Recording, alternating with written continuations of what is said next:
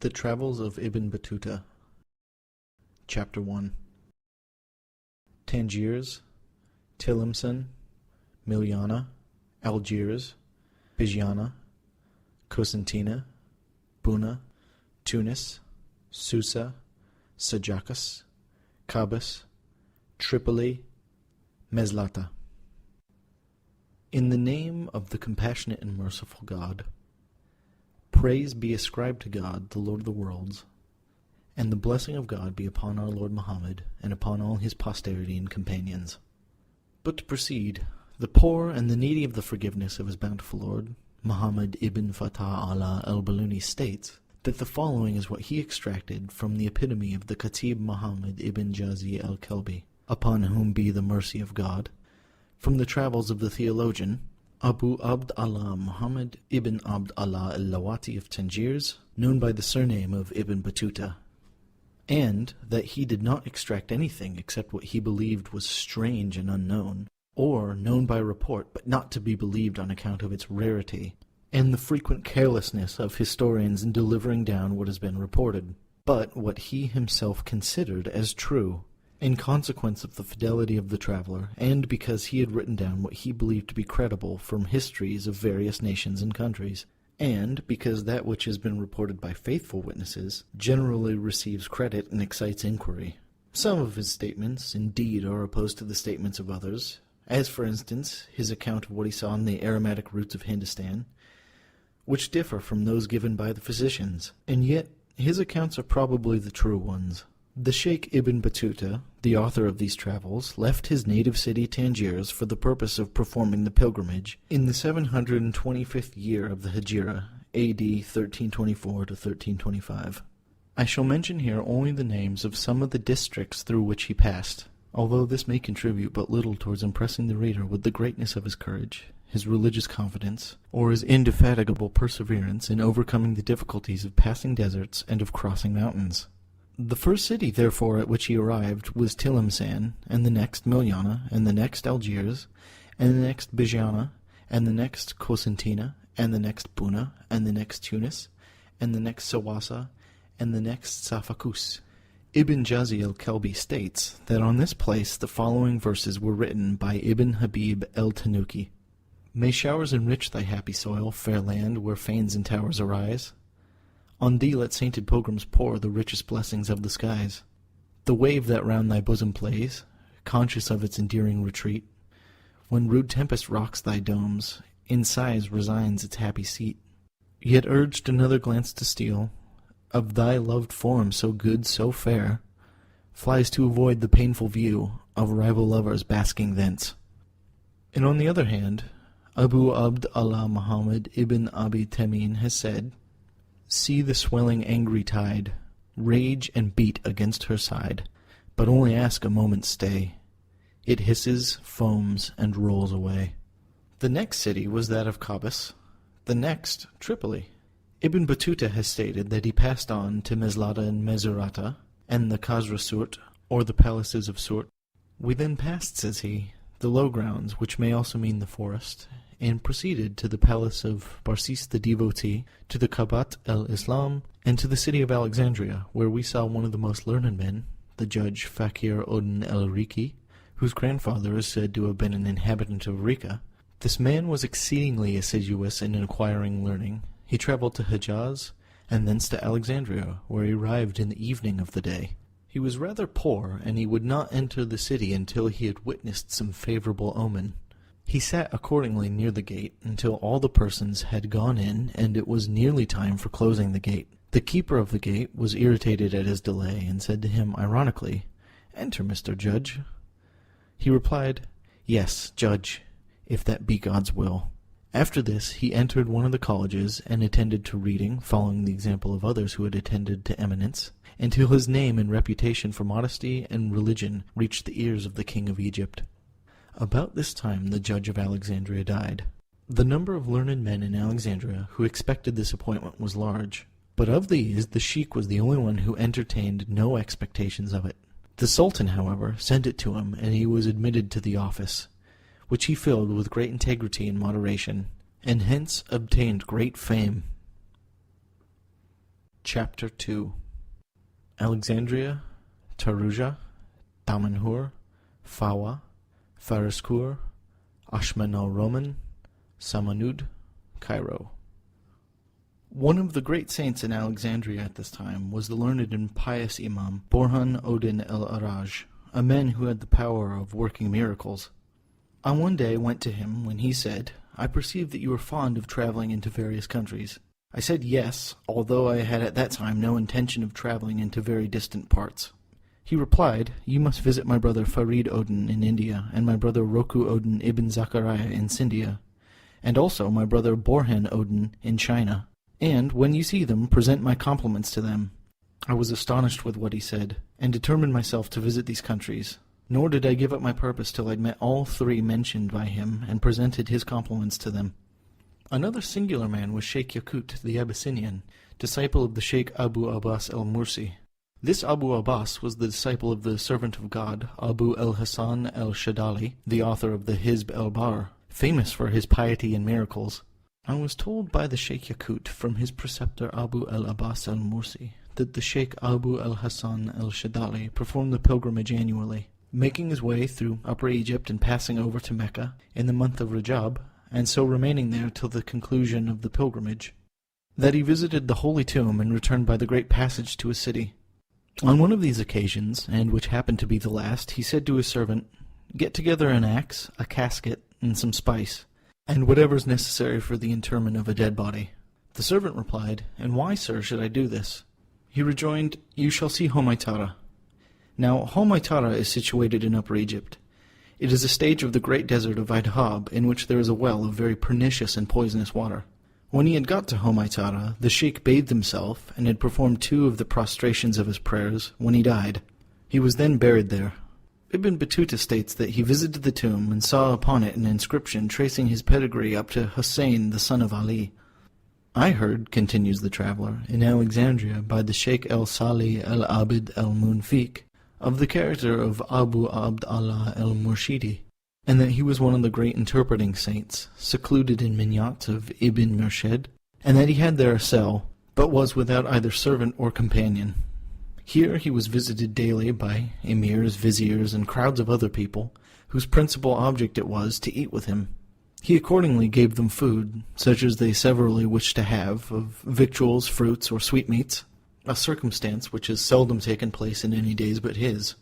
To him also do the learned come for patents of office or dismissal. These were his constant and well-known practices. The Sultan of Egypt, too, el-Malik el-Nazir, often visited him in his cell.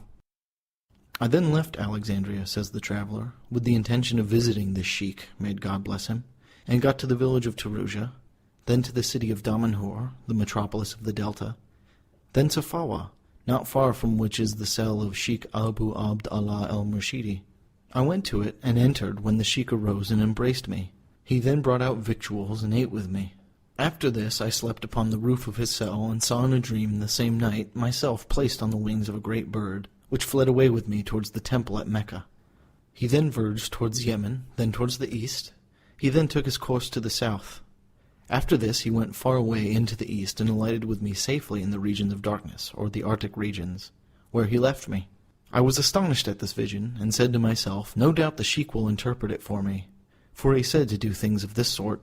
When the morning had arrived, and I was about to perform my devotions, the sheikh made me officiate. After this, his usual visitors, consisting of emirs, viziers, and others, made their calls upon him, and took their leave, after each had received a small cake from him. When the prayer at noon was over, he called me. I then told him my dream, and he interpreted it for me. He said, "You will perform the pilgrimage, and visit the tomb of the Prophet. You will then traverse the countries of Yemen, Iraq, Turkey, and India, and will remain in these some time. In India you will meet my brother Dilshad, who will save you from a calamity in which you will happen to fall." He then provided me with some dried cakes and some dirhams, and I bade him farewell. Ever since I left him, I experienced nothing but good fortune in my travels, but never met with a person like him, except my lord El-Wali Muhammad El-Mawala in India. I next came to the city of Narrated, and then Al-Mahala El-Kobra, or the Great Station. From this I went to El-Barlas, then to Damietta, from which is the cell of Sheikh Jamal Uddin El-Sawi, the leader of a sect called the Kurenders. These are they who shave their chins and their eyebrows. It is said that the reason which induced the sheikh to shave off his beard and his eyebrows was the following. He was a well-made and handsome man, and one of the women of Sawa consequently fell in love with him. After this, she was constantly sending to the sheikh, presenting herself to him in the street, and otherwise soliciting his society. This he completely resisted. When she was tired of this, she suborned an old woman to stop him on his way to the mosque, with a sealed letter in her hand. When the sheikh passed by her, she said, "Good sir, can you read?" "Yes," he replied. She said, "This letter has been sent to me by my son. I wish you would read it for me." He answered, "I will." But when she had opened the letter, she said, "Good sir, my son has a wife who is in yonder house. Could I beg the favor of your reading the letter at the door, so that she may hear?" To this he also assented. But when he had got through the first door, the old woman closed it, and out came the woman with her slaves, and hung about him. They then took him into an inner apartment. The mistress began to take liberties with him. When the sheikh saw that there was no escaping, he said, "I will do what you like. Show me a sleeping room." This she did. He then took in with him some water and a razor which he had, and shaved off his beard and both his eyebrows. He then presented himself to the woman, who, detesting both his person and his deed, ordered him to be driven out of the house. Thus, by divine providence, was his chastity preserved. This appearance he retained ever after, and everyone who embraced his opinions also submitted to the shaving off of his beard and both of his eyebrows. It is also said of the Sheikh Jamal Odin that after he had gone through Damietta, he consistently attended the burial grounds of that place. There was at that time in Damietta a judge known by the name of Ibn Umayyad, who, attending one day at the funerals of one of the nobles, saw the sheikh in the burial ground, and said to him, "You are a beastly old fellow." He replied, "And you are a foolish judge, who can pass with your beast amongst the tombs, and know at the same time that the respect due to a dead man is just as great as that due to a living one." The judge replied, "Worse than this is the shaving off of your beard." The sheikh said, "Mark me," and then he rubbed a little alcohol on his eyebrows, and lifted up his head, presenting a great black beard, which very much astonished the judge and those with him, so that the judge descended from his mule. The sheikh applied the alcohol the second time, and lifting up his head exhibited a beautiful white beard. He then applied the alcohol a third time, and, when he lifted up his head, his face was as beardless as before. The judge then kissed his hand and became his disciple, and building a handsome cell for him, became his companion for the rest of his life. After a while the sheikh died and was buried in his cell, and when the judge died he was buried, as it had been expressed in his will, in the doorway of the cell, so that everyone who should visit the tomb of the sheikh would have to pass over his grave. I then proceeded from this place to the city of Fariskur, then to Ashmun al-Roman, and then to the city of Samanud, then to Cairo, the principal city of its district. The Nile, which runs through this country, excels all other rivers in the sweetness of its taste, the extent of its progress, and the greatness of the benefits it confers. It is one of the 5 great rivers of the world, which are, itself, the Euphrates, the Tigris, the Shahun, and the Jaihan, or the Gihon.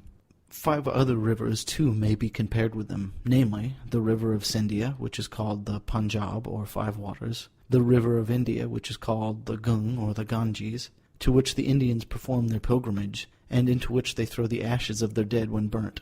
They say it descends from paradise. Also the river Jun, or Jumna, the river Athil, or Volga, in the desert of Kifchak, and the river of Sarv in Tartary, upon the bank of which is the city of Khanbalik, and which flows from that place to Alkansa, and thence to the city of Zaitun in China, of which we shall give accounts in their proper places. The course of the Nile, moreover, is in a direction from the south to the north, contrary to that of all other rivers.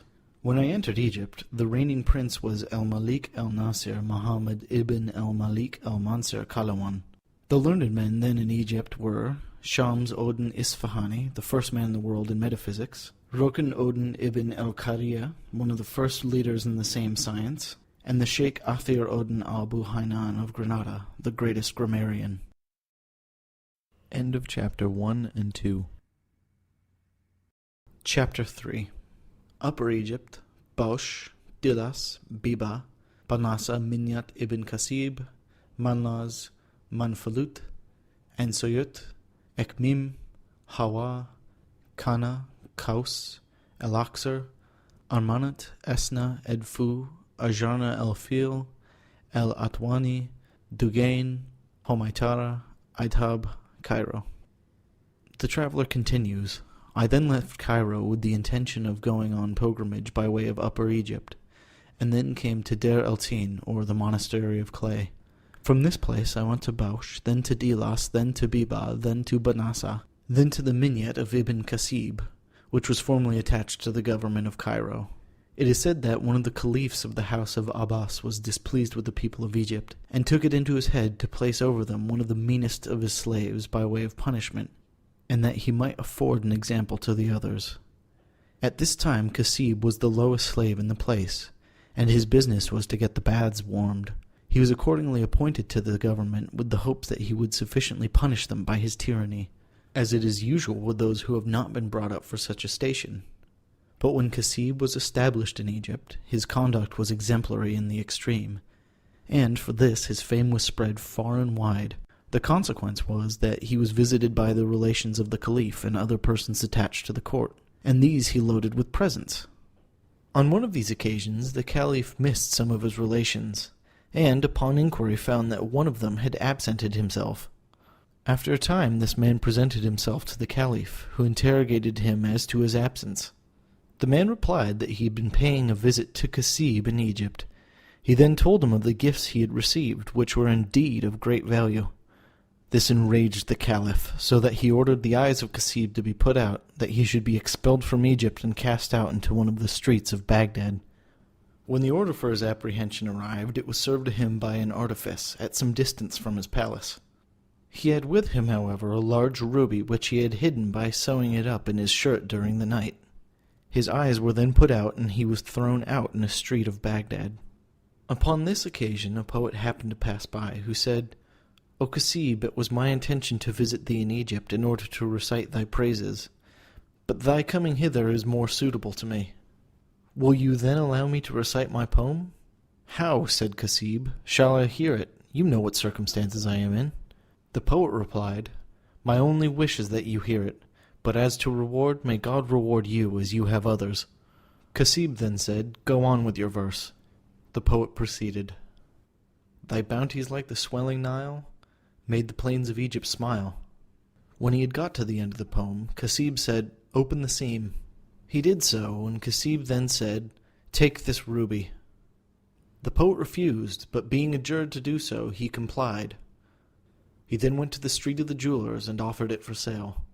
He was told that such a stone could belong to none other but the caliph. The account of it was accordingly carried to him, who ordered the poet to be brought into his presence. When he came there, he was interrogated on the subject, and his answer developed the whole matter. The caliph was then sorry for what he had done to Kasib, and ordered that he should be brought before him. When he came, the caliph gave him some splendid presents, and ordered that he should be given whatever he might wish. Kasib requested to have this minyat given to him, which was done, and he resided there until the time of his death.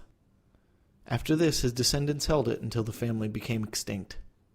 I then proceeded to the city of Manlawi, then to Manfalut, then to Esuyut, then to Ekmim, then to Hawa.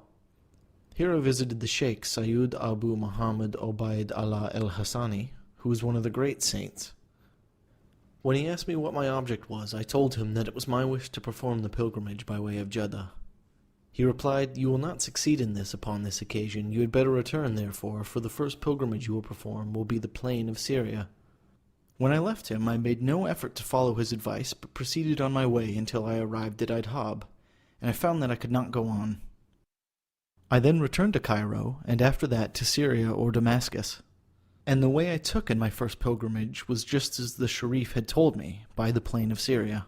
From Hawa, therefore, I proceeded to Kana, then to Kaus, then to the city of El-Aqsa, then to Armanat, then to Esna, then to Edfu, then to Ajarna el-Fil, then to the village of El-Atwani, in the company of a tribe of Arabs known by the name of Dugaim. Our course was through a desert in which there were no buildings for a distance of 15 days. One of the stages at which we halted was Homaitara, the place in which the grave of El-Wali Abul Hassan el-Shadheli is situated. After this we came to the city of Idhab, the inhabitants of which are the Beja, who are blacks. Among these people the daughter never succeeds to property. At this time 2/3 of the revenue of Idhab went to the king of the Beja, whose name was El-Hadrabi. The remaining third went to the king of Egypt. The cause of our not proceeding thence to Jeddah was a war that had broken out in these parts between the Beja and the Barnau. I accordingly returned with the Arabs to Kaz in Upper Egypt and descended by the Nile to Cairo, where I lodged one night and then set out for Syria. This happened in the month Shaban in the year 26, Anno Hijra'i 726, or Anno Domini 1326. Chapter 4. Bulbis, El-Salihiyya, El-Sawada, El-Warid, Kataya, Matilab, El-Arish, El-Karuba, Rafaj, Gaza, El-Khalil. After this I arrived at Bulbis, then at El-Salihiyya. From this place I entered the sands, or desert, in which are the stages El-Sawada, El-Warid, Kataya, Matilab, El-Arish, El-Karuba, and Rafaj. At each of these there is an inn, which they call El-Khan. Here the travelers put up with their beasts. Here are also watering camels, as well as shops, so that the traveler may purchase whatever he may either want for himself or his beast. I next arrived at Gaza, and from there proceeded to the city of El-Khalil Ibrahim, Abraham the friend. In the mosque of this place is the holy cave, and in this are the tombs of Abraham, Isaac, and Jacob, with those of their wives. This cave I visited. As to the truth of these being the graves of those persons, the following is an extract made by me from the work of Ali ibn Jafar al-Razi, entitled Al-Musfir Likulab, on the true position of the graves of Abraham, Isaac, and Jacob, and which rests on a tradition from Abu Hurairah, who has said, it was related by the Prophet that when he was on his night journey to Jerusalem, Gabriel took him by the grave of Abraham and said, "Descend and perform 2 prostrations, for here is the tomb of Abraham thy father." He then took him by Bethlehem and said, "Perform 2 prostrations, for here was born thy brother Jesus." He then went on with him to El-Sakrat, and so on, as recorded in the tradition. In the city of El-Khalil was the aged saint and imam, Borhan Odin el-Jabari. Him I asked respecting the truth of the grave of Abraham being there. He answered, "Every learned man I have met with has considered this as fact, that these 3 graves are the grave of Abraham, Isaac, and Jacob, and that the 3 graves opposite to them are those of their wives. Nor does anyone," continued he, "think of the contradicting accounts, so generally received from the ancients, but the heretics." Chapter 5. Jerusalem, Ascalon, El-Ramla, Nablus, Bawad, El-Gar, El-Kosair, Akka, Tyre, Sidon, Tiberias, Beirut, Tripoli, Emesa, Hama, Marat el-Numan, Sarmin, Aleppo, Tisin, Antioch, Sayun, Jabala, Laodicea, Mount Libanus, Baalbek, Damascus. I then passed on to Jerusalem, and on the road visited the tomb of Jonas, and Bethlehem, the birthplace of Jesus. But as to the mosque of Jerusalem, it is said that there is no greater upon the face of the earth. And in sacredness and privileges conferred, this place is the 3rd. From Jerusalem I paid to visit to Ascalon, which was in ruins. In this place was the Mashed, famous for being the head of Hossein, before it was removed to Egypt. Without Ascalon is the Valley of the Bees, said to be that mentioned in the Quran. I next proceeded to El-Ramla, then to Nablus, then to Eglon. From this place I set out for the maritime parts of Syria, passing by the route of Bawad between 2 mountains, and called El-Gar. Here was the tomb of the guardian saint of this people, Abu Obeidat Amir ibn el-Jarrah, which I visited, and then passed by a village called El-Kosair, in which was the tomb of Moad ibn Jabali, which I also visited. From this place I proceeded to Akka. In this is the tomb of Salih the prophet, which I visited. After this I arrived at the city of Tyre, which is a place wonderfully strong, being surrounded on 3 sides by the sea. Its harbor is one of those which has been much celebrated. I next visited Sidon, and from this place went to the parts of Tiberias, which it was my wish to see. The whole was, however, in ruins, but the magnitude of it was sufficient to show that it had been a large place. The place is wonderfully hot, as are also its waters. The lake is well known. Its length is 6 parasangs, its width 3. In this town is a mosque, known by the Mosque of the Prophets. and in this is the tomb of Shoab, or Jethro, which I visited. I also visited the well of Joseph, which is famous in these parts. I next arrived at Beirut, which is on the seashore, and then set out to visit the tomb of Abu Yaqub Yosef, who is supposed to have been one of the kings of the West. It is situated in a place called Karknu, and upon it is a cell endowed by the Sultan Salah Odin ibn Ayyub. It is said that this Abu Yaqub lived by weaving mats. It is also said that he was hired to keep some orchards in Damascus for the Sultan Nur Odin the Martyr, the preceptor of Salah Odin. After he had been some time in this situation, Nur Odin happened to come into the orchard, and ask of the keeper for a pomegranate. He brought several, one after another, each of which, however, had the appearance of being sour. It was said to him, "Have you been all this while in the orchard, and do not yet know a sweet pomegranate from a sour one?" He replied, "I was hired to keep the orchard, not to eat the pomegranates." By this the Sultan knew who he was, and sent for him accordingly, for he had had a dream in which he thought he had met Abu Yaqub, and derived some advantage from him. When he was come, he believed he knew his countenance too, and said, "Are you not Abu Yaqub?" He replied, "I am." The Sultan then rose and embraced him, and made him sit by his side. After this, Abu Yaqub took the Sultan into his house, and entertained him out of his honest earnings, and with him the Sultan remained some days. After this, Abu Yaqub escaped, and could nowhere be found. The weather was, at this time, exceedingly cold, and Abu Yaqub had betaken himself to a village, where he was honorably entertained by one of the villagers. This man had a daughter, whom he wished to dispose of in marriage, and on this account represented to Abu Yaqub the difficulty he experienced in affording him support. Upon this he was ordered to bring together all of the copper furniture he had provided for her dower, and, moreover, to borrow as much money as he could from his neighbors.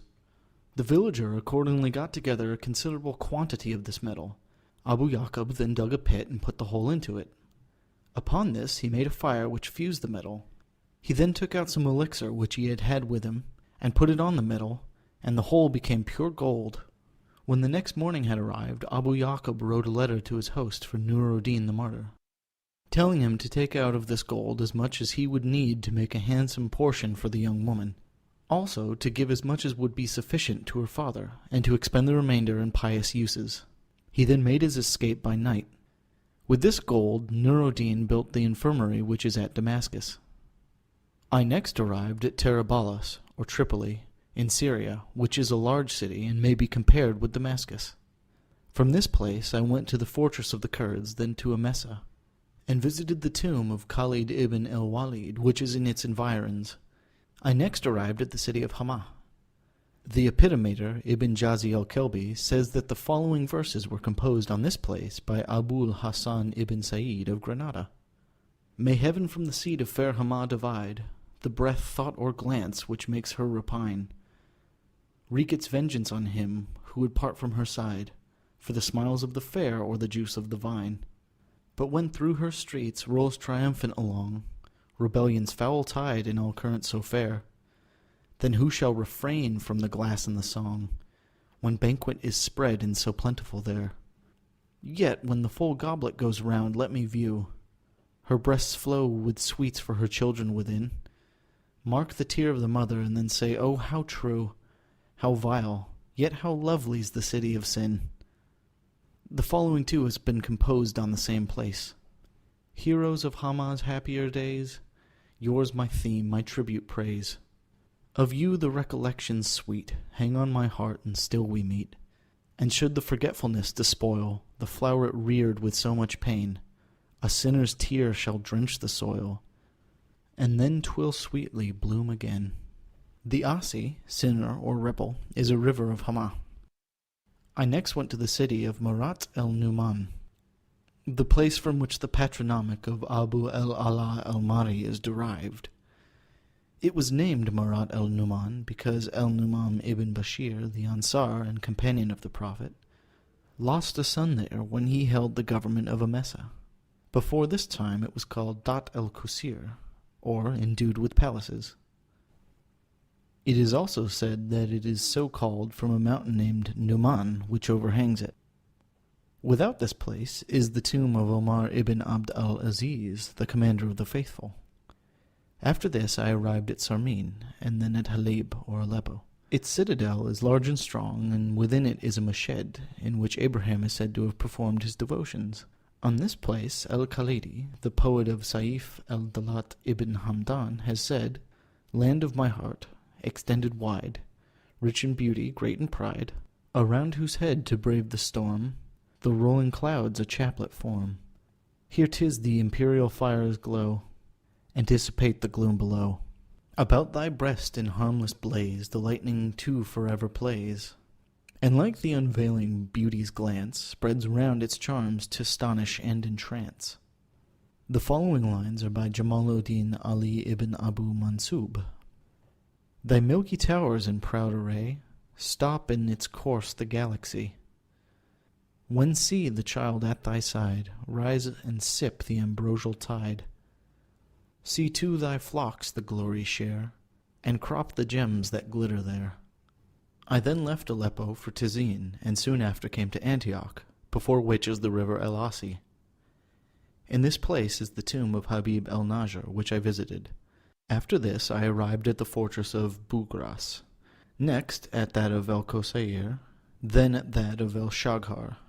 I next came to the city of Sayun, then to the fortress of El-Kadmus, then to that of El-Alikat, next to that of El-Manikat, next to that of Mazyaf, then to that of El-Kaf.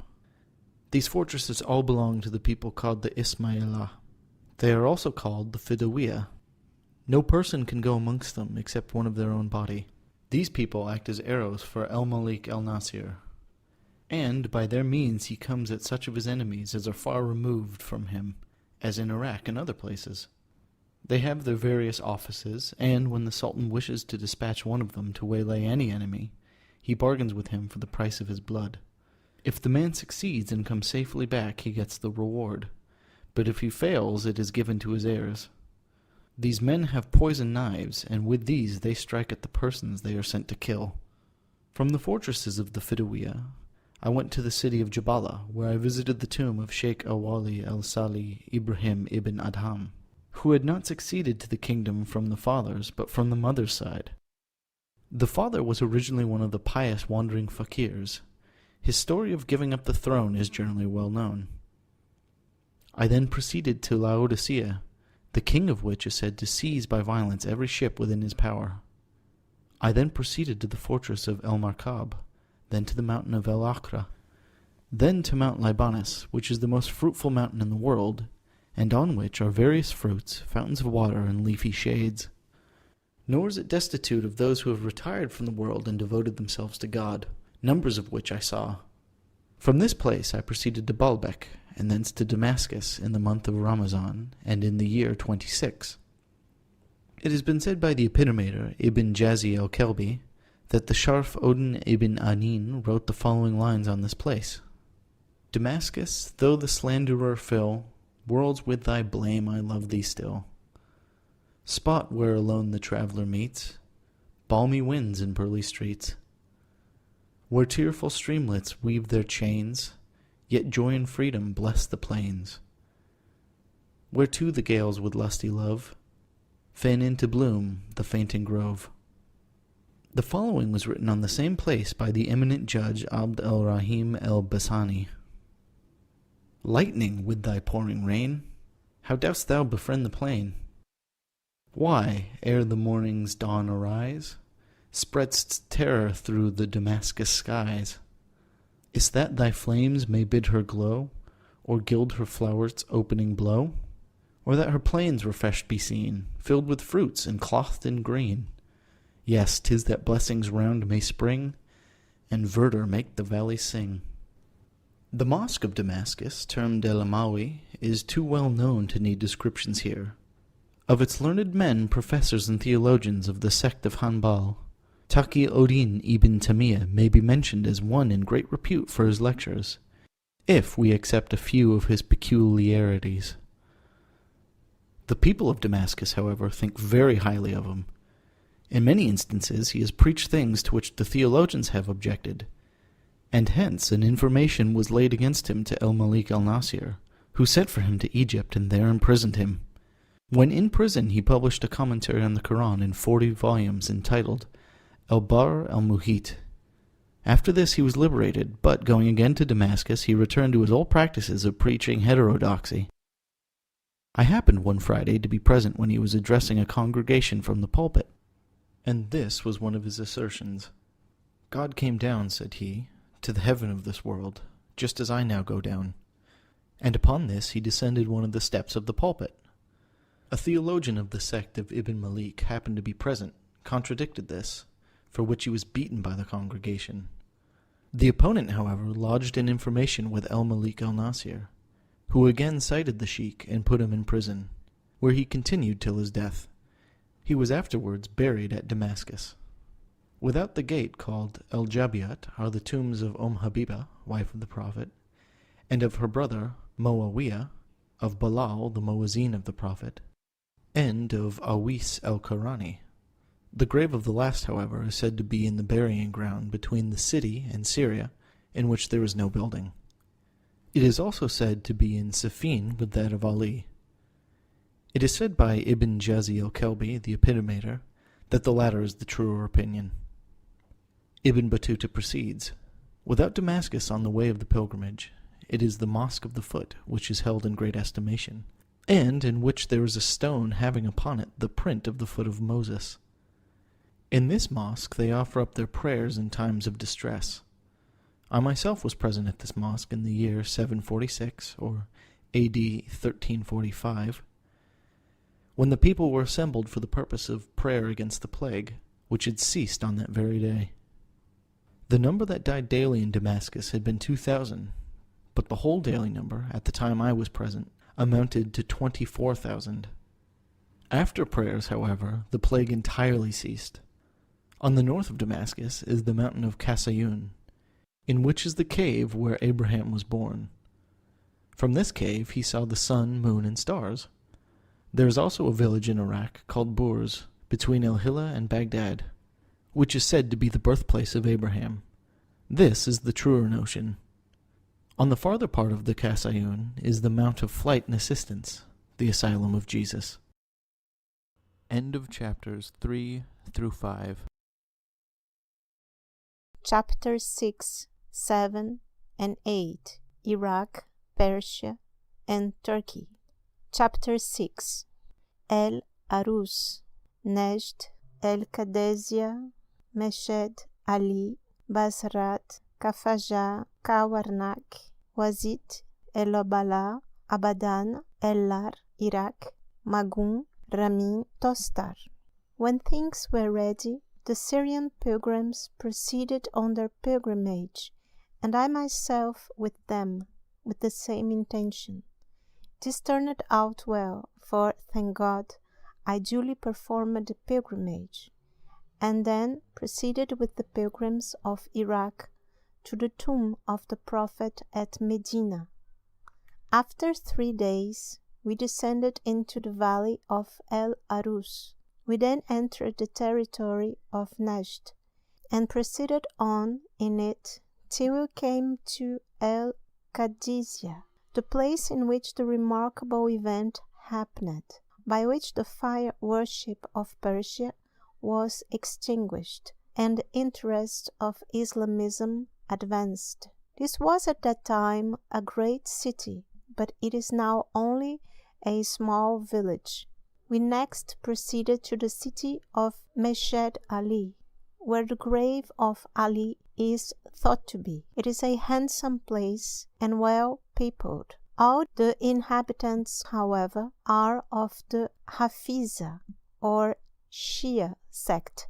There is no governor here except a sort of tribune. The inhabitants consist chiefly of rich and brave merchants. About the gardens are plastered walls adorned with paintings, and within them are carpets, couches, and lamps of gold and silver. Within the city is a large treasury kept by the tribune, which arises from the votive offerings brought from different parts. For when any one happens to be ill, or to suffer under any infirmity, he will make a vow and thence receive relief. The garden is also famous for its miracles, and hence it is believed that the grave of Ali is there. Of these miracles the night of revival is one, for on the 7th day of the month Rajab, cripples come from the different parts of Fars, Rum, Khorasan, Iraq, and other places, assemble in companies from 20 to 30 in number. They are placed over the grave soon after sunset. People then, some praying, others reciting the Koran, and others prostrating themselves, wait, expecting their recovery and rising, when about night they all get up sound and well.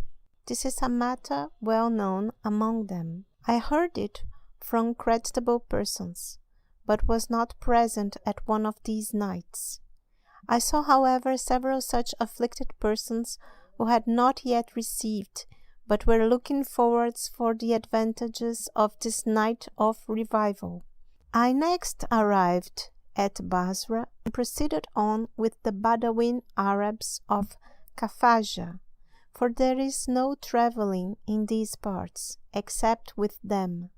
We next came to Kawarnak, the ancient residence of El-Numan ibn Mond Or, whose progenitors were kings of the tribe, Beni Ma el-Sama, sons of heavenly seed. There are still traces of his palace to be seen. It is situated in a spacious plain and upon a river derived from the Euphrates.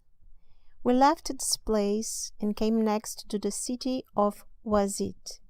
It is surrounded by an extensive tract of country, and abounds with gardens and plantations. Its inhabitants are the best of all Iraq. From this place I set out to visit the tomb of El-Wali el-Arif, my lord Ahmed of Refat, which is situated in a village called Obaida, at the distance of a day from Wazit. At this place I arrived, and found that the grandson of the sheikh, upon whom the dignity of sheikh had also devolved, had come thither before me for the same purpose.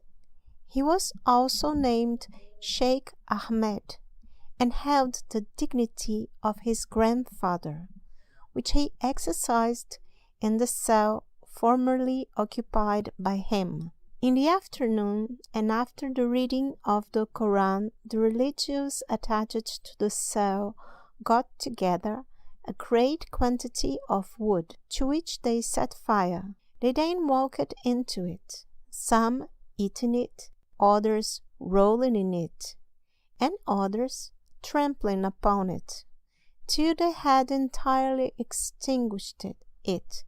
Such is the sect called El-Refaya, and this the custom by which they are particularized. Some of them too will take great serpents in their teeth, and bite the head off. It happened that when I was in a certain part of India, there came to me a company of the religious of the Hidariya sect, having in their hands and about their necks iron chains. Their leader was a black of a filthy color. They requested me to solicit the governor of the place to bring them some wood, to which they may set fire, and then sing and walk into it. I did so, and he brought them 10 bundles. They then set fire to it, and commencing their song, went into it. Nor did they cease dancing and rolling about in it until they had extinguished it. The leader then asked me for a shirt. I gave him a very fine one, which he put on, and then proceeded to roll about in the fire, and to strike it with his sleeves until he had put it out. He then brought me the shirt, upon which the fire had not made the least impression. At this I very much wondered. After visiting this sheikh, I proceeded to Basra, a place much abounding with palms. The inhabitants are so friendly to strangers that a traveler has nothing to fear among them. We have here the Mosque of Ali, in which prayers are said every Friday. It is then closed till the next. This was formerly in the middle of the town, but is situated 2 miles from its present population. In this is the Koran which Othman had sent for the use of the inhabitants, and in which he was reading when he was killed. The marks of his blood are still visible in the words. I then went on board a sambuk, Turkish senbuki, which is a small boat, and proceeded to El Obala, which was once a large city, but is now only a village, which with its gardens about it is about 10 miles from Basra. I then sailed from El Obala in an arm of the Persian Gulf, and arrived the next morning at Abadan, which is a village situated in a salt marsh. It was my intention to have gone to Baghdad, but a person at Basra advised me to go on to the country of El Lar, then to Iraq, El Ajam, then to Arabian Iraq, and I did so. I then proceeded from Abadan by sea, and after 4 days arrived at the city of Magun, or Magul, of the quantity Faul, with the G pronounced hard. This is a small town on the Persian Gulf. I passed from this by land, during a journey of 3 days, through a plain inhabited by Kurds, and came to the city of Ramin, a beautiful place, abounding with fruit and rivers. I then proceeded on through a plain, in which were villages of the Kurds, and in 3 days arrived at the city of Tostar, which is at the extremity of this plain. On the first of the mountains there is a large and beautiful city, abounding with fruits and rivers, surrounded by a river known by the name of El Azraq, the Blue. This river is wonderfully clear, and is cold in the summer season. Chapter 7. Idaj, El-Lur, Ushturkan, Fairuzan, Tashnia Firuz, Shiraz, Khalil, Yezdgaz, Majd Uddin, founder of the college El Majah, Mohammed Kuda Banda becomes a Sunni, Abu Ishaq, his liberality, Abu Abd Allah Kafif, the first Mohammedan who went from India to Ceylon, Kazarun, El Zaidan, El Hawaiza, Kufa. I then traveled for 3 days over high mountains, and found in every stage in these countries a cell with food for the accommodation of travelers. I then came to the city of Idaj, which belongs to the Sultan Atabek, Afrasiab. With these people the word Atabek means anyone governing a district. The country is called El-Lur. It abounds with high mountains, and has roads cut in the rocks. The extent in length is 17 days' journey, in breadth 10. Its king sends presents to the king of Iraq, and sometimes comes to see him.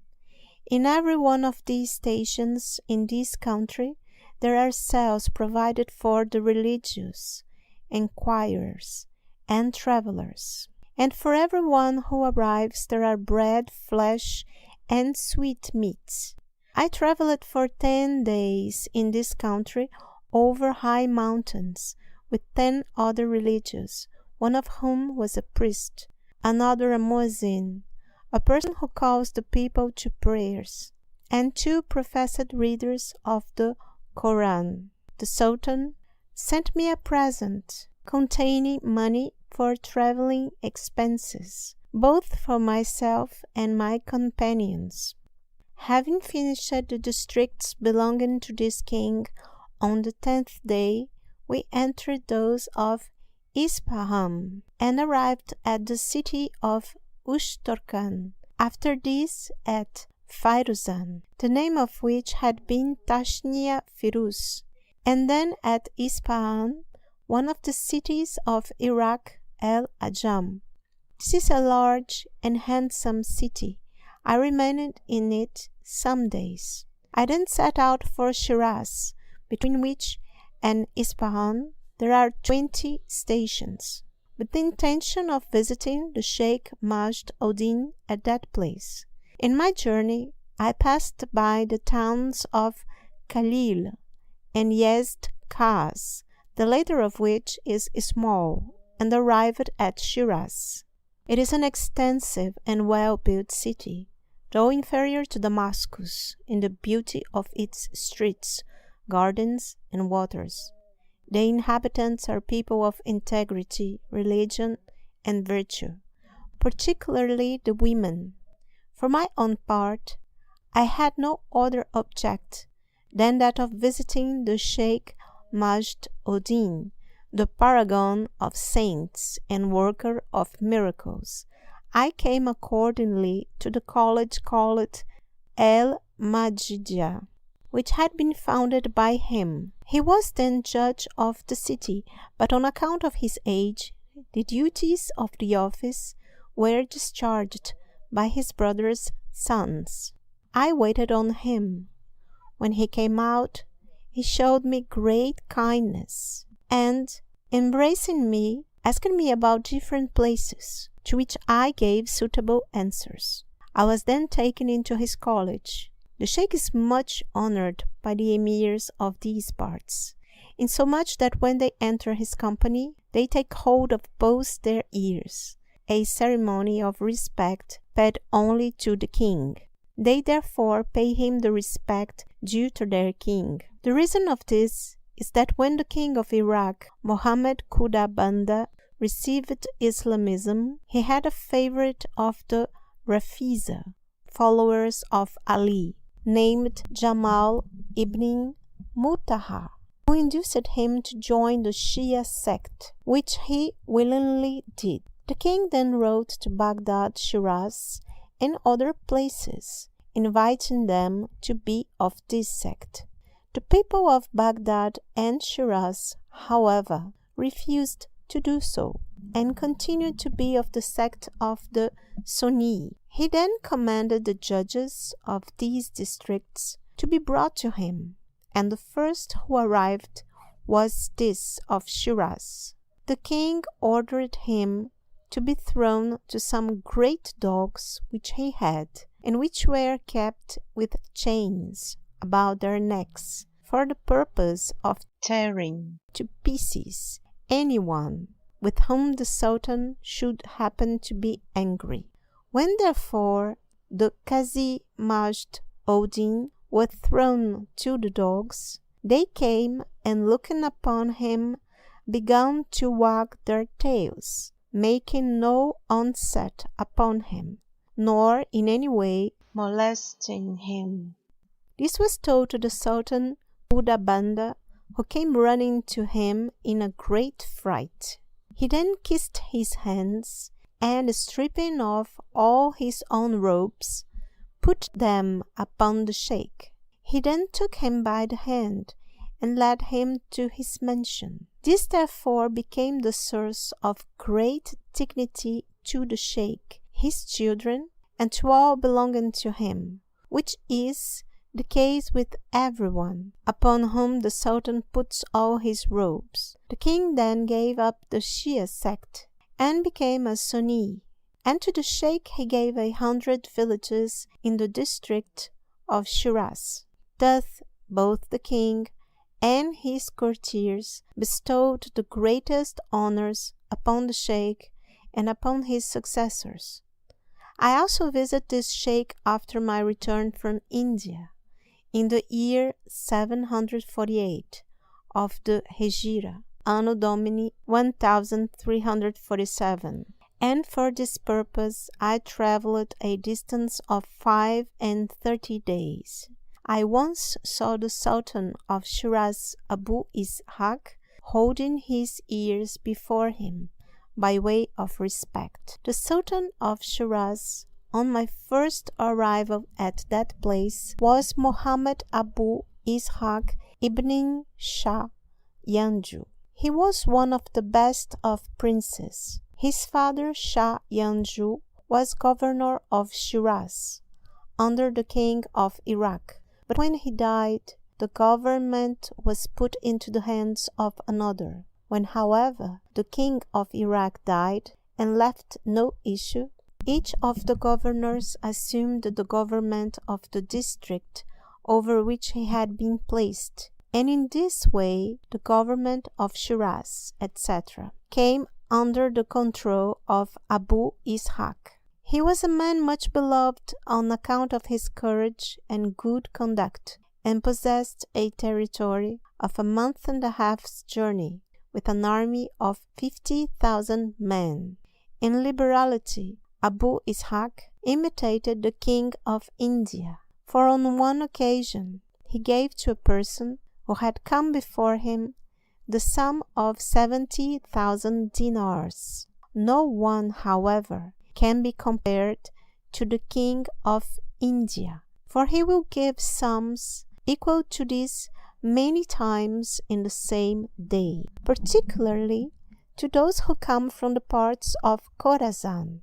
He once said to one of his courtiers, "Go into the treasury and bring as much gold as you can carry at once." The courtier filled 13 purses with gold, and tying them on his shoulders, attempted to go out, but fell through the weight of the purses. The king then commanded him to take and weight it, which he did, and found it to be 13 mounds of Delhi, the mound of Delhi being equal to 25 rattles of Egypt. On another occasion he placed one of his emirs, namely Sharf ul Mulk Emir Bakht of Khorasan, in a pair of scales, putting gold in the opposite part, till the gold preponderated. He then gave him the gold and said, "Give alms out of this for your own salvation." He also appointed to the theologian and collector of traditions, Abd el-Aziz el-Ardabili, for his daily expenses, the sum of 100 dinars of silver, 25 of which are equal to the golden dinar.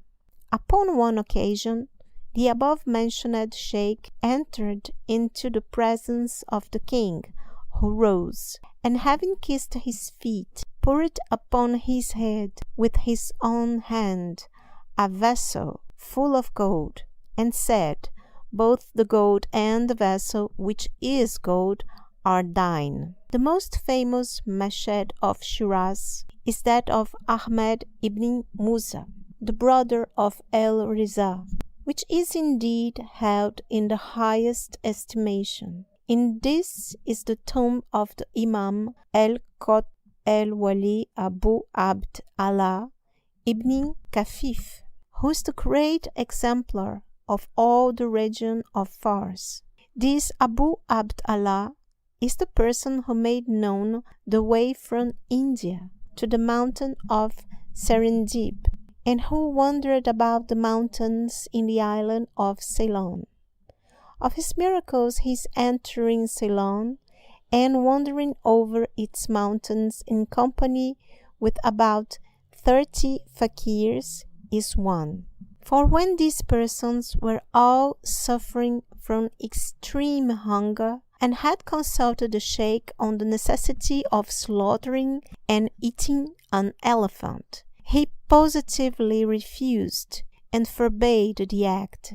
They nevertheless, impelled as they were by hunger, transgressed his commands, and killed a small elephant, which they ate. The sheikh, however, refused to partake. When they had all gone to sleep, the elephants came in a body, and smelling one of them, put him to death. They then came to the sheikh, and smelled him, but did him no injury.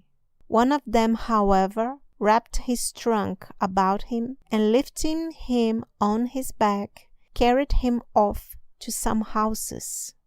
When the people saw him, they were much astonished. The elephant then put him down and walked off. The infidels were much delighted with the sheikh, treated him very kindly, and took him to their king.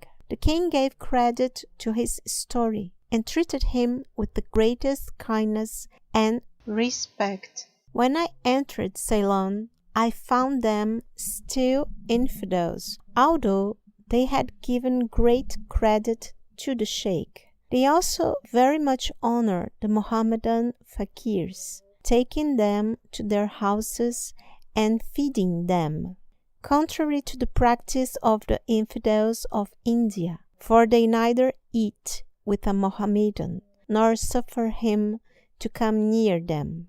I then left Shiraz, intending to make Kazerun, situated at the distance of 2 days' journey, in order to visit the tomb of the Sheikh Abu Ishaq el-Kazeruni. This sheikh is held high in esteem both in India and China, and even the sailors, when laboring under adverse winds, make great vows to him, which they pay to the servants of his cell, as soon as they get safely to shore. I accordingly visited the tomb of the sheikh. I then left Kazarun and went to the city El Zaidan, the city of the two Zaids. It was so called because Zaid ibn Tabat and Zaid ibn Ahkam, two of the companions of the Prophet, were buried there. I then went to El Huwaiza, a small town inhabited by Persians, between which and Basra is the distance of 4 days, but from Kufa that of 5.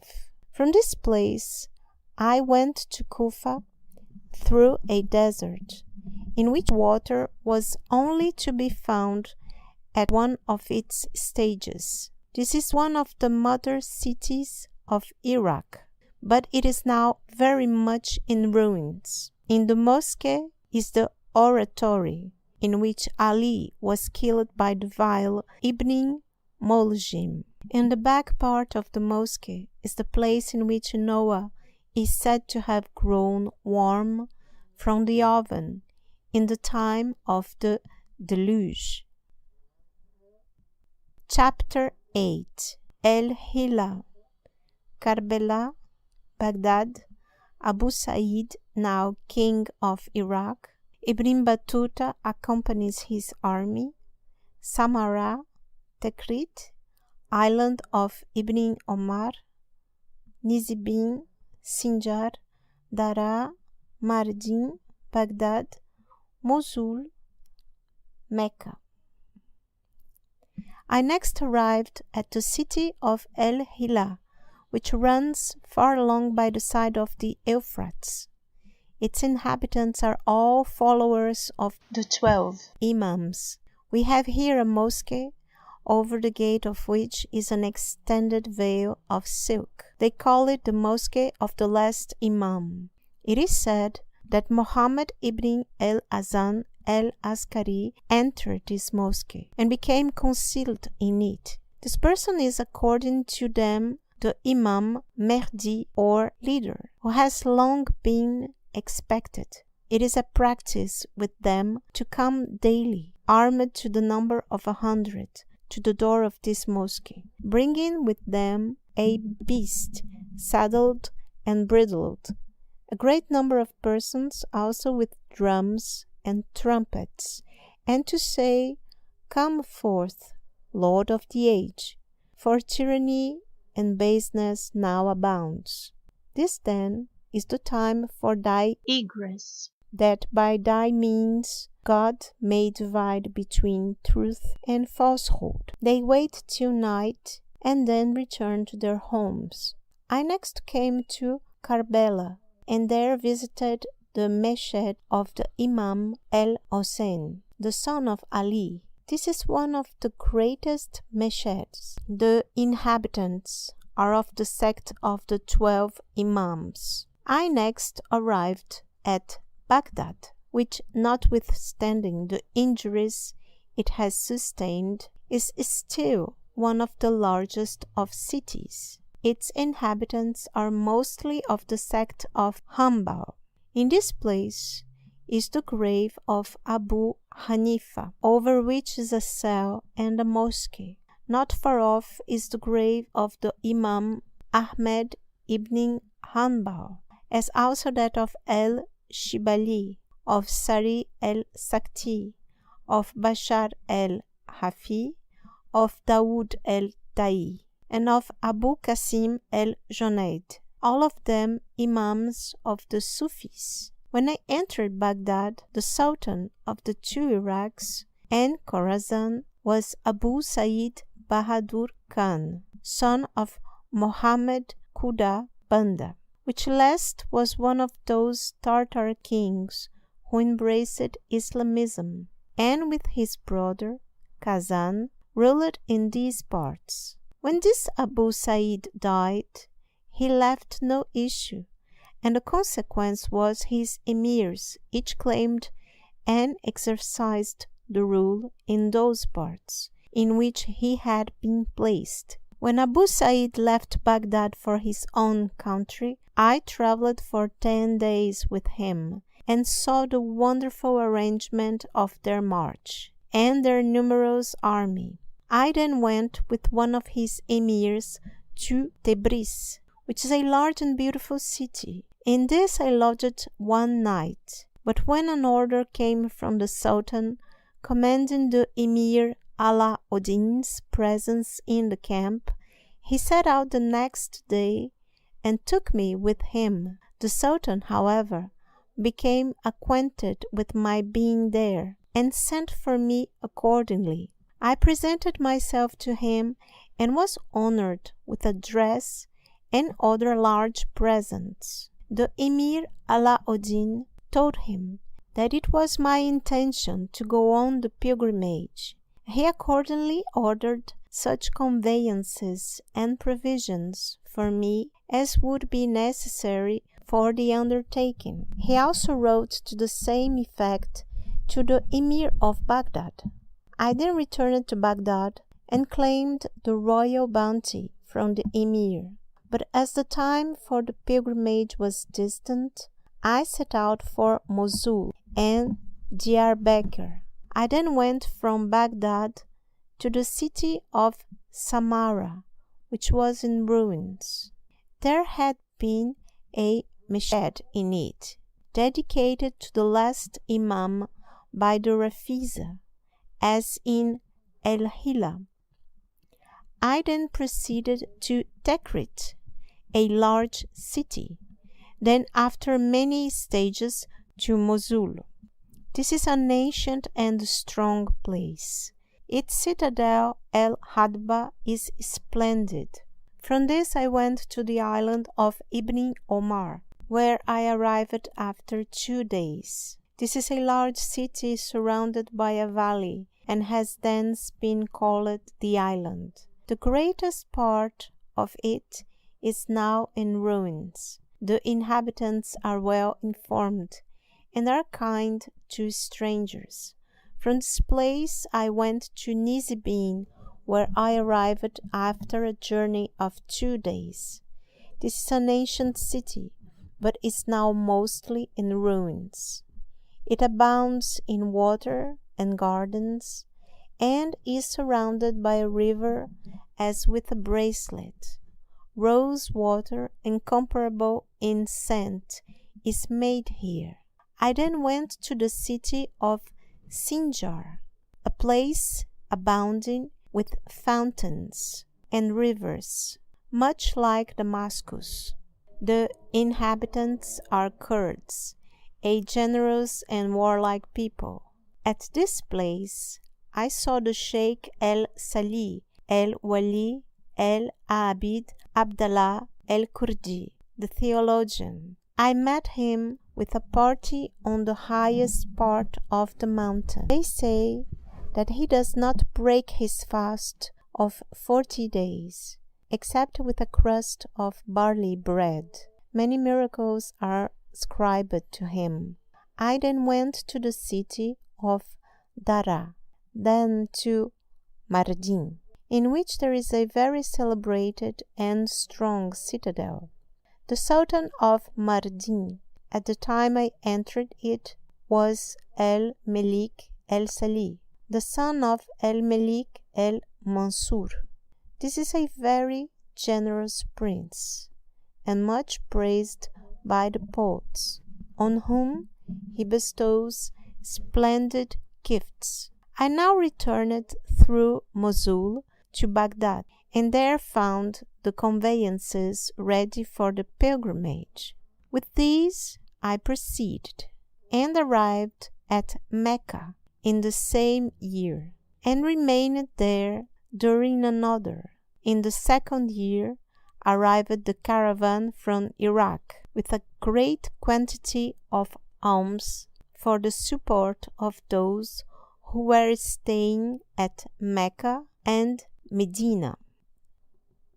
End of section 3. Chapter 9.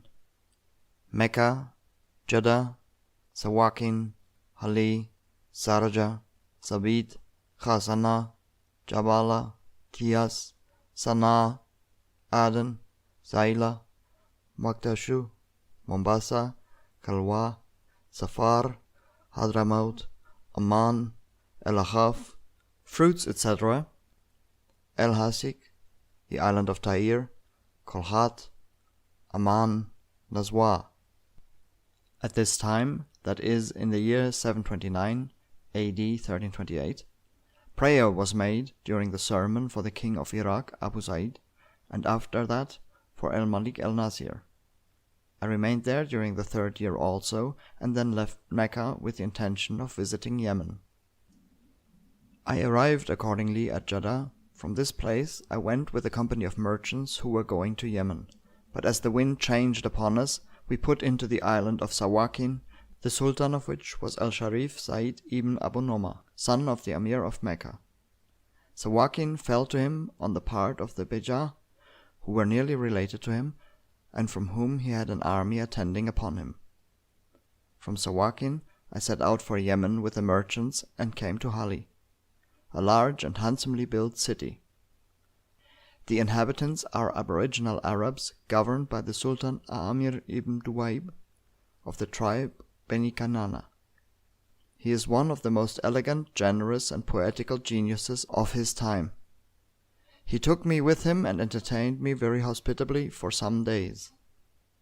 From this place I traveled with the merchants to the town of Sarja, a small place inhabited by merchants of Yemen, a liberal and hospitable people. From this place I went to the city of Sabit, where I arrived in 2 days. This is one of the primary cities of Yemen. It is large and handsome and abounding with every commodity. The inhabitants are generous, well-informed, and religious. In its environs, the village of Ghasana is the grave of Al-Wali al-Sali Ahmed ibn al-Ujail al-Yemeni. The doctors of Sabit told me of one of his miracles, which was this. The doctors and great people of the Saidiyya sect once came to his cell. The sheikhs sat without the cell and received and returned their salutations. At length, a question arose on the subject of predestination. The Saidiyya affirming that there was no such thing, and that every man was the author of his own actions. The sheikh replied, "If the matter be as you say it is, get up from the place where you are now sitting." They all endeavored to rise, but not one of them could do so. The sheikh left them in the situation and went into his cell. They accordingly remained in this state, subject to the burning rays of the sun, and lamenting their sad condition, till after sunset, when some of the sheikh's companions going in to him told him that the people had repented and turned from their corrupt creed. He then came out to them, and taking them by the hand, joined them in their conversion to the truth and dereliction of error. They arose and entered the cell, where he hospitably entertained them and sent them home. I went to the village in order to visit the grave of the sheikh, which I did, and met his son, Al-Kashia Ismail, who entertained me very hospitably. I then went to Jabala, which is a small town, and from there to the city of Tias, the residence of the king of Yemen. This is one of the most beautiful and extensive cities of Yemen. The sultan of this place was Al-Malik al-Muhajjid Nur Aden Ali, son of the Sultan al-Mawayyid Daud, son of Rasul, sent or commissioned.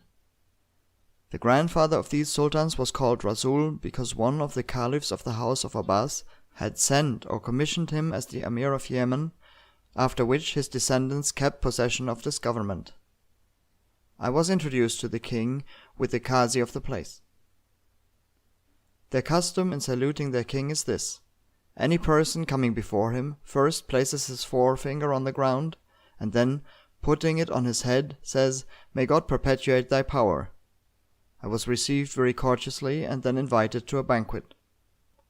After this I traveled to the city of Sana'a, the capital of Yemen. It is a large and well-built city.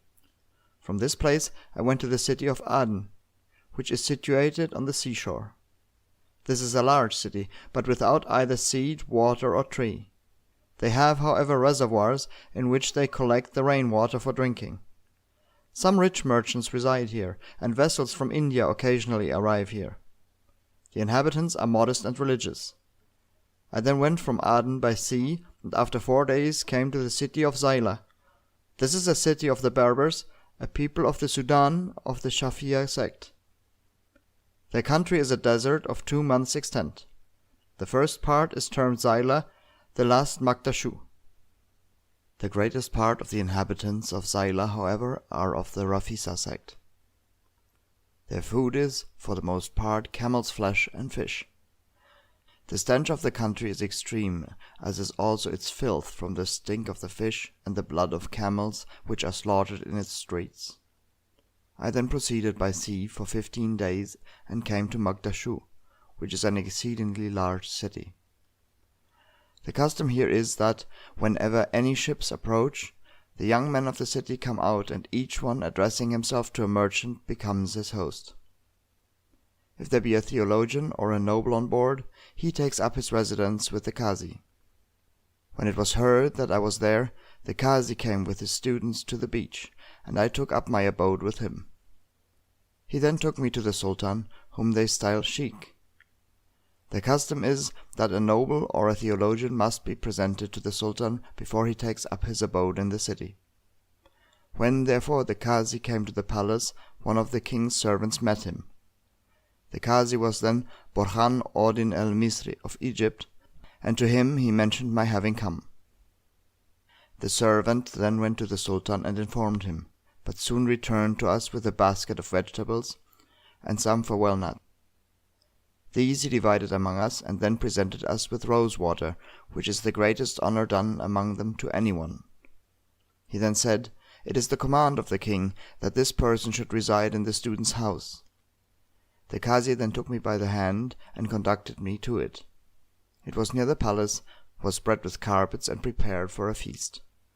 The servants then brought meats from the palace. Their meat is generally rice roasted with oil and placed in a large wooden dish. Over this they place a large dish of al-kushan, which consists of flesh, fish, fowl, and vegetables. They also roast the fruit of the plantain, and afterwards boil it in new milk. They then put it on a dish, and the curdled milk on another. They also put on dishes some of preserved lemon, bunches of preserved pepper pods, salted and pickled, as also grapes, which are not unlike apples, except that they have stones. These, when boiled, become sweet like fruit in general, but are crude before this. They are preserved by being salted and pickled. In the same manner, they use the green ginger. When therefore they eat the rice, they eat after it these salts and pickles. The people of Magdashu are very corpulent. They are enormous eaters, one of them eating as much as a congregation ought to do. The Sultan then sent for me and for each of my companions a dress, after which I was presented to him. The custom in giving a salute is the same as with that among the kings of Yemen. I remained some days the king's guest, and then set out for the country of the Sanuj, proceeding along the seashore. I then went on board a vessel and sailed to the island of Mombasa, which is large, abounding with the banana, the lemon, and the citron. They also have a fruit which they call the jamun, jambu. It is like the olive with a stone, except that this fruit is exceedingly sweet. There is no grain on this island. What they have is brought to them from other places. The people are generally religious, chaste, and honest, and are of the sect of Shafia. After lodging there one night, I set out by sea for the city of Kulwa, which is large and consists of wooden houses. The greater part of the inhabitants are Sanuji, of the sect of Shafia, of religious and peaceful habits. The king of this place, at the time I entered it, was Abu el-Musafir Hassan, a person who had obtained great victories over the countries of the infidel Sanuj. He gave much away in alms. The greatest gift bestowed by the people of these countries is ivory, which is the elephant's tooth. They seldom give gold. I then proceeded to the city of Safar by sea. This is the farthest city of Yemen, and situated on the shore of the Indian Sea. From this place they carry horses to India, and when the wind is fair, they pass from it to the Indian shores in a full month. Between Safar and Aden by land is the distance of a month, but between it and Hadramaut that of 16 days, and between it and Amman 20 days. This city of Safar stands alone in a large plain, in which there is no other village or governed district. It is a filthy place and full of flies on account of the great quantity of fish and dates which are sold there. They feed their beasts and flocks also with fish, a custom witnessed by me nowhere else. Their money is made of copper and tin. They bathe several times in the day, on account of the heat of their country. The diseases are generally the elephantiasis and hernia. The greatest wonder among them is, that they injure no one unless he have previously injured them. Many kings have attempted their country, but have been forced to return with the effects of their devices upon their own necks. At the distance of half a day from this place is the city of El-Ahaf, the residence of the people of Aad. In this city there are many gardens, in which there is the large and sweet fruit of the banana, the seed of one of which will weigh 10 ounces. There is also the betel tree, and that of the cocoa-nut, which are generally found nowhere else except in India, and to those of India may these be compared. I shall now describe both. With respect to the betel leaf, its tree is supported just as that of unripe grapes generally is. They prop it up with reeds. It is planted near the cocoa-nut, and is sometimes supported by it. The betel tree produces no fruit, but is reared merely for its leaf, which is like the leaf of the thorn, and the smallest are the best. These leaves are plucked daily. The people of India esteem it very highly, for whenever any one of them receives a visit from another, the present made is 5 of these leaves, which is thought to be very splendid, particularly if the donor happen to be one of the nobles. This gift is esteemed among them as being much more valuable than that of gold or silver. Its use is as follows. A grain of fawel, which is in some respects like a nutmeg, is first taken and broken into small pieces. It is then put into the mouth and chewed. A leaf of the betel is then taken, and when sprinkled with a little quicklime, is put into the mouth and chewed with the farewell. Its properties are to sweeten the breath, help the digestion, and to obviate the danger incident to drinking water on an empty stomach. It also elevates the spirits and stimulates to venery. As to the coconut, it is the same with the Indian nut. The tree is very rare and valuable. It is something like the palm. The nut is like a man's head, for it has something like 2 eyes and a mouth, and within, when green, is like the brains.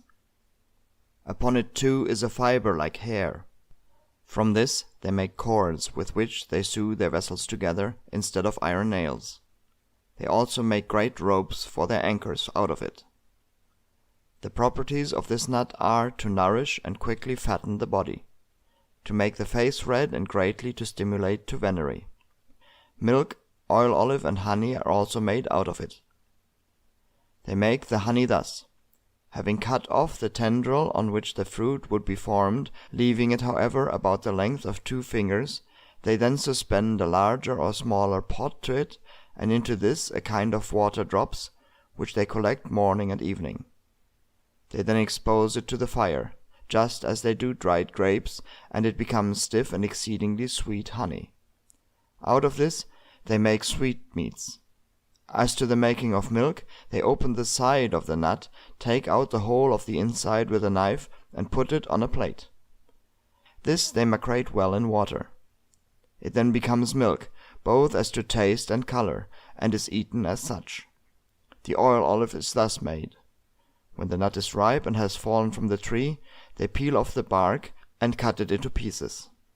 It is then placed in the sun, and when it is withered, they heat it in a pot, and having extracted its oil, eat it with their breakfast and other meals.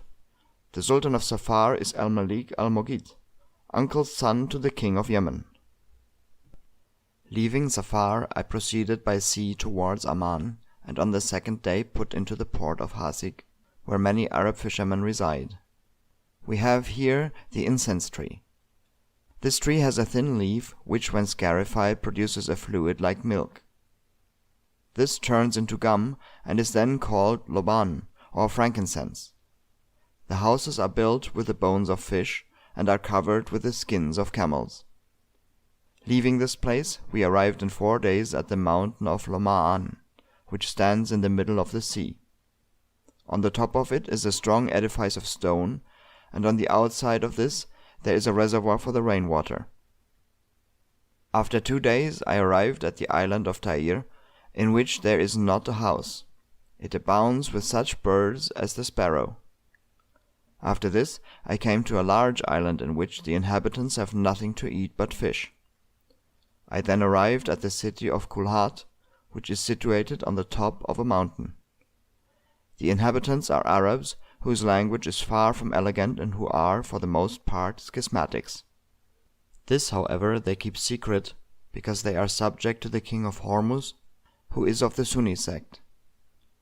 I then set out for the country of Amman, and after 6 days' journey through a desert arrived there on the 7th. It abounds with trees, rivers, gardens, with palms and various fruit trees. I entered one of the principal cities of these parts, which is Nazwa. This is situated on a hill and abounds with gardens and water. The inhabitants are schismatics of the Ibazia sect. They fall in with the opinions of the base Ibn al-Jam, and say that he is the saint who shall put an end to error. They also allow the caliphates of Abu Bakr and Omar, but deny those of Uthman and Ali. Their wives are most base, yet, without denying this, they express nothing like jealousy on the subject. The Sultan of Amman is an Arab of the tribe of Al-Azd, named Abu Muhammad ibn Naban, but Abu Muhammad is with them a general title, given to any ruler, just as Atabek and other titles are to sultans of other places.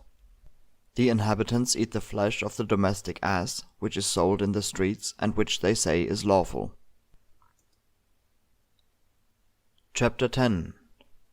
Hormuz, Harauna, Janjabal, Khuzistan, Lar, Kaisa or Siraf, Fars, pearl fisheries, Kosair or Huair, El-Kotaif, Hajar or Haza, Yamama, Ras Dawair, Aidab, Egypt, Cairo, Syria, El-Ramla, Tripoli, Jabala, Ladikia, Qum, El-Alaya. From this place I went to Hormuz, which is a city built on the seashore. Opposite to which, but within the sea, is New Hormuz. This is an island, the city of which is called Harauna. It is a large and beautiful place, and here the king resides. The island is an extent about a day's journey, but the greatest part of it consists of salt earth, and of hills of Darani salt. The inhabitants subsist upon fish and dates, the latter of which is brought from Basra or Amman. They have but little water. The most strange thing I saw here was the head of a fish, which might be compared to a hill. Its eyes were like two doors, so that people could go in at the one and out at the other. The Sultan of Hormuz was at this time Qutb-ud-Din Tamatas, son of Turan Shah, a most generous and brave prince. Under his control were the pearl fisheries. From Harauna I proceeded to Janjabal for the purpose of visiting a certain saint. I accordingly crossed the sea and then hired some Turkomans who inhabit these parts, and without whose assistance there is no travelling on account of their courage and knowledge of the roads. We have now a waterless desert 4 days in extent, over which the Badawin Arab caravans travel. In this the Sumum blows during the months of June and July, and kills everyone it meets with, after which his limbs drop off. Over this I travelled and arrived at the country of Kauristan, Khuzistan, which is small. From this place I proceeded for 3 days over a desert like the former, till I came to Lar, which is a large and beautiful city, abounding with rainwater and gardens. I now went to the cell of the holy Sheikh Abu Dolaf, the person whom I intended to visit at Janjabal. In this cell was his son Abd al-Rahman, with a number of fakirs. In the same place resides a sultan whom they call Jalal-ud-Din el-Turkomani. I next went to the city of Janjabal, in which the Sheikh Abu Dolaf resided. I went to his cell and found him alone sitting on the side of it upon the ground, and clothed in an old woolen garment. I saluted him, he returned the salute, and then asked me about my coming thither, and of my country. He afterwards made me stay with him, and by one of his sons, who is a pious, humble, abstemious, and very good man, he sent me meat and fruits. This sheikh is an astonishing man. He has a very large cell, and bestows costly presents, and moreover clothes and feeds all who visit him. I saw no one like him in these parts, nor is it known whence his income is derived, unless it is brought to him by the brotherhood. Most people, however, think that it is from miraculous operations. The people of these parts are of the sect of Shafia. I then bade farewell to the sheikh and travelled on to the city of Kaisa, which is also called Siraf. It is situated on the shore of the Indian Ocean and near to the Sea of Yemen. Fars is a good and extensive district. Its gardens are wonderfully rich in scented herbs. The inhabitants are Persians. Those, however, who dive for the pearls are Arabs. The pearl fisheries, which are between Siraf and Bahrain, are situated in a quiet gulf of the sea, not unlike a large valley. To this place comes a great number of boats, and in these are the divers with the merchants of Fars and Bahrain. When one of the divers intends to go down, he places something upon his face made out of tortoise shell, and in this a place for the nose is cut out. He then ties a rope round his middle and goes down. The time they will remain under water varies. Some will remain an hour, others 2, others less. When the diver gets to the bottom of the sea, he finds the shells firmly fixed in the sand among trees of coral. He then either tears them off with his hands, or cuts them away with an iron knife, and puts them into a leathern bag which hangs to his neck. When he begins to experience a difficulty of remaining under water, He shakes the rope, and the man who holds it draws him up and puts him into the boat. The bag is then taken and the shells opened, and they find in each a piece of flesh, which being cut away with a knife and exposed to air hardens and becomes a pearl. After this, both great and small are collected together, and 1/5 goes to the king. The rest are sold to the merchants present.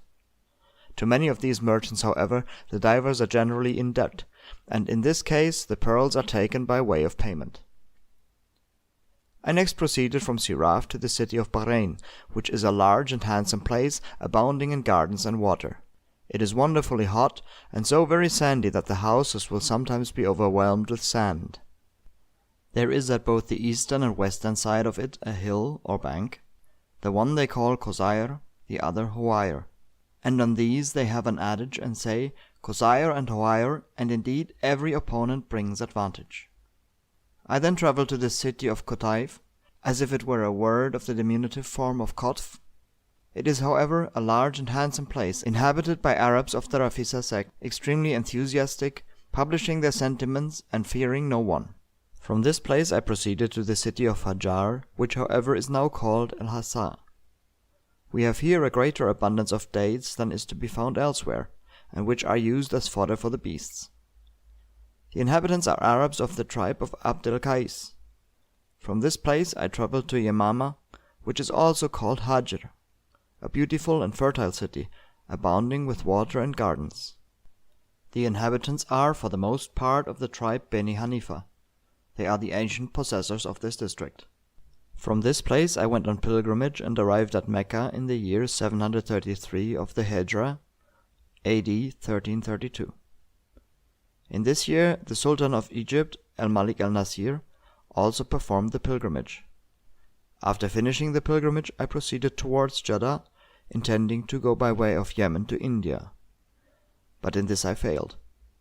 I then proceeded by sea towards Aydab, but was driven by the wind into the port called Ras Dawair. From this place I traveled by land with the Beja, and passed over a desert in which there was a great number of ostriches and gazelles, and some Badawin Arabs subject to the Beja. After a journey of 9 days, I arrived at Aydab, and leaving this place and passing through district after district in Upper Egypt, arrived at last at Cairo, where I remained some days. Hence I proceeded to Syria and then to Jerusalem. From this place I went to El-Ramla, Akka, Tripoli, Jabala, and El-Larikia, Laodicea, and from this I went by sea to the country of Rum, which has been so called because it formerly belonged to the Romans, and even now they are here in considerable numbers under the protection of the Mohammedans. Here are also many Turkomans. I next arrived at El-Alaya, which is a large city upon the seashore, inhabited by Turkomans. The present Sultan is Yusuf Beg, son of Karman. I was introduced to him. Our meeting was pleasant, and he furnished us with provisions. End of section 4. Chapter 11. Anatolia, Burdur, Sabarta, Ekridur, Akshahar, Kara Elisar, Lodig, Fortress of Tawaz, Milas, Kunia, the grave of Mabalana Rumi, Laranda, Aksara, Nicola, Sivas, Amasya, Sunuza, Kumash, Arzanjan, Arsarum, Birki, remarkable piece of meteoric stone seen here, Tira, Ayusaluk, Yazmir, Magnesia, Bergama, Burusa, Yaznik, Bustuni, Buli, Barlu, Kastamunia.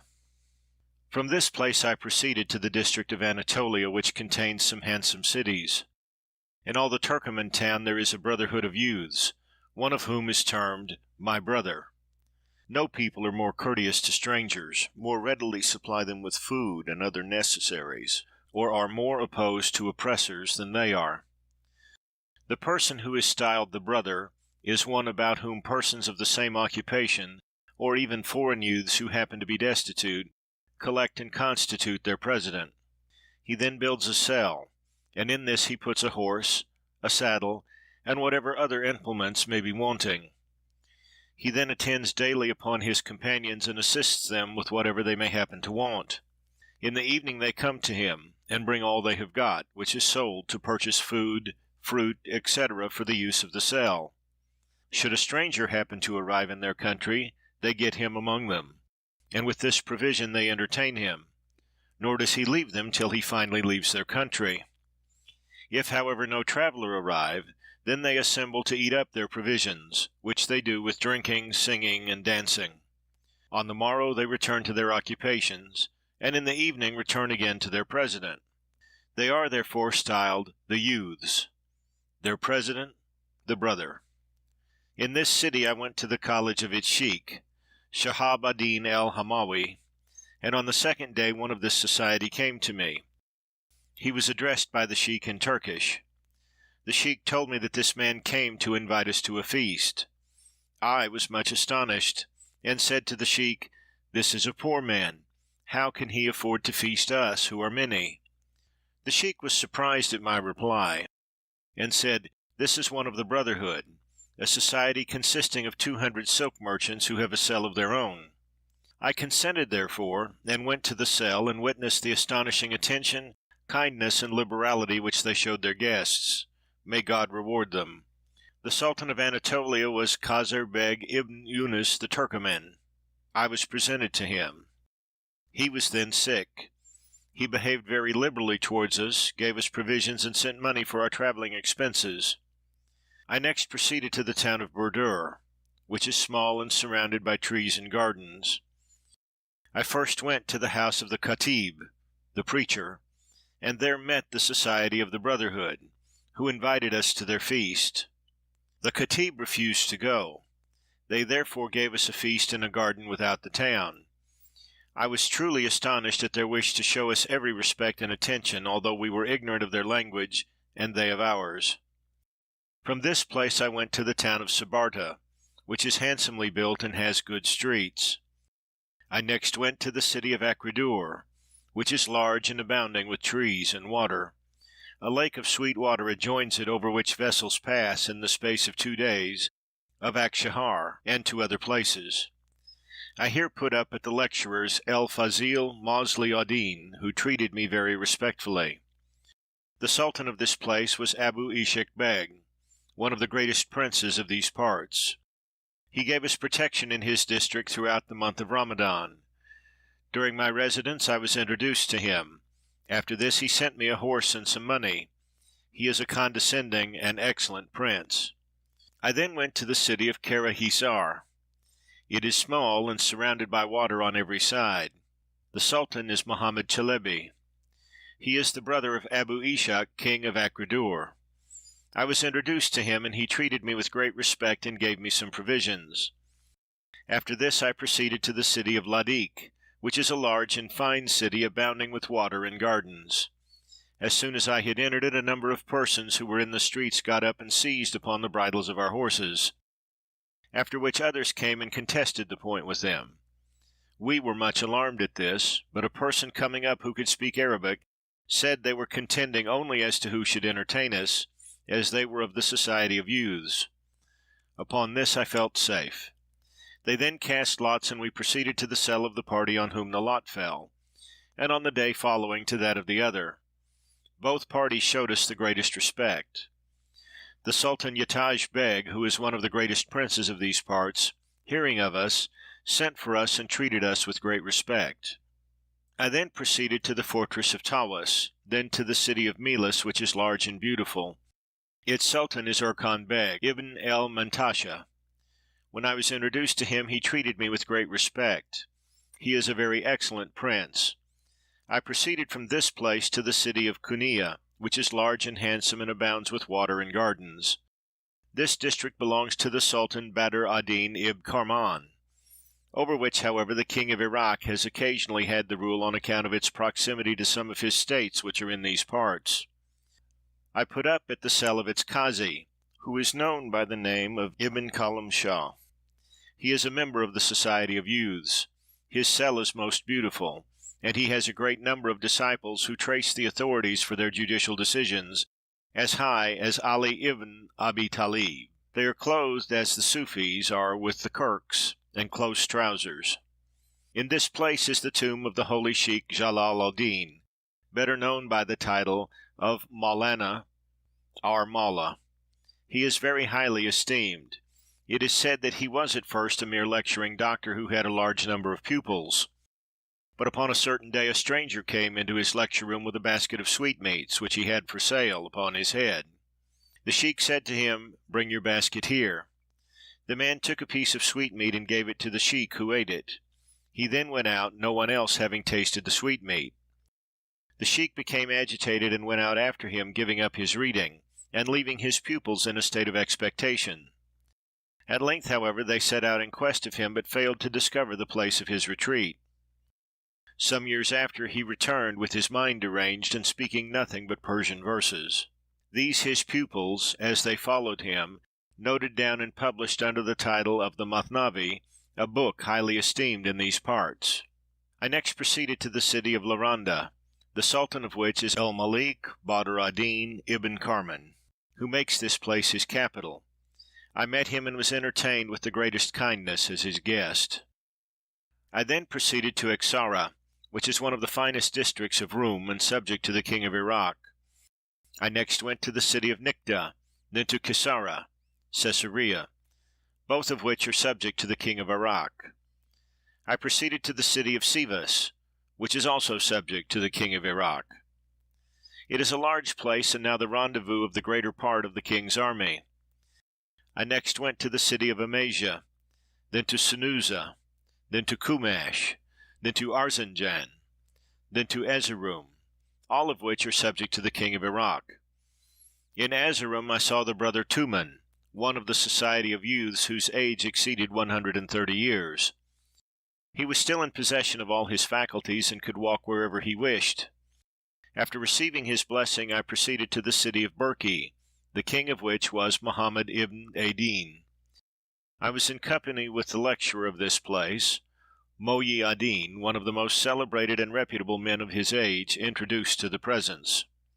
The king one day said to me, "Have you ever seen a stone that came down from heaven?" I answered, "No." He continued, "Such a stone has fallen in the environs of our city." He then called some men and ordered them to bring the stone, which they did. It was a black, solid, exceedingly hard and shining substance. If weighed, it would probably exceed a talent. He then ordered some stone cutters to come in. When 4 came forward, he commanded them to strike upon it. They all struck together upon it accordingly with an iron hammer 4 successive strokes, which, however, made not the least impression upon it. I was much astonished at this. The king then ordered the stone to be taken to its place. He sent fruit and food to us during the time we remained there, and when I had bidden him farewell, he sent me 1,000 dirhams with 100 mikthals of gold, as also clothing, 2 horses, and a slave. He also sent for my companions some dirhams and clothing separately. I then proceeded to the city of Tira, which belongs also to this prince. It is large and abounds with gardens and water. From this place I went to the city of Ayasuluk, the emir of which is the Sultan Muhammad ibn Adin, son of the Sultan of Burki. Then to the city of Yazmir, which belongs to the Sultan of Burki. Its emir is Omar Beg, one of the Sultan's sons, and a most excellent prince. I then proceeded to the city of Magnesia, the Sultan of which is called Saru Khan. I then went to the city of Bergama, Pergamos, of which the philosopher Plato is said to have been an inhabitant. His house is still seen here.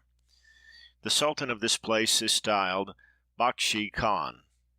I next went to the city of Bali Khazra, which is large and beautiful. Its governor is called Damur Khan. I then went to the city of Barusa, which is a large place and governed by Ikhtiyar ad-Din Erkan Beg, son of Othman Juk. This is one of the greatest, richest, and most extensive in rule, and commanding the greatest army of all the Turkoman kings. His practice is constantly to be visiting his fortresses and districts, and to be inquiring into their circumstances. It is said that he never remained a month in any one place. His father had conquered the city of Barusa, and had besieged that of Yaznik nearly 20 years, but did not take it. After this his son besieged it for 12 years, and took it.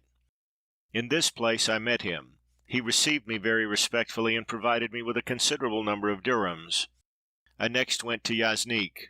It has a large lake 8 miles in length. The city is also surrounded with water and trees. I then left this place, and after some days arrived at the city of Bustuni. After this at the city of Buli, the king of which is Shah Beg. I then went to the city of Burlu, which belongs to the governor of Castamunia. I then went to Castamunia, which is a very large and beautiful city, abounding with every delicacy which may be purchased at a very low rate. I saw an aged sheik among its inhabitants, whose age, as I was told, amounted to that of 162 years. Its sultan was Suleiman Badshah, a splendid but aged man. He is a respectable and respected person. I was introduced to him and received very honorably. Chapter 12. Sanub, Krim, Kirush, the desert of Kifjak, Al-Kafah, subject to Muhammad Uzbek Khan, El-Sarai, Azak, El-Mahar, Bishtag, the camp of Muhammad Uzbek, ceremonies observed here, Bulgar, mode of traveling here, Astrakhan, permission to visit Constantinople, Ukak, mountains of the Russians, Surdak, Baba Saltuk. I then went on to the city of Sanub, which is large and belongs to the governor of Castamunia, Suleiman Badshah. I remained here some time. Leaving this place, I proceeded by sea for the city of Il-Karam, Krim, but suffered considerable distress in the voyage, and was very near being drowned. We arrived, however, at length at the port of El-Karash, which belongs to the desert country of Kifjak. This desert is green and productive. It has, however, neither tree, mountain, hill, nor wood in it. The inhabitants burn dung. They travel over this desert upon a cart which they call Araba. The journey is one of 6 months, the extent of 3 of which belongs to the Sultan Muhammad Uzbek Khan, that of 3 more to the infidels. I hired one of these carts for my journey from the port of Kirash to the city of El-Kafah, which belongs to Muhammad Uzbek. The greater part of the inhabitants are Christians living under his protection. From this place I traveled in a cart to the city of El-Karam, which is one of the large and beautiful cities of the districts of the Sultan Muhammad Uzbek Khan.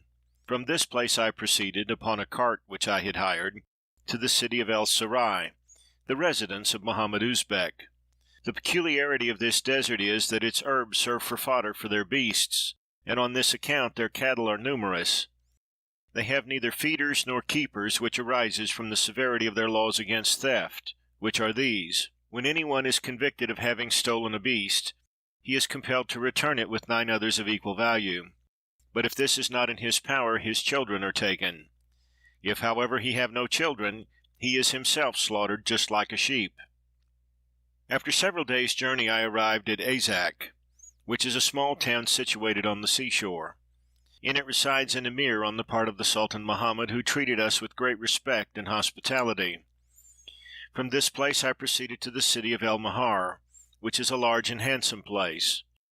The Turkish women of these parts are very highly respected, particularly the wives of the nobles and kings.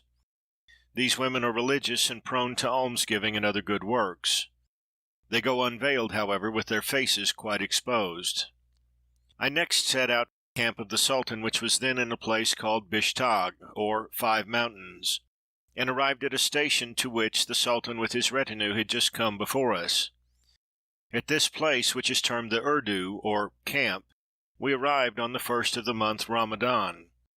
Here we witnessed a moving city, with its streets, mosques, and cooking houses, the smoke of which ascended as they moved along. When, however, they halted, all these became stationary. This Sultan Muhammad Uzbek is very powerful, enjoys extensive rule, and is a subduer of the infidels. He is one of the 7 great kings of the world, which are the Sultan of the West, the Sultan of Egypt and Syria, the Sultan of the 2 Iraqs, the Sultan of the Turks, Uzbek, the Sultan of Turkestan, and Mawara el-Nahar, the Sultan of India, and the Sultan of China. It is a custom with Muhammad Uzbek to sit after prayer on the Friday under an alcove called the Golden Alcove, which is very much ornamented. He has a throne in the middle of it, overlaid with silver plate, which is gilded and set with jewels. The Sultan sits upon the throne. His 4 wives, some at his right hand, others at his left, sitting also upon the throne. Beneath the throne stand his 2 sons, one on his right, the other on his left. Before him sits his daughter. Whenever one of these wives enters, he arises, and taking her by the hand, puts her into her place upon the throne. Thus they are exposed to the sight of all without so much as a veil. After this come in the great emirs, for whom chairs are placed on the right and left, and on these they sit. Before the king stand the princes, who are the sons of his uncle, brothers, and near kinsmen. In front of these and near the door stand the sons of the great emirs, and behind these the general officers of the army. People then enter according to their rank, and saluting the king, return and take their seats at a distance. When, however, the evening prayer is over, the supreme consort, who is queen, returns. The rest follow, each with their attendant beautiful slaves. The women who are separated on account of any uncleanness are seated upon horses. Before their carriages are cavalry, behind them beautiful Mamluks. Upon this day I was presented to the Sultan, who received me very graciously, and afterwards sent me some sheep and a horse, with a leathern bag of chemise, which is the milk of a mare, and very much valued among them as a beverage. The wives of this king are highly honored. Each one has a mansion for herself, her followers and servants. When the Sultan wishes to visit one of them, he sends word, and preparation is made. One of these wives is a daughter of Takfur, the Emperor of Constantinople. I had already visited each of them, and on this account the Sultan received me. This is a custom among them, and whoever fails in observing it suffers the imputation of a breach of politeness. I had formerly heard of the city of Bulgar, and hence I had conceived a desire to see it, and to observe whether what has been related of it, as to the extremity of the shortness of its nights, and again of its days in the opposite season of the year, were true or not. There was, however, between that place and the camp of the Sultan a distance of 10 days. I requested the Sultan, therefore, that he would appoint some one who would bring me thither and back, which he granted. When, therefore, I was saying the prayer of sunset in that place, which happened in the month of Ramadan, I hasted. Nevertheless, the time for evening prayer came on, which I went hastily through. I then said that of midnight, as well as that termed el-Vitir, but was overtaken by the dawn. In the same manner also is the day shortened in this place, in the opposite season of the year. I remained here 3 days, and then returned to the king. In Bulgar I was told of the land of darkness, and certainly had a great desire to go to it from that place. The distance, however, was that of 40 days. I was diverted, therefore, from the undertaking, both on account of its great danger, and the little good to be derived from it. I was told that there was no travelling thither except upon little sledges which are drawn by large dogs, and that during the whole of the journey the roads are covered with ice, upon which neither the feet of man nor the hoofs of beast can take any hold. These dogs, however, have nails by which their feet can take firm hold on the ice. No one enters these parts except powerful merchants, each of whom has perhaps 100 of such sledges as these, which they load with provisions, drinks, and wood. For there we have neither trees, stones, nor houses. The guide in this country is the dog, who has gone the journey several times, the price of which will amount to about 1,000 dinars. The sledge is harnessed to his neck, and with him 3 other dogs are joined, but of which he is the leader. The others then follow him with the sledge, and when he stops, they stop. The master never strikes or reprimands this dog, and when he proceeds to a meal the dogs are fed first, for if this were not done they would become enraged, and perhaps run away and leave their master to perish. When the travelers have completed their 40 days or stages through this desert, they arrive at the land of darkness, and each man, leaving what he has brought with him, goes back to his appointed station. On the morrow they return to look for their goods, and find instead of them sable, ermine, and the fur of the Sinjab. If then the merchant likes what he finds, he takes it away. If not, he leaves it, and more is added to it. Upon some occasions, however, these people will take back their own goods, and leave those of the merchants. In this way is their buying and selling carried on, for the merchants know not whether it is with mankind or demons that they have to do, no one being seen during the transaction. It is one of the properties of these furs that no vermin ever enters them. I returned to the camp of the Sultan on the 28th of Ramadan, and after that traveled with him to the city of Astrakhan, which is one of his cities. It is situated on the banks of the river Atal, which is one of the great rivers of the world. At this place the Sultan resides during very cold weather, and when this river as well as the adjoining waters are frozen, the king orders the people of the country to bring thousands of bundles of hay, which they do, and then place it upon the ice, and upon this they travel. When the king had arrived at Astrakhan, one of his wives, who was daughter to the Emperor of Constantinople, and then big with child, requested to be allowed to visit her father, with whom it was her intention to leave her child, and then to return. This he granted. I then requested to be permitted to go with her, that I may see Constantinople, and was refused on account of some fears which he entertained respecting me. I flattered him, however, telling him that I should never appear before her but as his servant and guest, and that he need entertain no fear whatsoever. After this he gave me permission, and I accordingly took my leave. He gave me 1,500 dinars, a dress of honor, and several horses. Each of his ladies also gave me some pieces of bullion silver, which they call el-suwam, as did also his sons and daughters. I set out accordingly on the 10th of the month Shawwal, in company with the royal consort Bailun, daughter to the Emperor of Constantinople. The Sultan accompanied us through the first stage, in order to encourage her, and then returned. The Queen was attended in her journey by 5,000 of the king's army, about 500 of which were cavalry, as her servants and followers. In this manner we arrived at Ukak, which is a moderately sized town, but excessively cold. Between this place and El Sarai, which belongs to the Sultan, there is a distance of 10 days. At the distance of 1 day from this place are the mountains of the Russians, who are Christians, with red hair and blue eyes, an ugly and perfidious people. They have silver mines, and from their country is the suwam, the pieces of silver bullion, brought. With these they buy and sell, each piece weighing 5 ounces. After 10 days' journey from this place we arrived at the city of Sudak, which is one of the cities of the desert of Kifjak, and situated on the seashore. After this we arrived at a city known by the name of Baba Saltuk. Saltuk, they say, was a diviner. This is the last district in this direction belonging to the Turks, between which, however, and the districts of Rum, is a distance of 18 days, 8 of which are over an inhabited desert without water. But as we entered it during the cold season, we did not want much water. Chapter 13. Fortress of Matuli, Constantinople, Ceremonies, etc.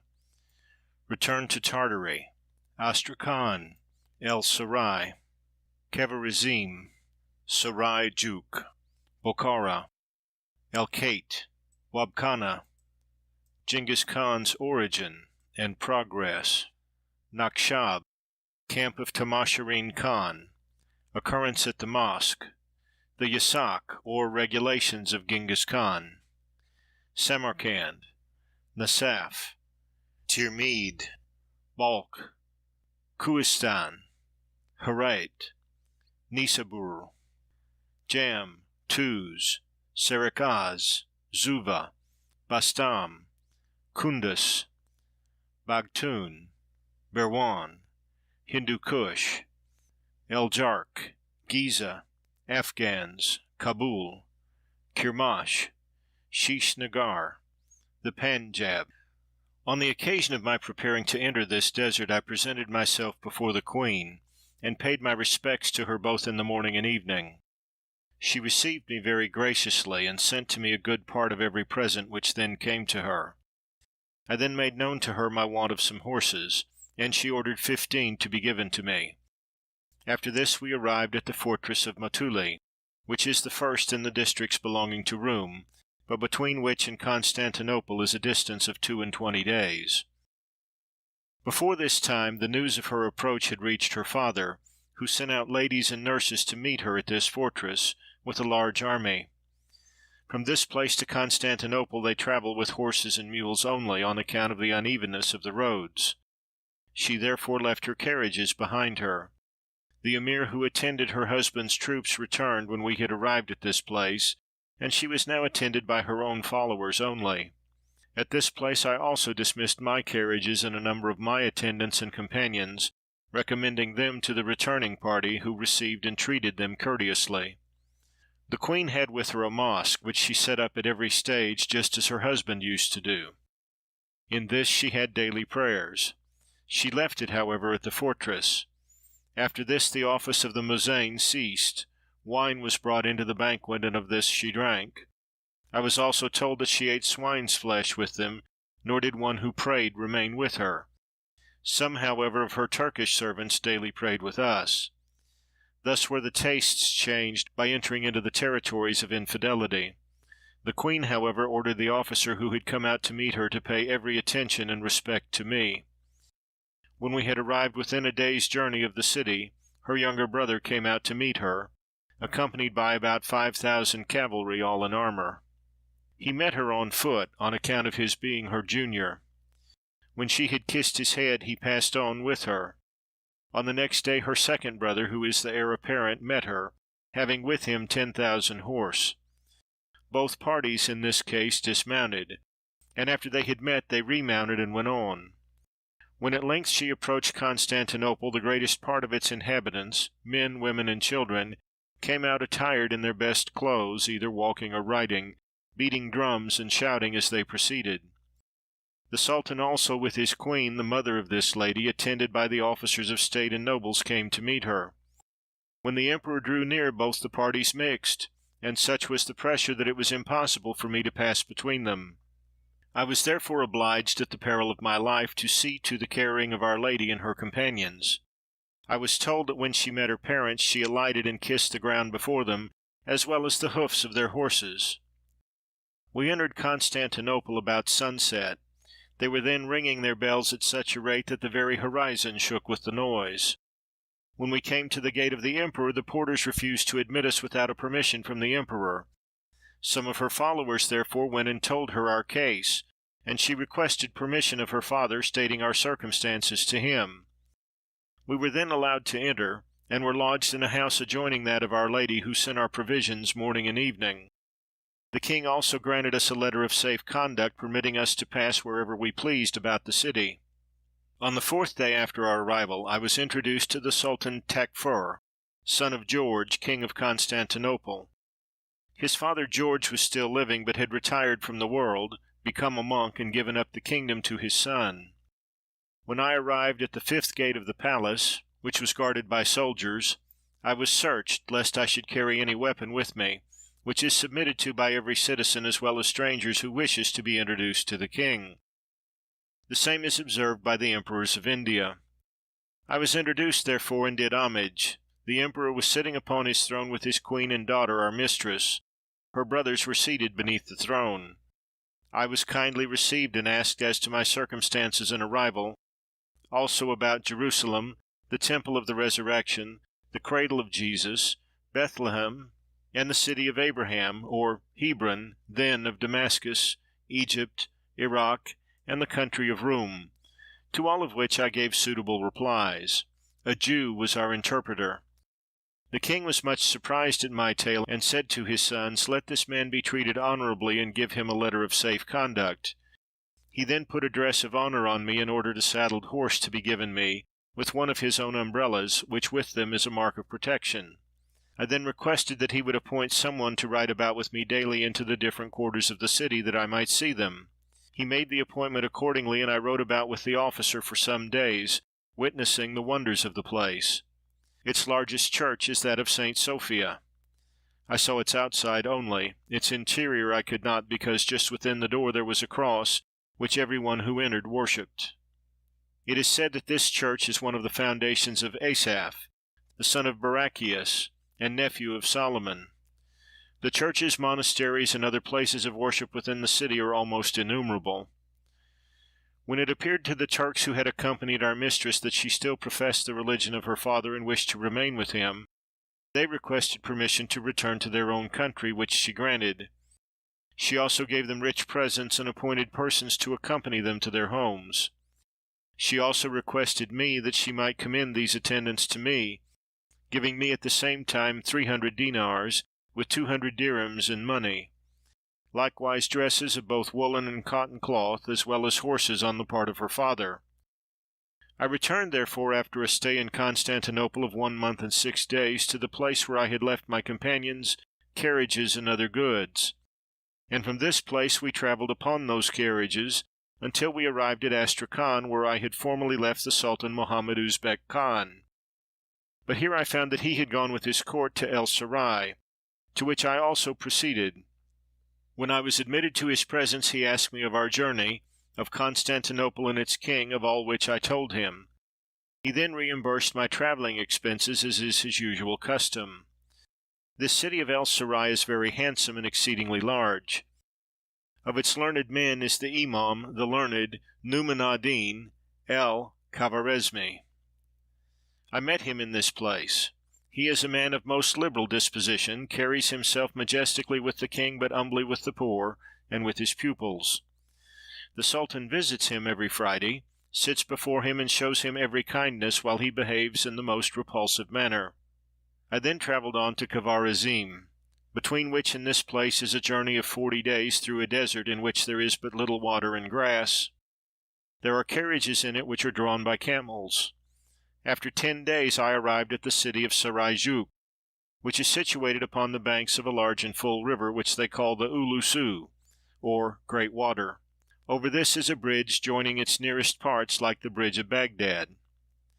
From this place I travelled for 3 days, with all the haste possible, and arrived at Khawarizm. This is the largest city the Turks have, and is very much crowded on account of the multitude of its inhabitants. It is subject to the Sultan Uzbek Khan, and is governed on his part by a great emir who resides within it. I have never seen better bred or more liberal people than the inhabitants of Khawarizm, or those who are more friendly to strangers. They have a very commendable practice with regard to their worship, which is this: when any one absents himself from his place in the mosque, he is beaten by the priest in the presence of the congregation, and moreover fined in 5 dinars, which go toward repairing the mosque. In every mosque, therefore, a whip is hung up for this purpose. Without this city is the river Gihon, one of the 4 rivers which flow from Paradise. This river, like the Atal, freezes over in the cold season and remains frozen for 5 months, during which time people travel over it. Without this city also is the grave of the Sheikh Najim ad-Din the Great, one of the great saints, over which there is a cell. Here also is the grave of the very learned Jar Allah el-Zamakhshari. Zamakhshar is a village at a distance of 4 days from Khawarizm. The prevailing sect at Khawarizm is that of the Schismatics. This, however, they keep secret, because the Sultan Uzbek is a Sunni. They have in Khawarizm a melon to which none except that of Bokhara can be compared. The nearest to it is that of Isfahan. The peel of this melon is green, the interior red. It is perfectly sweet and rather hard. Its most remarkable property is that it may be cut in oblong pieces and dried, and then put into a case like a fig and carried to India or China. Among dried fruits there is none superior to this. It is occasionally used as a present to their kings. From Khawarizm I set out for Bokhara, and after a journey of 18 days through a sandy and uninhabited desert arrived at the city of El-Khat, which is but small, and then at Wabkhana, and then after 1 stage we came to Bokhara, which is the principal city of the country beyond the Gihon. After it had been ravaged by the Tartars, it has almost entirely disappeared. I found no one in it who knew anything of science. It is said that Genghis Khan, who came with the Tartars into the countries of Islamism and destroyed them, was in his outset a blacksmith in the country of Kota. He was a liberal-minded, powerful, and corpulent person. His practice was to assemble and feast the people, who in consequence joined him in considerable numbers, and made him their leader. He then conquered the district in which he lived, and with this accession of strength and followers, he next subdued the whole country of Kota, then China, after this the countries of Kashak, Kashgar, and Malik. At this time Jalal ad-Din Sanjar, son of Khawarizm Shah, was king of Khawarizm, Khorasan, and Mawara el-Nahar, a powerful and splendid prince. Genghis Khan, on account of an affair which had happened among the merchants, and in which some property had been taken, invaded his territories. This is well known. When, however, Genghis Khan had entered upon the frontiers of Jalal ad-Din's countries, he was met by the king's army, which after some fighting was put to the rout. After this Jalal ad-Din himself met him, and some such battles took place as have never been witnessed among the Mohammedans. In the event, however, Genghis Khan got possession of Marara el-Nahar, and destroyed Bokhara, Samarkand, and El-Termid, killed the inhabitants, taking prisoners the youth only, and leaving the country quite desolate. He then passed over the Gaihan and took possession of all Khorasan and Iraq, destroying the cities and slaughtering the inhabitants. He then perished, having appointed his son Hulaku to succeed him. Hulaku soon after entered Baghdad, destroyed it, and put to death the Caliph Musta'azam of the house of Abbas, and reduced the inhabitants. He then proceeded with his followers to Syria until divine providence put an end to his career, for there he was defeated by the army of Egypt and made prisoner. Thus was their progress in the Mohammedan countries put an end to. The epitometer Ibn Jazi el-Kelbi states that he has been told by the Sheikh Ibn el-Haji, who heard it from Abdallah ibn Roshaid, who had met Nur ad-Din ibn el-Zajjaj, one of the learned men of Iraq, with his brother's son in Mecca, and who told him, as they were conversing together, that in the war with the Tartars in Iraq not fewer than 24,000 learned men perished, and that himself and that man, pointing to his brother's son, were the only learned men who had escaped. I next proceeded from Bokhara for the camp of the Sultan Ala ad-Din Tamashirin, and in my way passed by Nakshab, the place to which the patronymic of the Sheikh Abu Turab el-Nakshabi is referred. From this place I proceeded to the camp of the Sultan, the king of Morara el-Nar. This is a powerful prince, who has at his command a large army, and is remarkable for the justice of his laws. The territories of this king occupy a middle station among those of the 4 great kings of the world, who are the king of China, that of India, that of Iraq, that of the Turks, Muhammad Uzbek Khan, all of whom send presents to him, give him the place of honor, and very highly respect him. He succeeded to the kingdom after his brother Jagatai, who was an infidel, and had succeeded to his elder brother Kobak, who was also an infidel.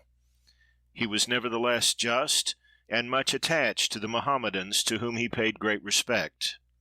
It is said that this king Kobak was one day talking with the doctor and preacher Badr ad-Din al-Medani, when he said to him, "You say that God has left nothing unmentioned in his book." The preacher replied, "It is even so."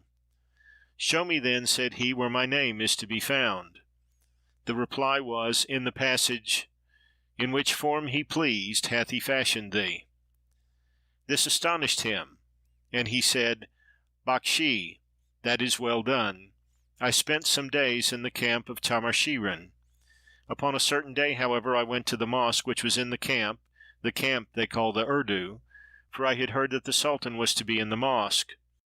When the service was ended, I approached in order to pay my respects to him, as he had heard of my arrival. He was pleased with me, and treated me very respectfully. After this he sent for me. I went to him and found him in his tent, and there paid my respects to him. He then asked me of Mecca, Medina, Jerusalem, Damascus, and Egypt, as also of El-Malik, El-Nasir, the kings of Iraq and Persia, to all of which I gave suitable answers, and received marks of distinction. One of the odd things that happened respecting him was that once, when the hour of prayer had arrived, and the people were assembled in the mosque, the Sultan delayed. One of his young men coming in said to the priest, "Hassam ad-Din el-Yagi, the Sultan wishes you to wait a little." Upon this the priest got up and said, "I ask, are prayers had here for the sake of God, or of Tamashirin?" He then ordered the muezzin to proclaim the prayers. So the Sultan came in after 2 prostrations had been performed, and went through his prayers at the extremity of the part in which the people stand, and which is near the door of the mosque, where they usually leave their mules, and there went through what he had missed. He then came and seized the hand of the priest, who laughed heartily at him. He then sat down in the oratory, the priest by his side, and I by the side of the priest. He then addressed me, "When," said he, "you go back to your own country, say that a doctor of the Persians sat thus with the Sultan of the Turks," that a poor man of the Persians thus did with the Sultan of the Turks. This priest it was who succeeded in reducing the king to the observance of all the positive and negative commandments. The Sultan very much respected, loved, and obeyed him, but the sheik accepted of no gifts from the king, nor did he eat anything but what he acquired by the labor of his own hands. This king, when I wished to travel on, provided me with 700 dinars for my journey. We broke up our intercourse, therefore, and I set out accordingly. This Tarmashirin, it may be remarked, had broken some of the statutes of his grandfather Genghis Khan, who had published a book entitled El Yazak, the Prohibition, which enacted that whosoever should oppose any one of these statutes should be put out of office. Now one of the statutes was this, that the descendants of Genghis, the governors of the several districts, the wives of the nobles, and the general officers of the army, should assemble upon a certain day in the year which they call El Tawa, the feast, and that should the emperor have altered any one of these statutes, the nobles should stand up and say, "Thou hast done so and so upon such and such a day, and has made an alteration in the statutes of El Yazik, that which was not to be changed, and therefore thy deposition is a necessary consequence." They are then to take him by the hand and remove him from the throne, and to place in it another of the descendants of Genghis Khan. And should any one of the nobles have committed any crime, he is to be duly adjudged on this occasion. Now Tarmashirin had entirely abolished the observance of this day, which gave very great offense. Some time, therefore, after we had left the country, the Tartars, together with their nobles, assembled and deposed him, appointing for a successor one of his relations. And to such an extent was the matter pressed, that Tarmashirin took to flight and was put to death. I then proceeded to Samarcand, which is a very large and beautiful city. Without it is the tomb of Khotam, the son of Abbas, who was martyred on the day the city was taken. After this I arrived at the city of Nasaf, to which the patronymic of Abu Jafar, Omar el Nasafi, is referred. I then went on to the city of Termid, to which is referred the patronymic of Abu Isa Muhammad el Termidi, author of the Jamia el Kabir. This is a large and beautiful city, abounding with trees and water. We then passed over the Gaihan into Khorasan, and after a journey of a day and a half over a sandy desert in which there was no house, we arrived at the city of Balkh, which now lies in ruins. It has not been rebuilt since its destruction by the cursed Genghis Khan. The situation of its buildings is not very discernible, although its extent may be traced. It is now in ruins and without society. Its mosque was one of the largest and handsomest in the world. Its pillars were incomparable, 3 of which were destroyed by Genghis Khan because it had been told him that the wealth of the mosque lay concealed under them, provided as a fund for its repairs. When, however, he had destroyed them, nothing of the kind was to be found. The rest, therefore, he left as they were. The story about this treasure arose from the following circumstance. It is said that one of the caliphs of the house of Abbas was very much enraged at the inhabitants of Balkh on account of some accident which had happened, and on this account sent a person to collect a heavy fine from them. Upon this occasion the women and children of the city betook themselves to the wife of their then governor, who out of her own money built this mosque, and to her they made a grievous complaint. She accordingly sent to the officer who had been commissioned to collect the fine a robe very richly embroidered and adorned with jewels, much greater in value than the amount of the fine imposed. This she requested might be sent to the caliph as a present from herself, to be accepted instead of the fine. The officer accordingly took the robe and sent it to the caliph, who, when he saw it, was surprised at her liberality, and said, "This woman must not be allowed to exceed myself in generosity." He then sent back the robe and remitted the fine. When the robe was returned to her, she asked whether a look of the caliph had fallen upon it, and being told that it had, she replied, "No robe shall ever come upon me upon which the look of any man except my own husband has fallen." She then ordered it to be cut up and sold, and with the price of it she built the mosque, with the cell and structure in the front of it. Still, from the price of the robe there remained a third, which she commanded to be buried under one of its pillars, in order to meet any future expenses which might be necessary for its repairs. Upon Genghis Khan's hearing this story, he ordered these pillars to be destroyed, but, as already remarked, he found nothing. In the front of the city is, as it is reported, the tomb of Akasha ibn Mosin el-Sahabi, who, according to what is related in the Atar, a book so called, entered paradise without rendering up an account of his deeds. After this I travelled from Balkh for 7 days on the mountains of Kuistan, which consist of villages closely built. In these there are many cells of religious and others who have retired from the world.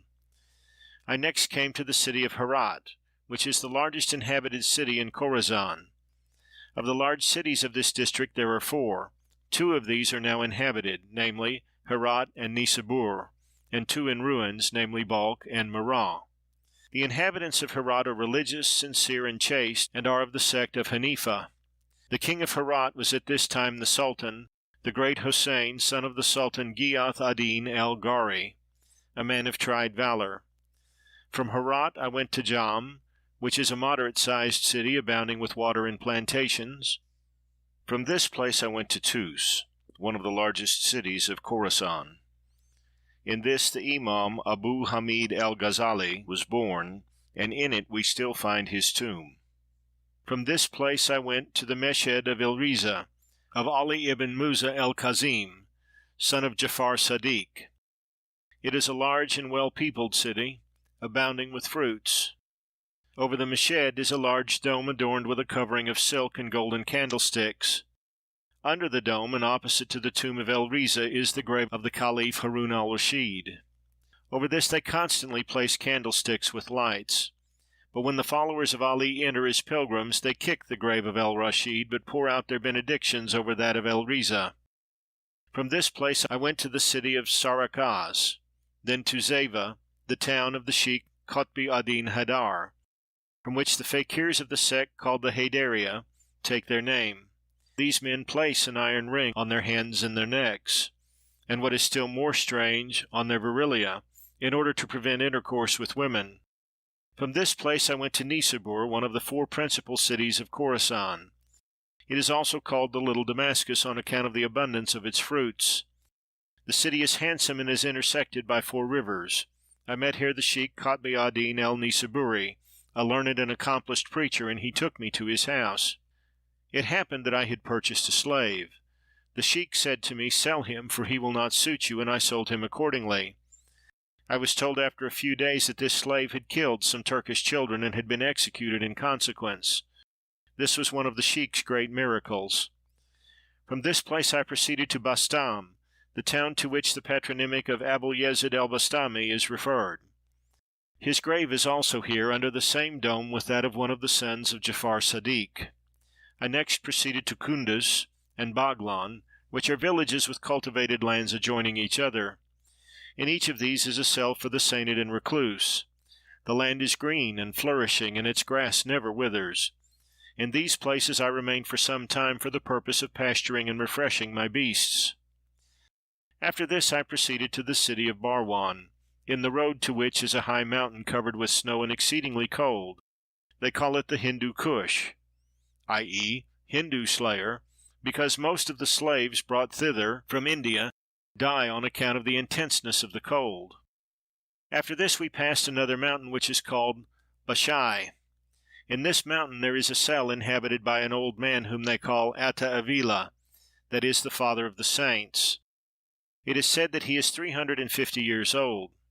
When I saw him he appeared to be about 50 years old. The people of these parts, however, very much love and revere him. I looked at his body. It was moist, and I never saw one more soft. He told me that every 100th year he had a new growth of hair and teeth independently of the first, and that he was the Raja Abba Rahim Ratan of India, who had been buried at Multan in the province of Sindhia. I asked him of several things, but very much doubted as to what he was, and do so still. I next arrived at the city of Barwan. In this place I met the Turkish emir Barante, the largest and fattest man I had ever seen.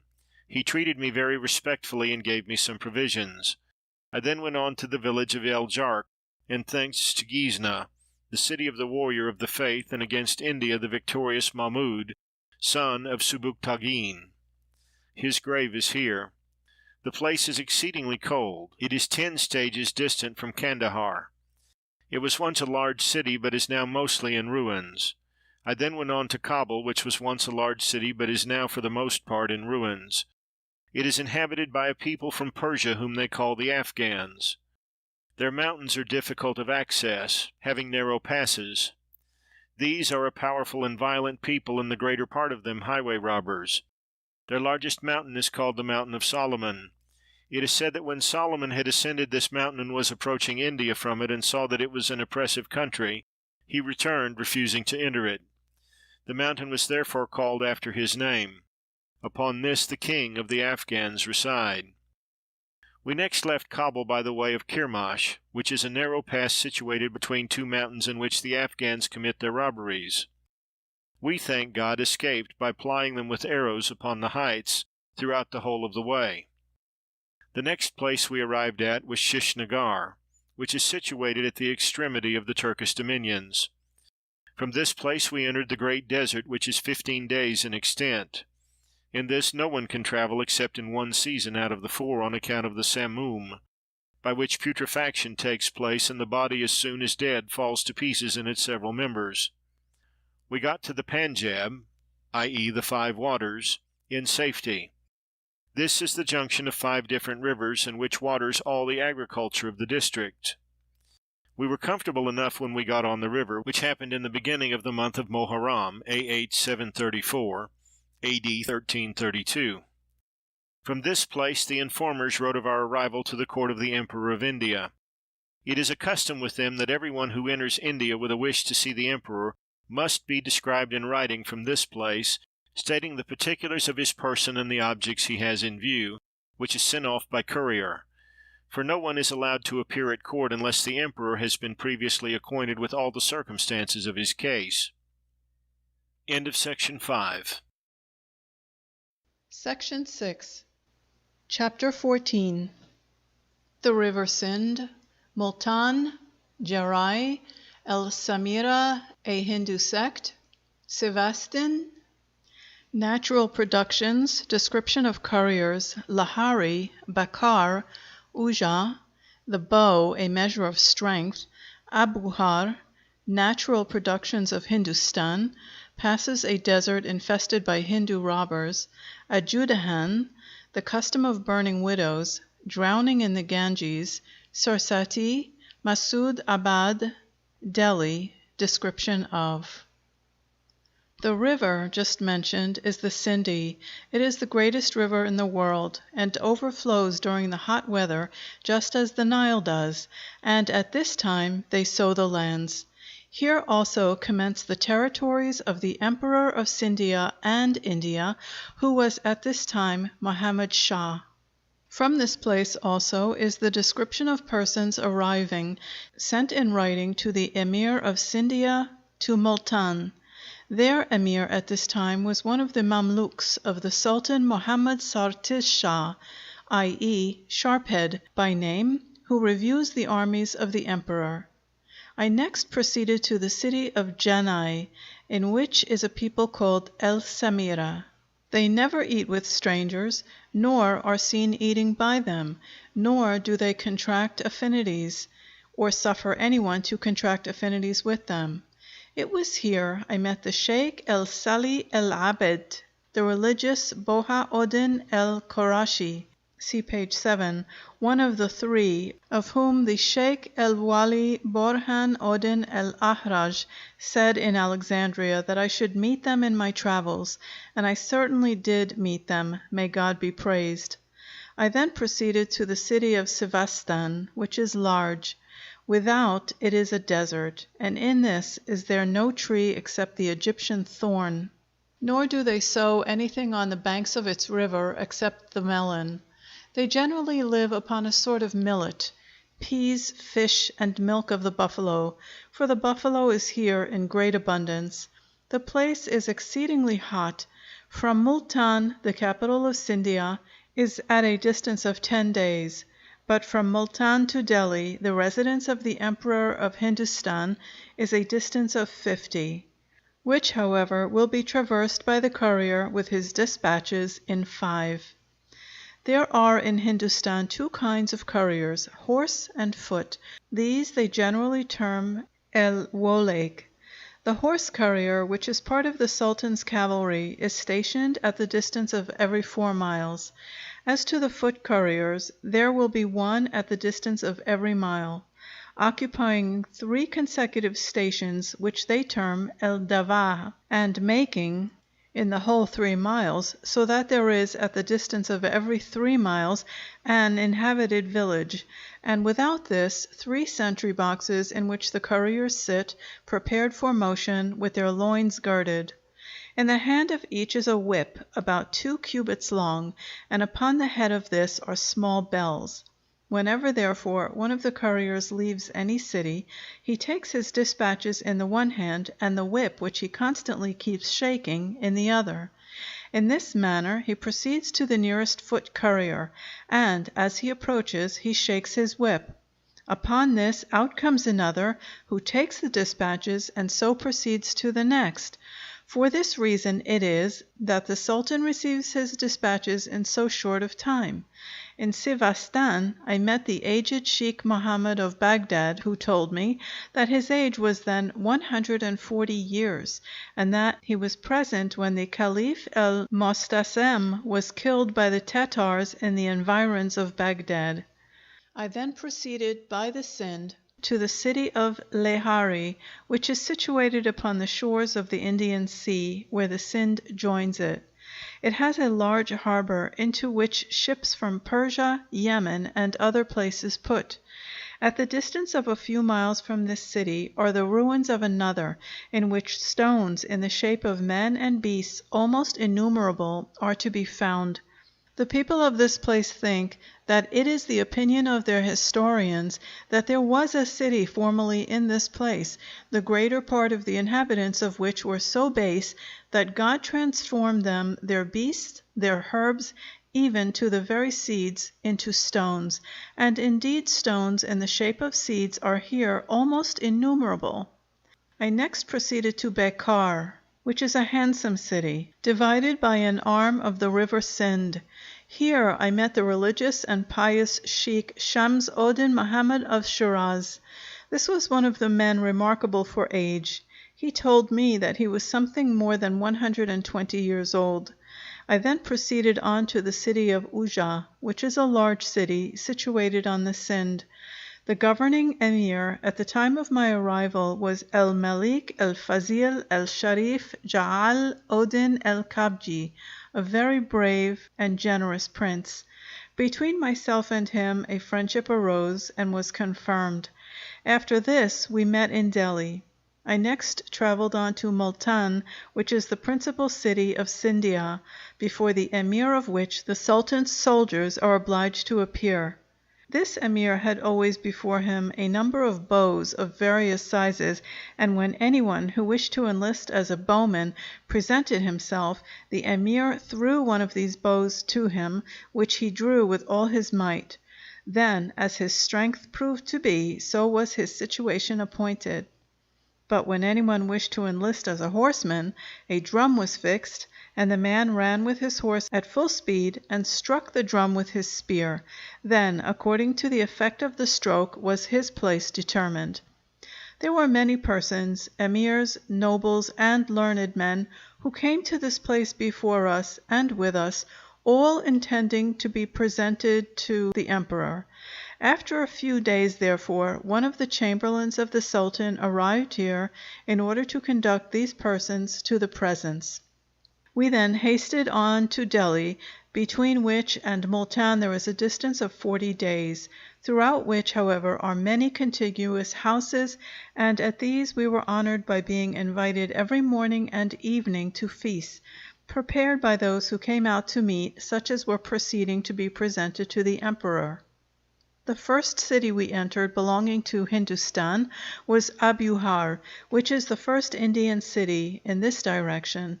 It is small and closely built, and abounds with water and plantations.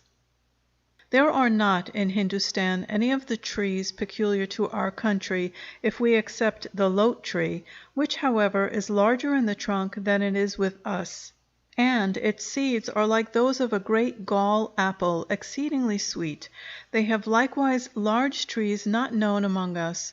Of their fruit trees the grape is one, which resembles the orange tree, except that its stem is larger, and its leaves more numerous. Its shade, too, is extensive and very dense, and is apt to affect with fever those who sleep under it. The fruit is about the size of a large damask prune, which when green and not quite ripe they take, of those which happen to fall, with salt, and thus preserve them, just as the lemon is preserved with us. In the same manner they preserve the ginger while green, as also the pods of pepper, and this they eat with their meals. When the grape is ripe, which is in the autumn, its seeds become yellow, and this they eat like the apple. It is sweet, but during mastication acquires some acidity. It has rather a large stone, which they sow like the orange seed, and from this a tree grows up. Of their fruits are those termed the shaki and barki, the trees of which are high, and their leaves are like the jaws, or Indian nut. The fruit grows out from the bottom of the tree, and that which grows nearest to the earth is called the barki. It is extremely sweet and well flavored in taste. What grows above this is the shaki. Its fruit resembles that of the great gourd, its rind the skin of an ox, leather. When it grows yellow in the autumn, they gather and divide it, and in the inside of each is from 1 to 200 seeds. Its seed resembles that of a cucumber, and has a stone something like a large bean. When the stone is roasted, it tastes like a dried bean. These, i.e. the shaki and barki, are the best fruits found in Hindustan. They have another sort of fruit, which they call el tand. This is the fruit of the pipercula. Its seed is the size of that of an Armenian peach, to which its color may also be compared. It is exceedingly sweet. They also have the jumun, which is a high tree. The fruit resembles that of the olive and is black, as does likewise its stone. They have also the sweet orange in great abundance, but the acid orange is more esteemed. They also have one between the sweet and sour, which is exceedingly good. They have too the fruit called the mahwa. The tree is tall, and the leaves are like those of the jaws, except that there is a mixture of yellow and red in them. The fruit resembles the small prune, and is very sweet. Upon the head of each of its berries is a small seed, not unlike the grape both in shape and taste, but they who eat it generally experience the headache. When dried in the sun, its taste is like that of the fig. This berry they call el angur. The grape, however, is seldom found in Hindustan, and then only in Delhi and a few other places. It produces fruit twice in the year. The fig is not found in Hindustan. They also have a fruit which they call kosaf, which is round and very sweet. About the tree they dig and heap the earth, just as they do about the chestnut. They also have in India fruit common with us, which is the pomegranate, and which bears fruit twice in the year. The grain which they sow for subsistence is sown twice in the year, and that which is for the autumn, about midsummer when the rains fall, which they reap in 60 days from the time of sowing it. Of this grain one is termed the kodru, which is a sort of millet. This is the most plentiful grain in use among them. And of it are the kal and the shamach, the latter of which is smaller than a bean. The shamach, however, often grows without culture and is the food of the religious, the abstemious, the fakirs, and the poor generally, who go out and gather what thus grows spontaneously and live upon it the year round. When this is beaten in a wooden mortar, the rind falls off, and then the kernel, which is white, comes out. This they boil in the milk of the buffalo and make it into a stew, which is much better than when baked. Of their grain, one is the mash, which is a sort of pea, and of this the munjam is a species. The seed is oblong and of a clear green color. This they cook with rice and then eat it with oil. It is called el koshira and taken daily for breakfast. Another species of this is the lubia and another the muhrut, which resembles the kudru, except that its seed is smaller and is used for fodder for cattle. It is pulse. They also feed the beasts with the leaves of the mash instead of green corn. All these are their autumnal grains. And when they cut these, they sow the spring grain, which consists of wheat, barley, lentils, and pulse, on the ground from which the autumnal grain had been gathered. The soil of the country is exceedingly good. As to the rice, they sow it 3 times during the year on the same ground. It is much in use among them. The sesame and sugarcane they cultivate along with the autumnal grain. I at length left the town of Abuhar and proceeded for 1 day through a desert enclosed on both sides by mountains upon which were infidel and rebel Hindus. The inhabitants of India are in general infidels. Some of them live under the protection of the Mohammedans and reside either in the villages or cities. Others, however, infest the mountains and rob by the highways. I happened to be of a party of 22 men when a number of these Hindus, consisting of 2 horsemen and 80 foot, made an attack upon us. We, however, engaged them, and by God's help put them to flight, having killed 1 horseman and 12 of the foot. After this we arrived at a fortress, and proceeding on from it, came at length to the city of Ajudhan, which is small. Here I met the holy Sheikh Farid Odin el-Badhawandi, of whom the Sheikh el-Wali Borhan Odin el-Araj had spoken to me in the port of Alexandria, telling me that I should meet him. I therefore did meet him, and presented him with the Sheikh's salutation, which surprised him. He said, "I am unworthy of this." The Sheikh was very much broken by the temptations of the devil. He allowed no one to touch his hand or to approach him, and whenever the clothes of anyone happened to touch his, he washed them immediately. His patronymic is referred to Badhawand, a town of El Sambal. In this part I also saw those women who burn themselves when their husbands die. The woman adorns herself and is accompanied by a cavalcade of the infidel Hindus and Brahmins, with drums, trumpets, and men following her, both Moslems and infidels for mere pastime. The fire had already been kindled, and into it they threw the dead husband. The wife then threw herself upon him, and both were entirely burnt. A woman's burning herself, however, with her husband is not considered as absolutely necessary among them, but it is encouraged, and when a woman burns herself with her husband, her family is considered as being ennobled and supposed to be worthy of trust. But when she does not burn herself, she is ever after clothed coarsely, and remains in constraint among her relations on account of her want of fidelity to her husband. The woman who burns herself with her husband is generally surrounded by women who bid her farewell and commission her with salutations for their former friends, while she laughs, plays, or dances to the very time in which she is to be burnt.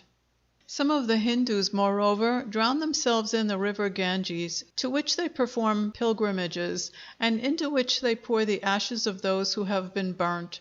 When any one intends to drown himself, he opens his mind on the subject to one of his companions and says, "You are not to suppose that I do this for the sake of anything worldly.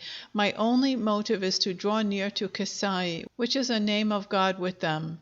And when he is drowned, they draw him out of the water, burn the body, and pour the ashes into the Ganges. After 4 days' journey, I arrived at the city of Sarsati. It is large and abounds with rice, which they carry hence to Delhi.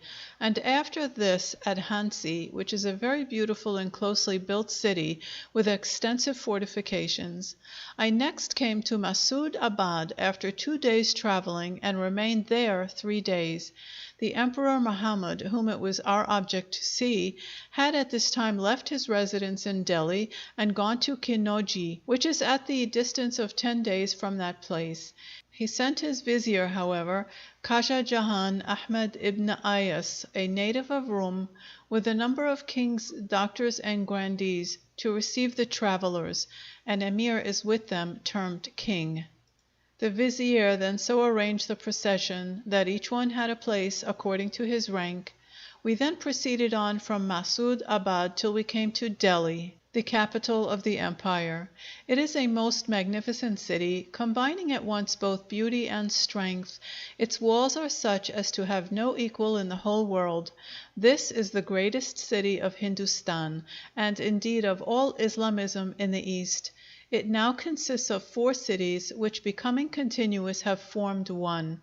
This city was conquered in the year of the Hejira, 584 A.D., 1188. The thickness of its walls is 11 cubits. They keep grain in this city for a very long time without its undergoing any change whatever. I myself saw rice brought out of the treasury, which was quite black, but nevertheless had lost none of the goodness of its taste. The same was the case with the kadru, which had been in the treasury for 90 years. Flowers, too, are in continual blossom in this place. Its mosque is very large, and in the beauty and extent of its building it has no equal. Before the taking of Delhi, it had been a Hindu temple, which the Hindus called El-Bur Khana, But Khana, but after that event it was used as a mosque. In its courtyard is a cell, to which there is no equal in the cities of the Mohammedans. Its height is such that men appear from the top of it like little children. In its court, too, there is an immense pillar, which they say is composed of stones from 7 different quarries. Its length is 30 cubits, its circumference 8, which is truly miraculous. Without, the city is a reservoir for the rainwater, and out of this the inhabitants have their water for drinking. It is 2 miles in length and 1 in width. About it are pleasure gardens, to which the people resort, the nobles of the city. Chapter 15. Conquest of Delhi. Abstract of the history of Hindustan, from this time to that, in which Ibn Batuta visited this place. The city of Delhi was conquered by the Emir Qutb Uddin Aibak, one of the Mamluks of the Sultan Shahab Uddin Muhammad ibn Sam al-Ghori, king of Ghizna and Khorasan, who had overcome Ibrahim ibn Mahmud ibn Subuktajin, the beginner of the conquest of India. This emir, Qutb Uddin, resided here as governor on the part of Shabab Uddin, but when Qutb Uddin died, his son Shams Uddin Lahmish became governor.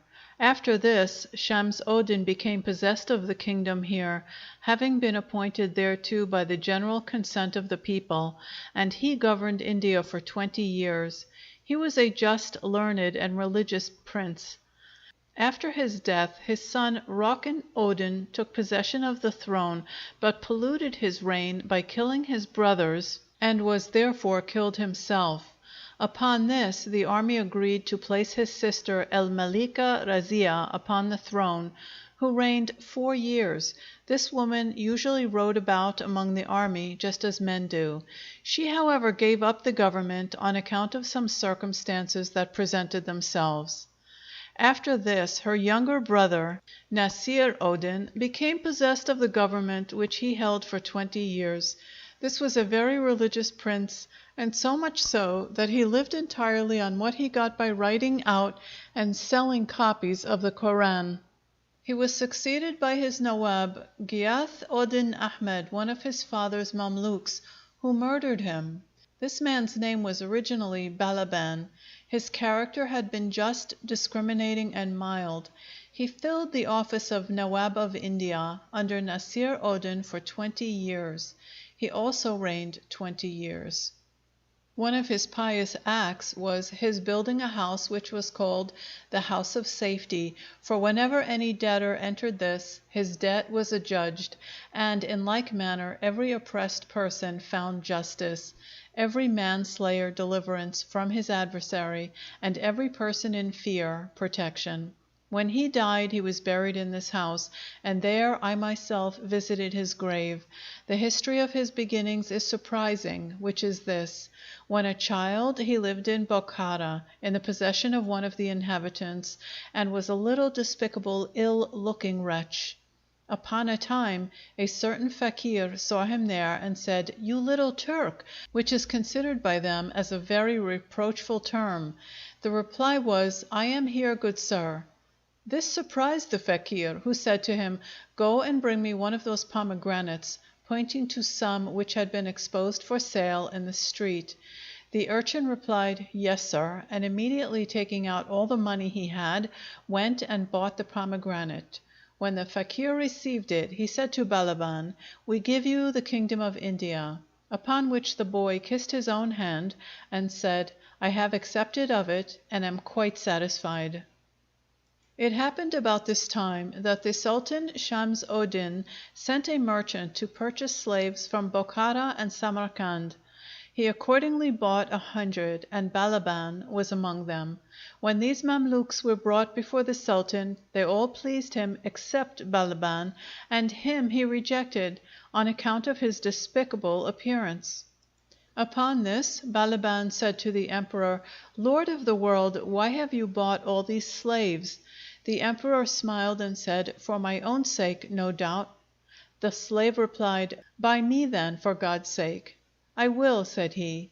He then accepted of him and placed him among the rest, but, on account of the badness of his appearance, gave him a situation among the cup-bearers. Some of the astrologers who were about the king were daily in the habit of saying to him, "One of the Mamluks will one day overcome thy son and take the kingdom from him." To this the Emperor, on account of the justice and excellency of his own character, paid no regard, till they also told it to the Queen Mother, who soon made an impression on his mind respecting it. He accordingly summoned the astrologers before him and said, "Pray, can you tell which of the Mamluks it is who is to take the kingdom from my son, if you see him?" They said, "We have a mark whereby we can distinguish him." The Emperor then ordered all the Mamluks to be present, who came accordingly, station after station, as commanded. Upon these the astrologers fixed their eyes, but did not discover the person looked for, until the day began to draw towards the close. At this time the cupbearers said one to another, "We are getting rather hungry. Let us join and send someone into the street to buy us something to eat." They did so, and Balaban, as the most despicable, was sent to make the purchase.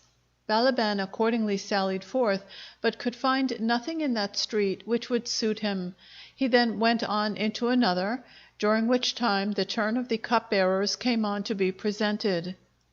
But, as Balaban was not forthcoming, they took a little pitch and whatever else was necessary for their purpose, and daubing it over a child, took him with them in the place of Balaban, and when his name was called over, this child was presented, and the business of the day was closed, without the astrologers finding their mark upon any one, which was a providential circumstance for Balaban. At last Balaban made his appearance, but not till the business of the day was over. The cleverness of Balaban was afterwards noticed, and he was made head of the cupbearers. After this he was placed in the army, and soon became a general officer. After this the Sultan Jalal Odin married his daughter, which was before he had been made king. But when he was, he appointed Balaban to the office of Nawab or Viceroy, which he filled for 20 years. He then killed his master and seized the empire. This Balaban had 2 sons, one of these, namely Elkan el-Shahid, he appointed as his own successor and governor on his part in the provinces of Sindhia. He resided at Multan.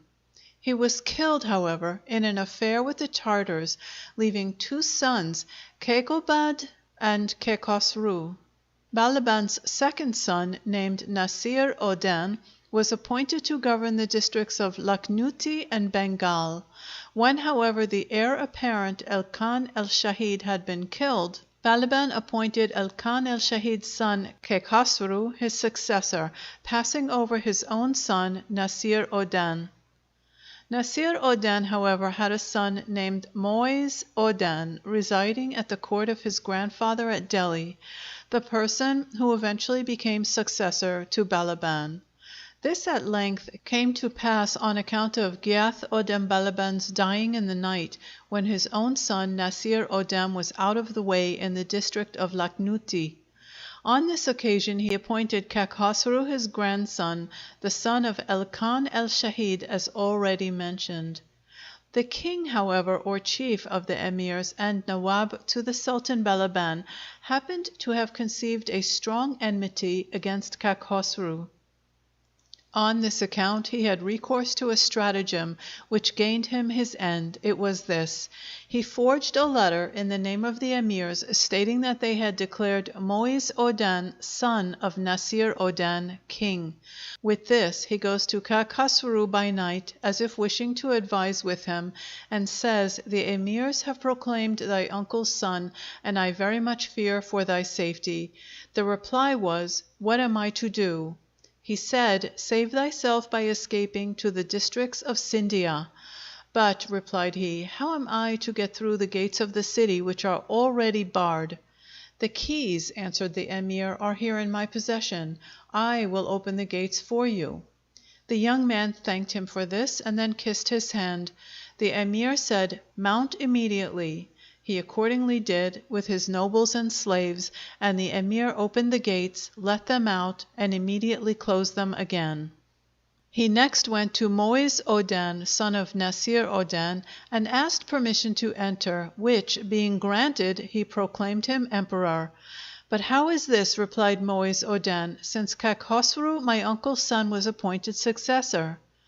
The emir told him of his stratagem, and how he had got rid of Kakhosru. Moiz Odan thanked him for this, and then took him to the palace, where, sending for the rest of the emirs and nobles, they invested him with the supreme authority during the night. In the morning this was confirmed by the people generally, and Moiz Odan took possession of the throne. His father, however, was living at this time in the provinces of Benga and Lakhnuti, and when the news of his son's being made emperor reached him, he said, "I am heir to the crown. How, then, can my son exercise this authority during my lifetime?" He accordingly set out with his army for Delhi, in order to make war upon his son Moiz Odan. Moiz Odan, too, marched out with his troops to give battle to his father. They both arrived at the same time at the city of Kara, which is situated on the banks of the Ganges, took their stations on opposite sides of the river, and prepared for the onset. It was the will of divine providence, however, to spare the blood of the faithful, and hence the heart of the father, Nasir Odan, began to relent towards his son, for he said to himself, "Surely as long as my son is king, I shall partake of his glory." Moiz Odan, too, felt in his mind that something of submission was due to his father. Each of them, therefore, as if by instinct, left his army and rode directly into the middle of the river and met there. Here the emperor kissed the feet of his father and asked his forgiveness. His father replied, "I give you my kingdom," and so invested him with the authority of emperor. He then wished to retire to his districts, but his son said, "Nay, you must come with me to mine." He accordingly accompanied him to Delhi, and entering the palace, seated his son upon the throne, and took his own station before him. This day is therefore called the Day of Meeting, because they had this happy rencontre in the middle of the river, no blood being shed, and the kingdom mutually given and accepted. After this, Nasir Odan returned to his districts, where after 2 years he died, leaving a family behind him. The kingdom was thus confirmed to Moiz Odan, which continued for 4 years, during which the inhabitants may be said to have enjoyed a continual holiday. After this he was affected by a complaint, by which one of his sides became quite withered, and for which the physicians could find no remedy. At this time his Nawab Jalal Oddin Firoz Shah el-Kilaji revolted, taking his station upon a high mount without the city. Moiz Odan sent his emirs for the purpose of giving him battle, but they all, one after another, joined him, and proclaimed him emperor. Jalal Odan then entered the city, and enclosing Moiz Odan within his palace for 3 days, overcame him, put him to death, and took possession of his kingdom. This Jalal Odan was a mild and well-informed prince. He governed India for 2 years. He had a son and a daughter. The daughter he married to his brother's son, Ala Odan, a daring, bold, and powerful man. His wife, however, so much harassed him that he was obliged to complain to her father in order to have an end put to their disputes. The uncle had given him the government of Kara and Manikpur, containing 2 of the most populous districts in India. Ala Odan, however, had an eye to the kingdom. The only difficulty he had to contend with was his want of money, for he had none, except what he got by his sword in making new conquests. Upon one of these expeditions his horse happened to stumble against a stone as he went along, and from this a kind of ringing noise proceeded. He immediately ordered his men to dig, and here they found an immense quantity of wealth. This he divided among his followers, and hence acquired considerable power. It happened that his uncle undertook an expedition against him, and summoned him before him, but he refused to appear. The uncle then prepared to go to him, for he said, "This young man is as my son, I will therefore go to him." The nephew accordingly met him, which happened upon the banks of the Ganges, in the very place where Moiz Odan and Nasir Odan had formerly met, and like them each rode into the middle of the river. Ala Odan, however, had commanded his followers that at the time he should embrace his uncle Jalal Odan they were to kill him. When therefore the parties met, and the nephew was in the act of embracing the uncle, the followers of the nephew killed him, which put Ala Odan in possession of his uncle's army, and all proclaimed him emperor. After this he governed Hindustan for 20 years. He was just, and looked to the affairs of his subjects in person. Now he also had a nephew named Soliman Shah, and as he was one day engaged in the chase, this nephew conceived the intention of destroying him, just as he had of destroying his own uncle. He shot him accordingly with an arrow in an unguarded moment, and the uncle fell from his horse. The nephew was about to make up to him, when he was told by his slave that he need not do so, as he was quite dead. He left him therefore, and returned to the palace and took possession of the government. A little while after, Ala Odan, recovering from his stupor, got up and mounted a horse, which the army perceiving, joined him. He then entered the city and besieged his nephew Soliman Shah in the palace, who, feeling his weakness, betook himself to flight, but was taken and put to death by his uncle Ala Odan. After this he never rode a hunting to divine service or to the celebration of any public holiday. He had 5 sons, the younger of whom were Shahab Odan and Qutbi Odan. The eldest he had during his lifetime ordered to be kept in prison. When taken with his last sickness, the anger of the young man on account of his imprisonment not having abated, and when the disease was making rapid advances, he sent for this son in order to name him as his successor. But he delaying to come in consequence of this irritation, the Mamluks, the head of whom hated this son, together with the principal Nuab, placed the younger son Shahab Odan upon the throne, as soon as the emperor was dead, and the appointment was confirmed by the people. The 3 elder children, however, were ordered to be imprisoned and their eyes to be put out, and thus was the government established. Upon this, the queen sent for 2 of the most powerful of her husband's Mamluks, the name of one of whom was Bashir, that of the other Mubashir, and with tears complained of the conduct of the principal Nuab towards her children, soliciting their assistance and stimulating them to put the chief Nuab to death, and affirming that it was his intention to murder her younger son Qutbi Odan. They accordingly agreed to kill him, which they did by stratagem while he was in his house. They then brought forth Qutbi Odan to his brother Shahab Odan, who held the reins of government. Qutbi Odan remained for some time in the situation of his Nuab, but at length deposed his brother and took possession of the kingdom, which he held for some time. After this he took a journey to Daulat Abad, between which and Delhi is a distance of 40 days. The road is from first to last enclosed with willow and other trees, so that a traveler seems to be in a garden throughout all this distance. Besides, there are at the distance of every 3 miles the stations of the foot couriers, at which there are also inhabitants, as already mentioned. From this place to El Telangana and El Mabar is a distance of 6 months. In all these stations there is a lodging for the emperor, with cells for his suite and for travelers generally. There is no necessity, therefore, for a poor man's carrying any provisions with him on this road. When, therefore, the Sultan Qutb Odan was on this journey, and had with him Khazir Khan, the son of his elder brother who was in prison, some of the emirs formed a conspiracy by which it was their intention to depose the emperor, and to proclaim this son of his elder brother.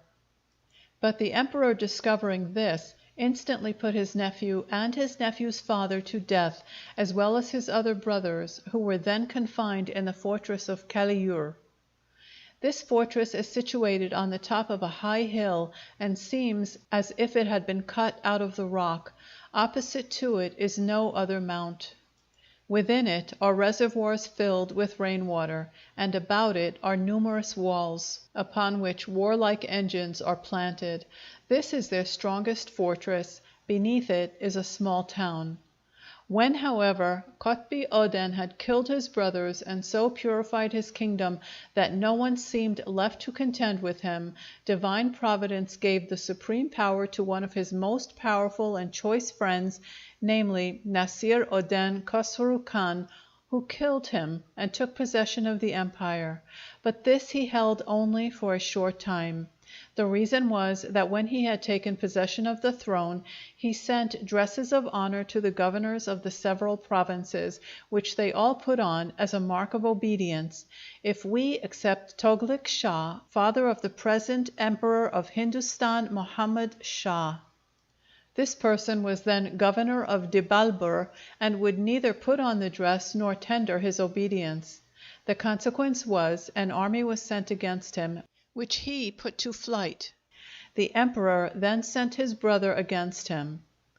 Him also he routed and put to death, and so far did matters proceed that Toghlaq also slew Nasir Odan Khosru Khan and seized his empire. This Nasir Odan had originated some great abominations during his reign, of which the forbidding oxen to be slaughtered is one, and which is one of the regulations of the infidel Hindus, for among them no one is allowed to slaughter an ox, and in case he should do so, he is ordered to be stitched up in its skin and be burnt. The reason is, they so much esteem the ox that they drink its urine, both to promote prosperity and to recover health. They also daub their walls with the dung of these animals. Hence it was that Nasir Odan became so hateful to the Mohammedans that they stimulated Toghlaq Ghiath Odan to put him to death and to take possession of the kingdom. This Toghlaq was originally descended from the Turks who inhabit the mountains in the district of Sindhia. He was very poor, but betaking himself to the cities of these parts, he got employment in feeding cattle. After this he became a foot soldier, and then a horse soldier. In the next place, as his abilities appeared, he was made a commanding officer. After this, the Emperor Qutb Odan appointed him governor of Dibalbur, and his son, who is now emperor, keeper of the horse. Toghlaq was brave, warlike, honorable, and just, and as his son was stationed at Delhi as keeper of the horse, when the father had determined to rebel, he corresponded with this son, who cajoled the Emperor Khosru Khan, sometimes, for example, appearing at his post without the city, and then returning to his father. After some days, however, he was missing till after sunset, which, giving some suspicion to Nasir Odan, he sent for him, but could not find him. On this occasion he had escaped, and taken all the best of the emperor's horses to his father. Chapter 15. The Emir of Multan, Kashlu Khan, joined Tughlaq in his rebellion in order to avenge Qutb Odan, son of Nasir Odan, their common master. When, however, the two conspirators entered Delhi, and Nasir Odan had betaken himself to flight with only a few Hindu fakirs, Tughlaq said to Kashlu Khan, "You shall be emperor." But he refused, and Tughlaq took possession of the government. After this, Nasir Odan was taken and put to death, and the kingdom was purged, and remained so for 4 years. After this, the emperor sent his son, who is now emperor, to reduce the provinces of Telinga, which are at the distance of 3 months from Delhi. But when he had arrived at a certain part of the way, one of the courtiers thought proper to rebel, and to possess himself, if possible, of the kingdom. For this purpose he circulated a report that the emperor was dead, supposing that the emirs would now immediately proclaim him king. When they heard this, however, every one of them struck his drum and betook himself to his own part, i.e., to rebellion, so that the prince was left with his particular friends alone. The emirs, moreover, intended to kill him, but from this they were diverted by one of the great men of their body, whose name was Timur. The prince then fled to his father with 10 of his friends, whom he styled Yaran, i.e., friends in the Persic. But when he came to him, was immediately sent back on his journey with a large army. Upon this, the emirs who had intended to put him to death fled, but some of them were taken and put to death. Thus the matter terminated, and he returned to his father. The father himself then undertook an expedition against the province of Lakhnuti, in which resided at that time the Sultan Shams Oden, son of Gyath Oden Balaban, to whom had fled the emirs of Tughlaq, as just mentioned. About this time, however, Shams Odan died, having first bound his son Shahab Odan by contract, who accordingly took possession of the throne. His younger brother, however, Gyath Odan Bahadur Bura, overcame him and seized upon the kingdom.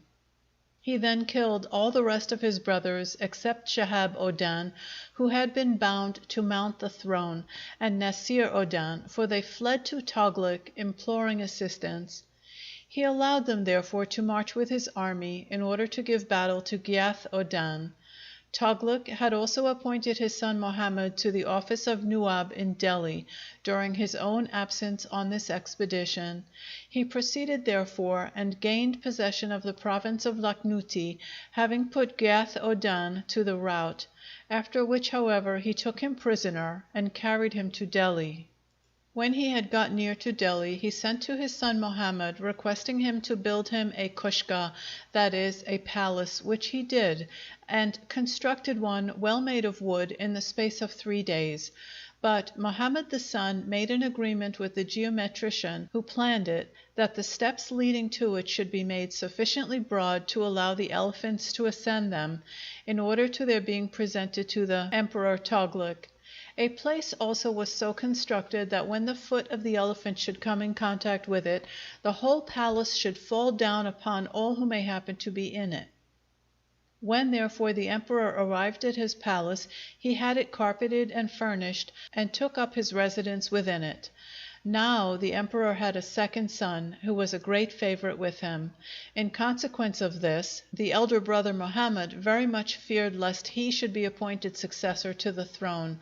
When therefore the different orders, as well as those who had come to welcome the sultan, had concluded the banquet, the elephants were presented before him. But when the elephant's foot came in contact with the place appointed, down came the palace upon the head of the Sultan Tughlaq, his favorite son, and the courtiers who were assembled before him, and all perished.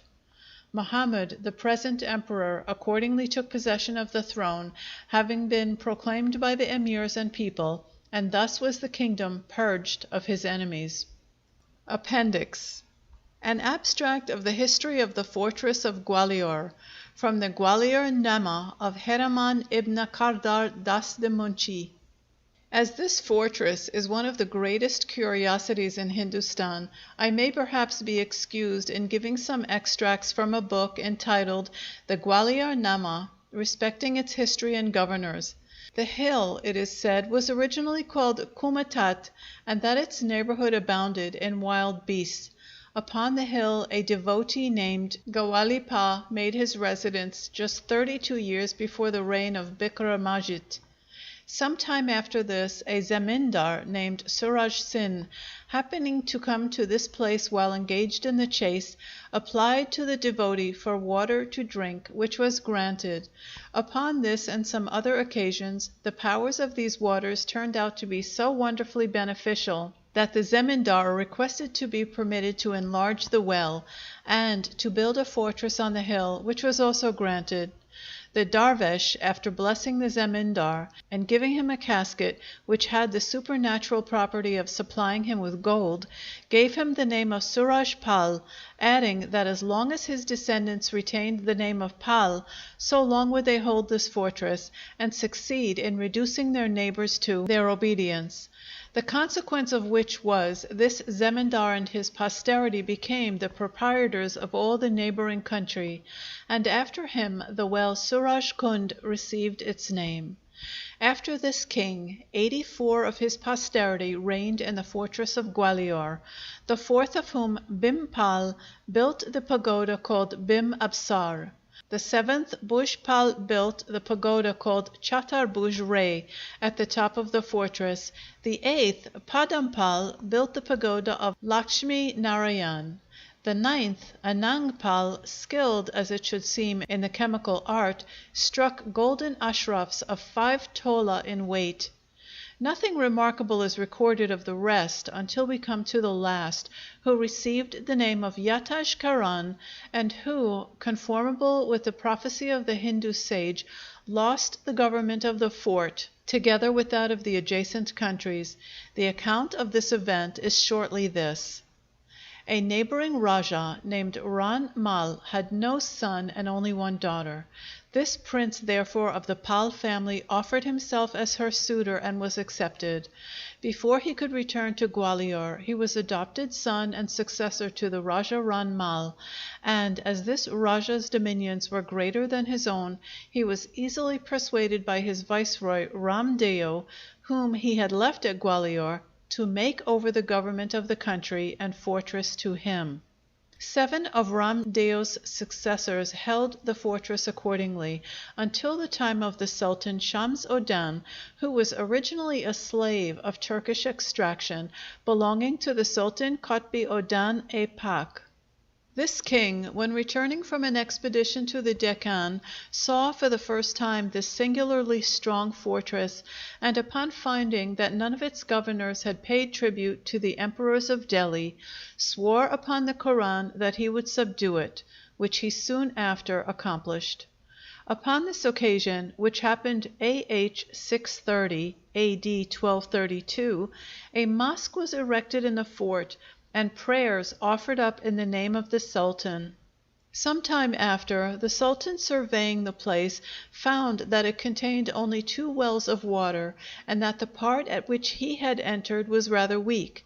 He ordered a wall, therefore, to be built, joining it to the hill, and in the area he made 8 wells and 9 badries, all of which are still in being. One of these wells is very famous for its waters, which are carried to a great distance and are found very useful to invalids. After the Sultan had made all his arrangements, he returned to Delhi, leaving the fortress in the hands of one Bahadur Khan.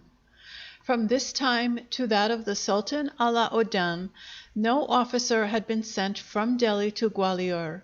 Some time after his accession, however, it was given to 2 Rajputs of the Pargana of Dandaruli as a reward for faithful service. These men, however, being much envied by their neighbors, the Rajputs of Tunur were at length invited to a feast at a little distance from the fortress and killed by treachery. The fortress then fell into their hands, and 8 persons of that tribe held it in succession. Several wells, pagodas, and bowers were made by this race, the last of whom was Bikramajit. The fortress then reverted to the Moslems. From this time to the reign of Ibrahim, grandson of the Sultan Balul Ludi, the fortress was held by Bikram Majid upon paying tribute to the kings of Delhi.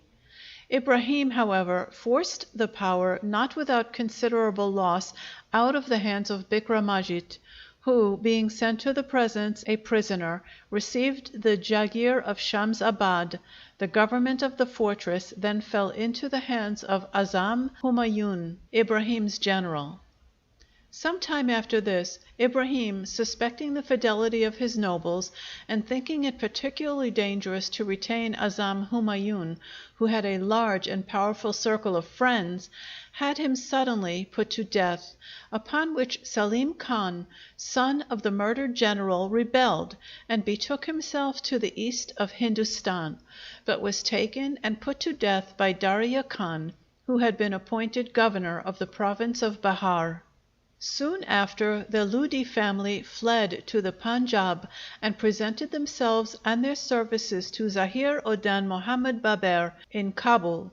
Here they represented the perturbed state of Hindustan and formed a treaty with him, which ended in its final subjugation, for soon after a battle took place in which Ibrahim was slain, with Bikram Majid fighting at his side. Khaja Rahim Dad, one of Baber's servants, was now appointed to the government of Gwalior, but in a little time got out of favor, when a Rajput named Dahar Mankad, a zamindar of that quarter, became governor of the fortress. Upon this occasion, Sheikh Mohammed Goth, a man of considerable influence, represented to the king the great impropriety of an infidel's holding this fortress, under a sovereign who professed the true faith, and Khaja Rahim Dad was restored to the government, which he held but a short time, and was succeeded by Abul Fath, who held it till the death of Baber. When Mohammed Humayun succeeded to the throne, he took up his residence for some time in the fortress of Gwalior, and at that time built the Humayun Temple, a place commanding an extensive prospect and enjoying the most wholesome air. He then returned to his capital. When Sher Shah came to the throne, he took up his residence for some time at Gwalior, and then built the Sher Temple, and also constructed a large tank in its area. After the death of Sher Shah, which happened at this place, his son Jalal Khan succeeded to the throne, and took the name of Islam Shah. He also took up his residence in this fortress, and in it he died. During the next reign, which was short and troublous, the possession of the fort of Gwalior remained in the hands of Barbal, a slave of Sher Shah, who held it until Akbar came to the throne. The Rajputs, however, desirous of regaining their ancient ascendancy in these parts, with Ramsah, a son of Bikram Majid, assembled a large force and attacked the fortress. Upon this occasion, Kaya Khan, one of Akbar's generals, was dispatched to relieve and take possession of it. When Kaya arrived at Gwalior, he was met by the forces of Ramsah, and an obstinate battle of 3 days' continuance ensued, but which ended in favor of Akbar's troops. After this, Bahbal remained to be subdued, and the fort to be taken, which, after a short siege, was completed. The servants of Akbar held the fortress after this for 50 years. When Jahangir came to the throne, the government of Gwalior was put into the hands of his servants, who seem to have advised him to destroy the building termed the Shir Mandar, to erect another in its place, and to name it the Jahangir Mandar, which is said to be very beautiful. When Shah Jahan succeeded to the empire, the government of Gwalior fell to the lot of one of his greatest favorites and bravest generals, Muzaffar Khan, who on this occasion received the title of Walakani Jahan, and in his hands it remained during a space of 19 years. This governor was a great encourager of good and learned men, and very remarkable for his justice and liberality to all. He is said to have had an elephant so powerful and courageous that he would destroy whole ranks of the enemy at once, which he did so effectually upon a battle happening with the house of Ludi, that he was the principal cause of the victory, and for which the governor obtained the title of Khani Jahan. On this and other accounts he had a statue of this elephant carved in stone, and set up at the north gate of the fort. Near the same spot he erected and peopled a village, and this he called, after his former name, Muzaffirpur. In the vicinity of this he planted a garden, and here he made 2 wells, and erected some seats for the accommodation of the inhabitants. A few trees of this garden still remain. Besides this, he built a lofty mansion for himself, containing some large rooms of state, with other apartments, in the court of which he made a deep tank, and in the front of this court 4 gardens. In this mansion the governors of the fort still reside.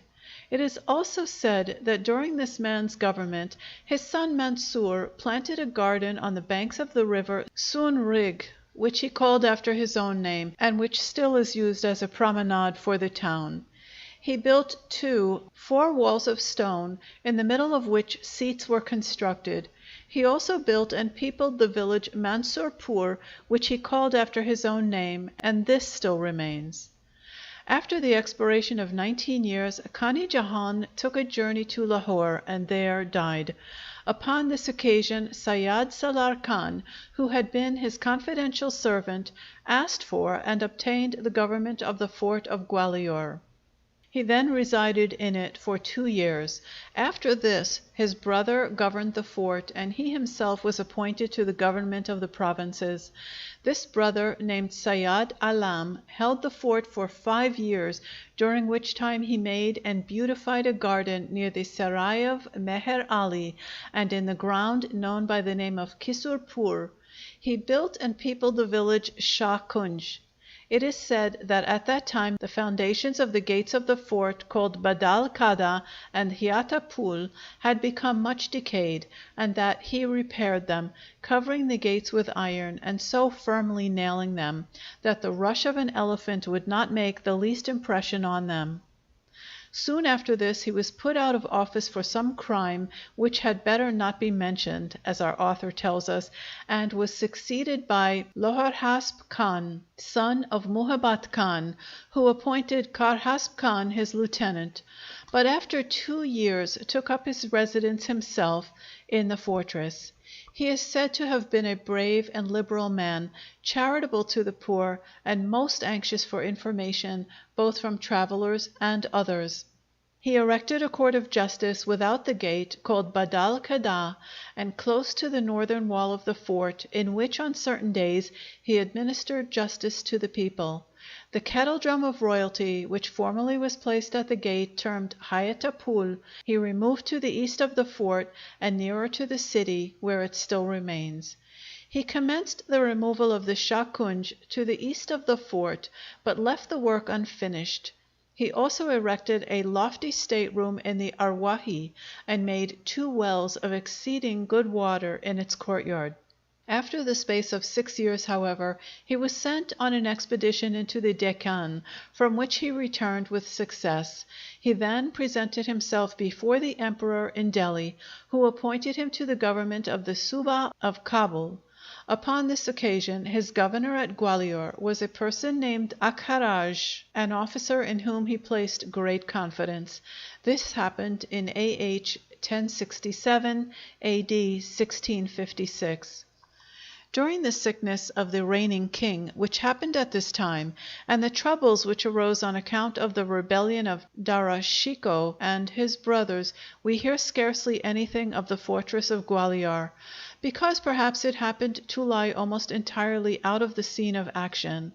It remained, however, for some time in the hands of Akharaj, but as he had the imprudence to close it on one occasion against the royal standard, it was at length given to Obeid Allah Khan, and soon after this several of the rebels falling into the king's power were put into confinement in the fortress and there kept.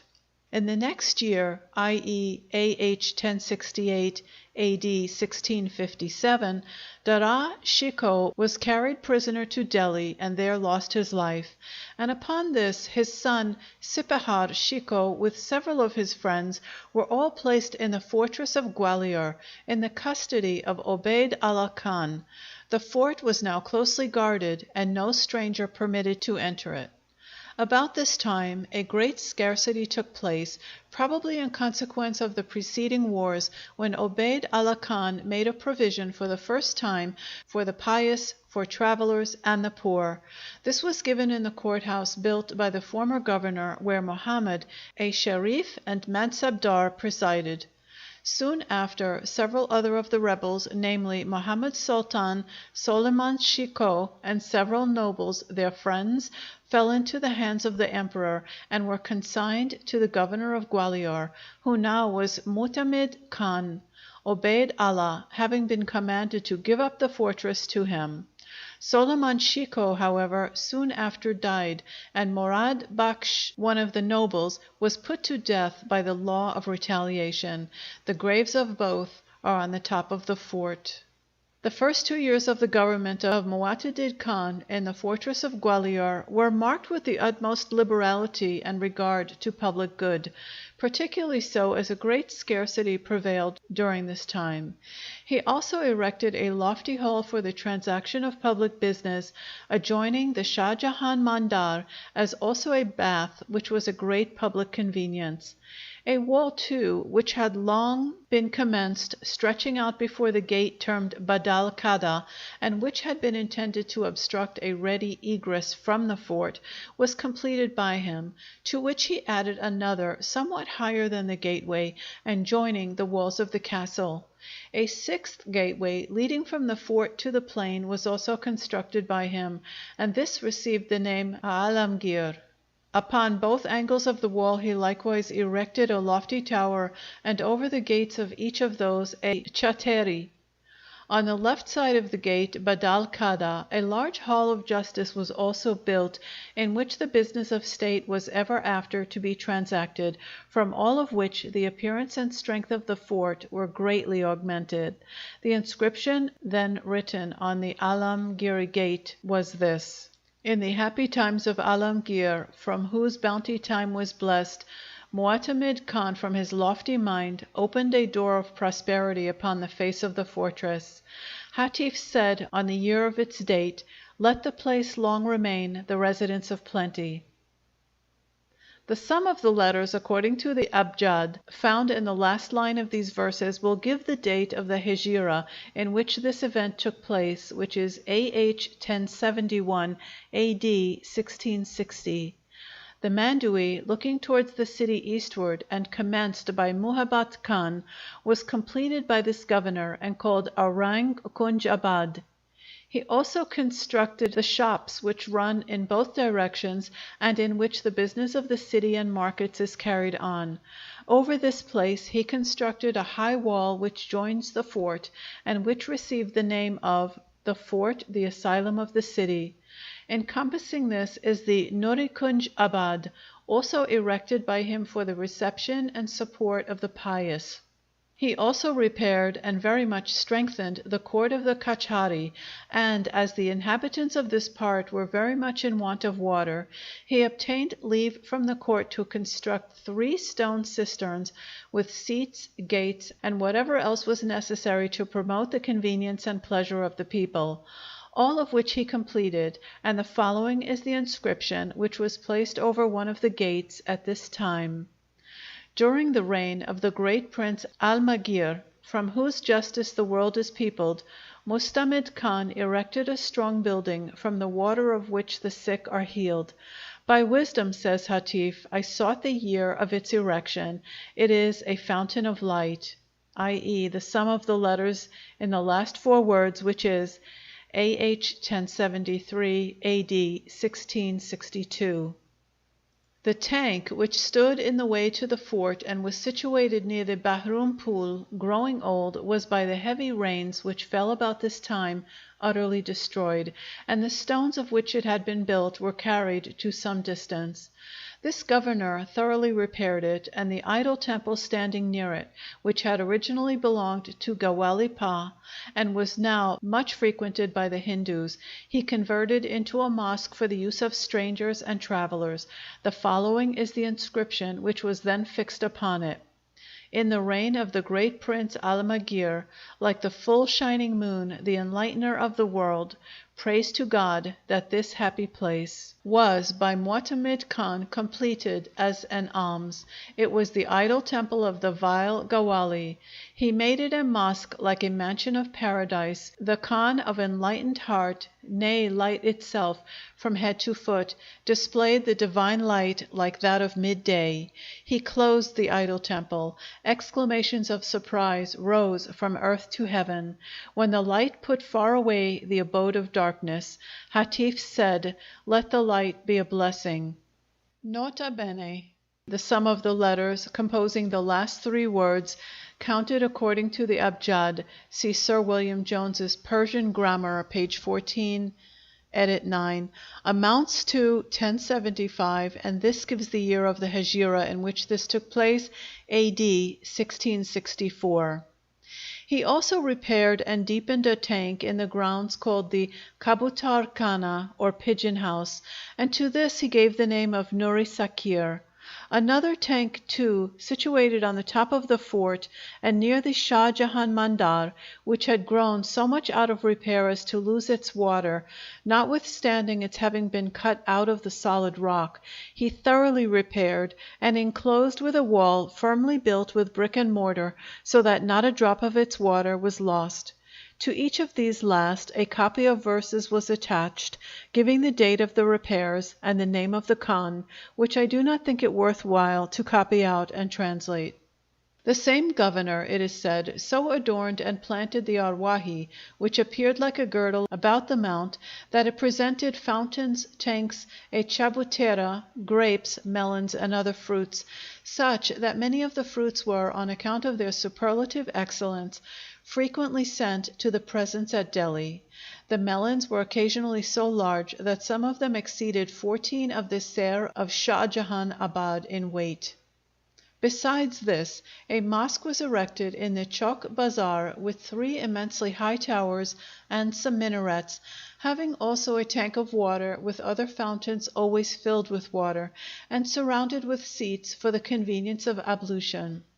Before this is an area with a very high gate, on the top of which is a bankla, and on both sides 2 beautifully constructed halls.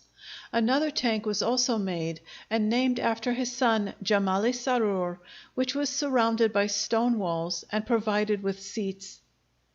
In the year 1078 of the Hejira, A.D. 1667, an order came from the court commanding Mu'tamid Khan to give up the fort, together with the prisoners it contained, which were then 3, to Khidmatgar Khan, and to proceed to the presence in order to receive the government of Akbarabad. With this the Khan complied and proceeded to Shah Jahanabad, where he was loaded with favors and dismissed to his station. And as the writer of this history, Heraman ibn Kadar Das, the Munshi, was a servant of Mu'tamid Khan, his account of Gwalior closes with the removal of his master from that place. End of Section 6. Section 7. Chapter 16. Ibn Batuta arrives at the Queen Mother's palace, his daughter's death and funeral, the Emperor's return to Delhi, appoints Ibn Batuta Judge of Delhi, character of the Emperor, quarrels with the inhabitants of Delhi, and commands them to quit the city for Daulatabad, Emir of Fargana put to death, the Kazai Jalal Odan and others put to death, cruelties of the Emperor, Arabic panegyric composed by our traveler for him, in danger of losing his life, gives up his office, and joins the religious. Let us now return to the description of our arrival in Delhi. When we arrived at this place, the vizier having previously met us, we came to the door of the Sultan's harem, to the place in which his mother, El Makduma Jahan, resides. The vizier, as also the Kazi of the place, being still with us. These paid their respects at the entrance, and we all followed their example. We also, each of us, sent his present to her, which was proportionate to his circumstances. The queen's secretaries then registered these presents and informed her of them. The presents were accepted, and we were ordered to be seated. Her viands were then brought in. We received the greatest respect and attention in their odd way. After this, dresses of honor were put upon us, and we were ordered to withdraw to such places as had been prepared for each of us. We made our obeisance and retired accordingly. This service is presented by one's bowing the head, placing one of the hands on the earth, and then retiring. When I had got to the house prepared for me, I found it furnished with every carpet, vessel, couch, and fuel one could desire. The victuals which they brought us consisted of flour, rice, and flesh, all of which were brought from the mother of the emperor. Every morning we paid our respects to the vizier, who on one occasion gave me 2,000 dinars and said, "This is to enable you to get your clothes washed." He also gave me a large robe of honor, and to my attendants, who amounted to about 40, he gave 2,000 dinars. After this, the emperor's allowance was brought to us, which amounted to the weight of 1,000 Delhi rittles of flour, where every rittle is equal to 25 rittles of Egypt. We also had 1,000 rittles of flesh, and of fermented liquors, oil olive, and the betel nut, many rittles, and also many of the betel leaf. During this time, and in the absence of the emperor, a daughter of mine happened to die, which the vizier communicated to him. The emperor's distance from Delhi was that of 10 stages. Nevertheless, the vizier had an answer from him on the morning of the day on which the funeral was to take place. His orders were that what was usually done on the death of any of the children of the nobility should be done now. On the 3rd day, therefore, the vizier came with the judges and nobles, who spread a carpet and made the necessary preparations, consisting of incense, rose water, readers of the Koran, and panegyrists.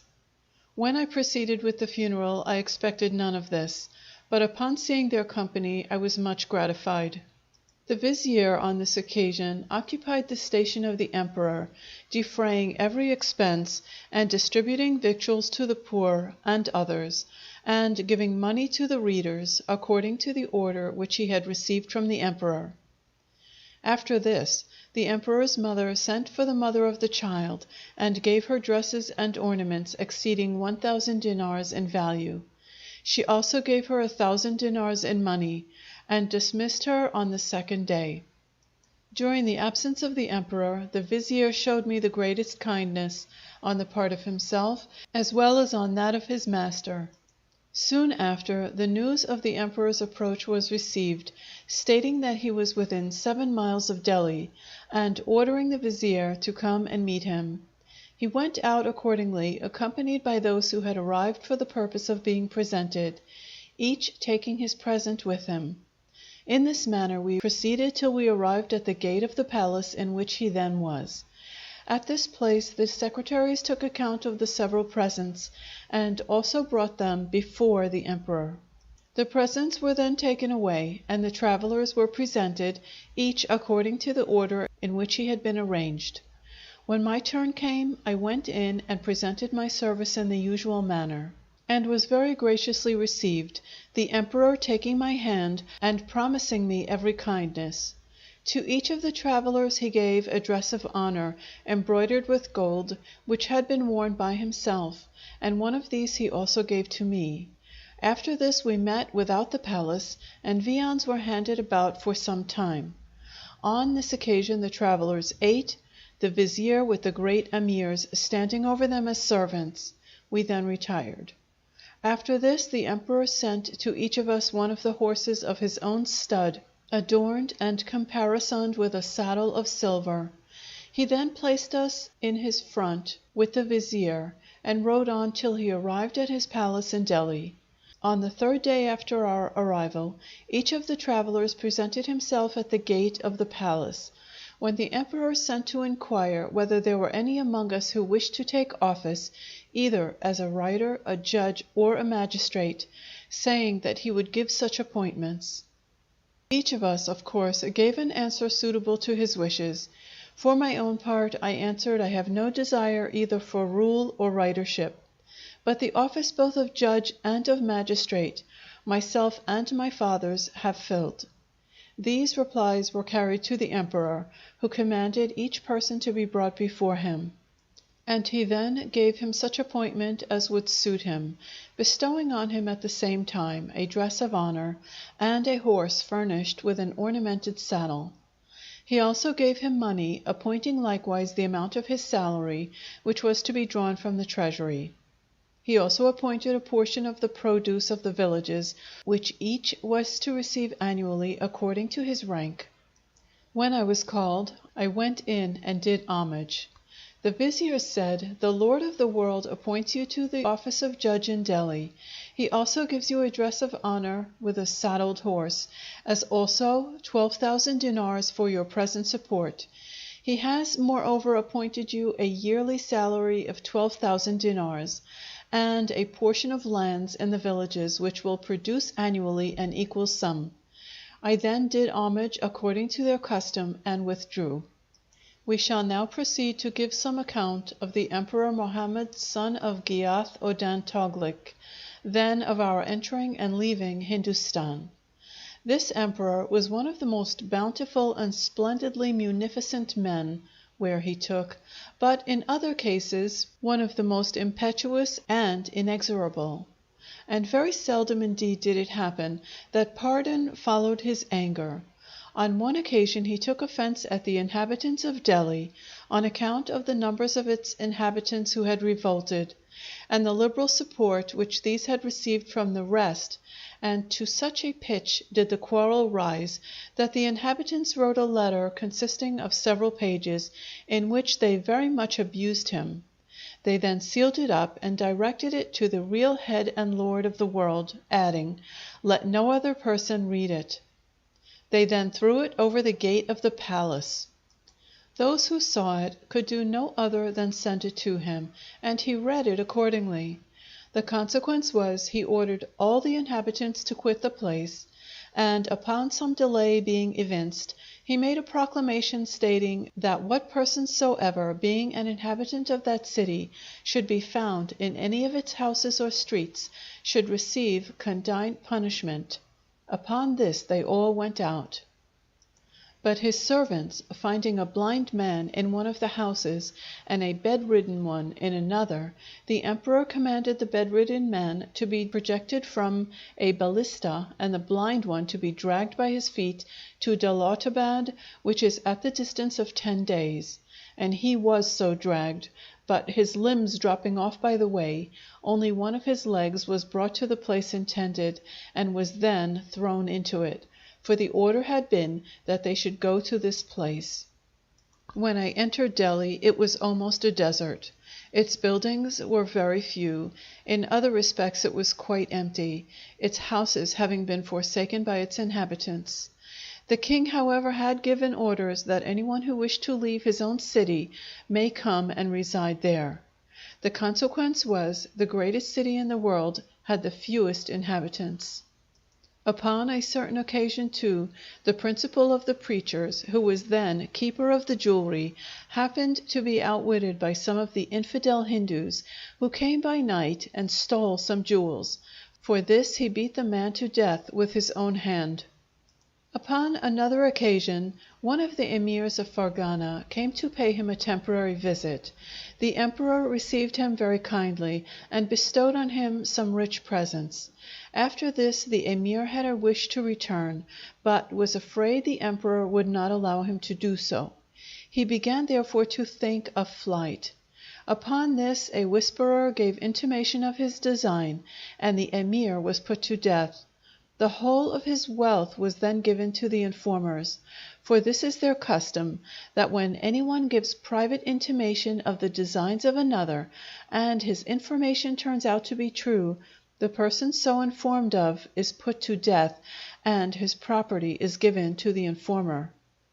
There was at that time in the city of Kambaya, on the shores of India, a sheikh of considerable power and note, named the Sheikh Ali Hadari, to whom the merchants and seafaring men made many votive offerings. This sheikh was in the habit of making many predictions for them. But when the Kezai Jalal Odan Afghani rebelled against the emperor, it was told him that the Sheikh Hadari had sent for this Kezai Jalal Odan and given him the cap off his own head. Upon this, the emperor set out for the purpose of making war upon the Kezai Jalal Odan, whom he put to flight. He then returned to his palace, leaving behind him an emir, who should make inquiry respecting others who had joined the Kezai. The inquiry accordingly went on, and those who had done so were put to death. The sheikh was then brought forward, and when it was proved that he had given his cap to the Kezai, he was also slain. The Sheikh Had, son of the Sheikh Baha Odan Zachariah, was also put to death, on account of some spite which he would wreak upon him. This was one of the greatest sheikhs. His crime was that his uncle's son had rebelled against the emperor, when he was acting as governor in one of the provinces of India. So war was made upon him, and being overcome, his flesh was roasted with some rice, and thrown to the elephants to be devoured, but they refused to touch it. Upon a certain day, when I myself was present, some men were brought out who had been accused of having attempted the life of the vizier. They were ordered accordingly to be thrown to the elephants, which had been taught to cut their victims to pieces. Their hooves were cased with sharp iron instruments, and the extremities of these were like knives. On such occasions the elephant driver rode upon them, and when a man was thrown to them they would wrap the trunk about him and toss him up, then take him with the teeth and throw him between their forefeet upon the breast, and do just as the driver should bid them, and according to the orders of the emperor. If the order was to cut him to pieces, the elephant would do so with his irons, and then throw the pieces among the assembled multitude. But if the order was to leave him, he would be left lying before the emperor until the skin should be taken off and stuffed with hay, and the flesh given to the dogs. On one occasion, one of the emirs, viz., the Ain al-Mulk, who had the charge of the elephants and beasts of burden, revolted, and took away the greater part of these beasts, and went over the Ganges. At the time the emperor was on his march towards the Mebar districts, against the Emir Jalal Odan. Upon this occasion the people of the country proclaimed the runaway emperor, but, an insurrection arising, the matter soon came to an end. Another of his emirs, namely Halajun, also revolted, and sallied out of Delhi with a large army. The viceroy in the district of Telangana also rebelled and made an effort to obtain the kingdom, and very nearly succeeded, on account of the great number who were then in rebellion and the weakness of the army of the emperor, for a pestilence had carried off the greater part. From his extreme good fortune, however, he got the victory, collected his scattered troops, and subdued the rebellious emirs, killing some, torturing others, and pardoning the rest. He then returned to his residence, repaired his affairs, strengthened his empire, and took vengeance on his enemies. But let me now return to the account of my own affairs with him.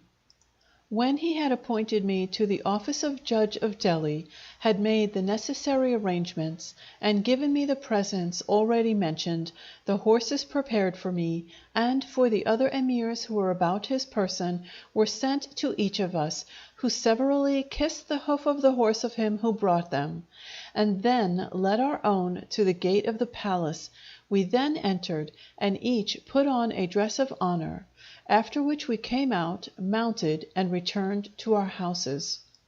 The emperor said to me on this occasion, "Do not suppose that our office of Judge of Delhi will cost you little trouble. On the contrary, it will require the greatest attention." I understood what he said, but did not return him a good answer. He understood the Arabic and was not pleased with my reply. "I am," said I, "of the sect of Ibn Malik, but the people of Delhi follow Hanafi. Besides, I am ignorant of their language." He replied, "I have appointed 2 learned men your deputies, who will advise with you. It will be your business to sign the legal instruments." He then added, "If what I have appointed prove not an income sufficient to meet your numerous expenses, I have likewise given you a cell, the bequests appropriated to which you may expend, taking this in addition to what is already appointed." I thanked him for this, and returned to my house. A few days after this he made me a present of 12,000 dinars. In a short time, however, I found myself involved in great debts, amounting to about 55,000 dinars, according to the computation of India, which with them amounts to 5,500 tankas, but which, according to the computation of the West, will amount to 13,000 dinars. The reason of this debt was the great expenses incurred in waiting on the emperor during his journeys to repress the revolt of the Ain el Mulk.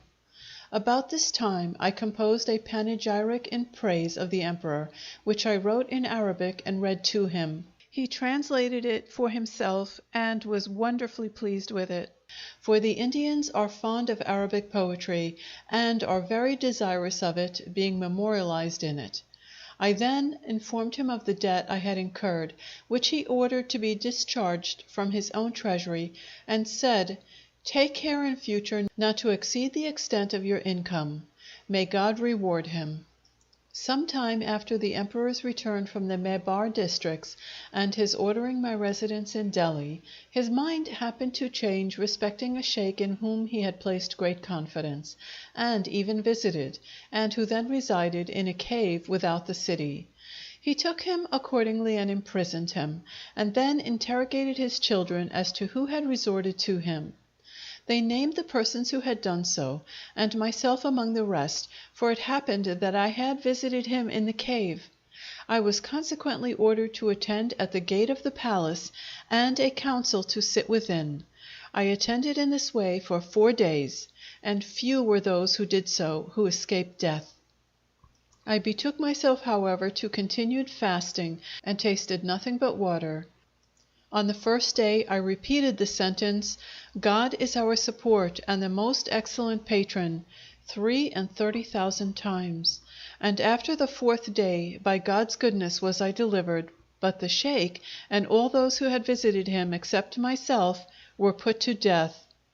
Upon this I gave up the office of judge, and bidding farewell to the world, attached myself to the holy and pious sheikh, the saint and phoenix of his age, Kamal Oden Abdul Ula el Ghezai, who had wrought many open miracles. All I had I gave to the fakirs, and putting on the tunic of one of them, I attached myself to this sheikh for 5 months, until I had kept a fast of 5 continued days. I then breakfasted on a little rice. Chapter 17. Sent on an embassy to China. Embassy from China to the emperor. Gold mines on the mountain of Kora. Sets out on the embassy. Arrives at Biana. Cool. War with the Hindus. Taken prisoner. Brought back to Delhi. Returns to Yuhbura. Merwa. Gwalior. Barun. Account of the Jogis. Witch burnt. Juggling of the Jogis. Arrives at Kajmara. Chanderi. Description of Gwalior. Daulatabad. Nazarabad. Mahratas. Segar. Kambaya. Goa. Beiram. Kuka. Dankul. Sindapur. Hinar. King of Hinar not subject to the Emperor of Delhi. Malabar customs. Kings of Malabar. Law of Succession, Account of the Growth of Pepper. After this, the emperor sending for me, I went to him in my tunic, and he received me more graciously than ever. He said, "It is my wish to send you as ambassador to the Emperor of China, for I know you love traveling in various countries." I consented, and he sent dresses of honor, horses, money, etc., with everything necessary for the journey. The Emperor of China had at this time sent presents to the Sultan consisting of 100 Mamluks, 50 slave girls, 500 dresses of el kamanja, 500 mounds of musk, 5 dresses wrought with jewels, 5 quivers wrought with gold, and 5 swords set with jewels. His request with the emperor was that he should be permitted to rebuild an idol temple in the country about the mountain of Kora, on which infidel Hindus resided, on the top of which and on the heights was a plain of 3 months' journey, and to which there was no approach.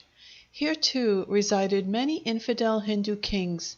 The extremities of these parts extend to the confines of Tibet, where the musk gazelles are found. There are also mines of gold on these mountains, and poisonous grass growing, such that when the rains fall upon it and run in torrents to the neighboring rivers, no one dares in consequence drink of the water during the time of their rising, and should any one do so, he dies immediately. This idol temple they usually called the Burkana. It stood at the foot of the mountain, and was destroyed by the Mussulmans when they became masters of these parts. Nor were the inhabitants of the mountain in a condition to fight the Mohammedans upon the plain. But the plain was necessary to them for the purposes of agriculture. They had therefore requested the Emperor of China to send presents to the King of India, and to ask this favor for them. Besides, to this temple the people of China also made pilgrimages.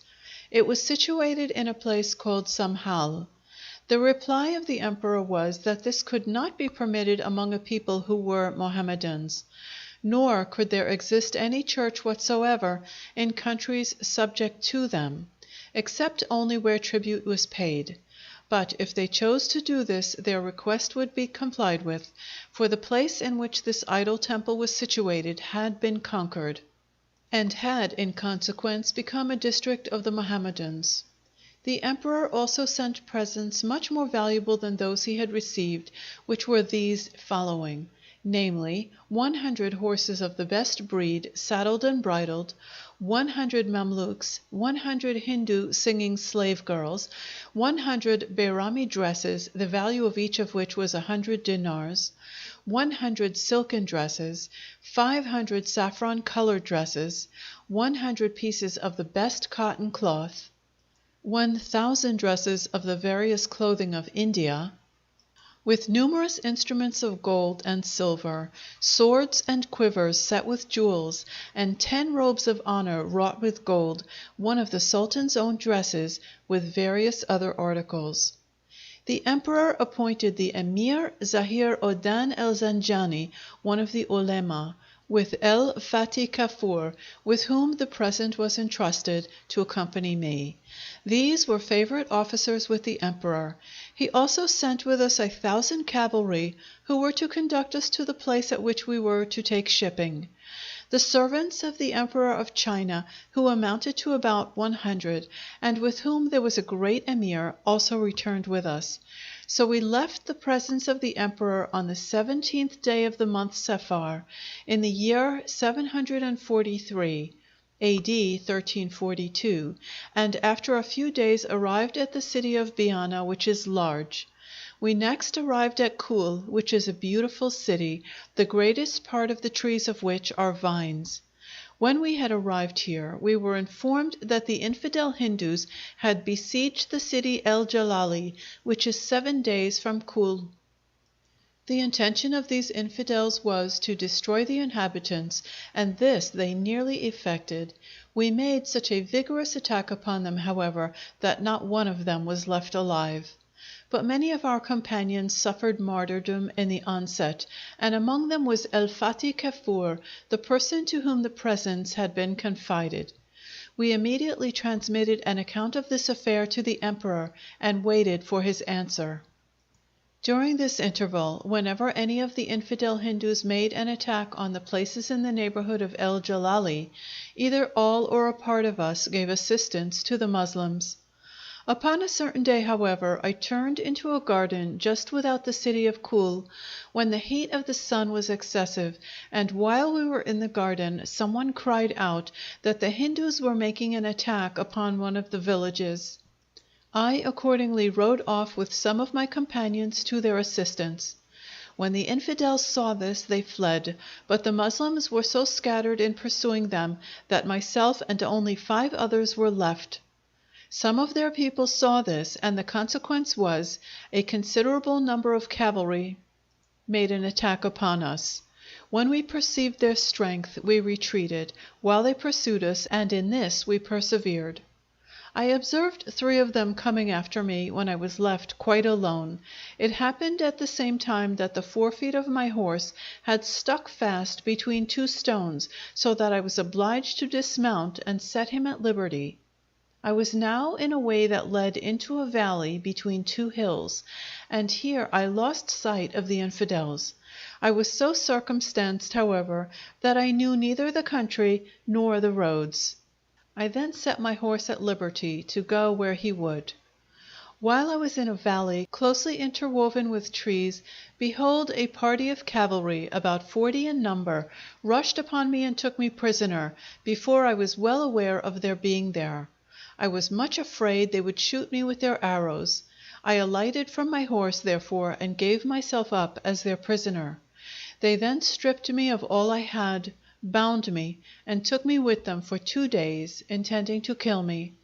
Of their language I was quite ignorant, but God delivered me from them, for they left me, and I took my course I knew not whither.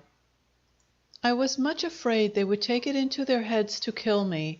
I therefore hid myself in a forest thickly interwoven with trees and thorns, so much so that a person wishing to hide himself could not be discovered. Whenever I ventured upon the roads, I found they always led either to one of the villages of the infidels or to some ruined village. I was always, therefore, under the necessity of returning, and thus I passed 7 whole days, during which I experienced the greatest horrors. My food was the fruit and leaves of the mountain trees.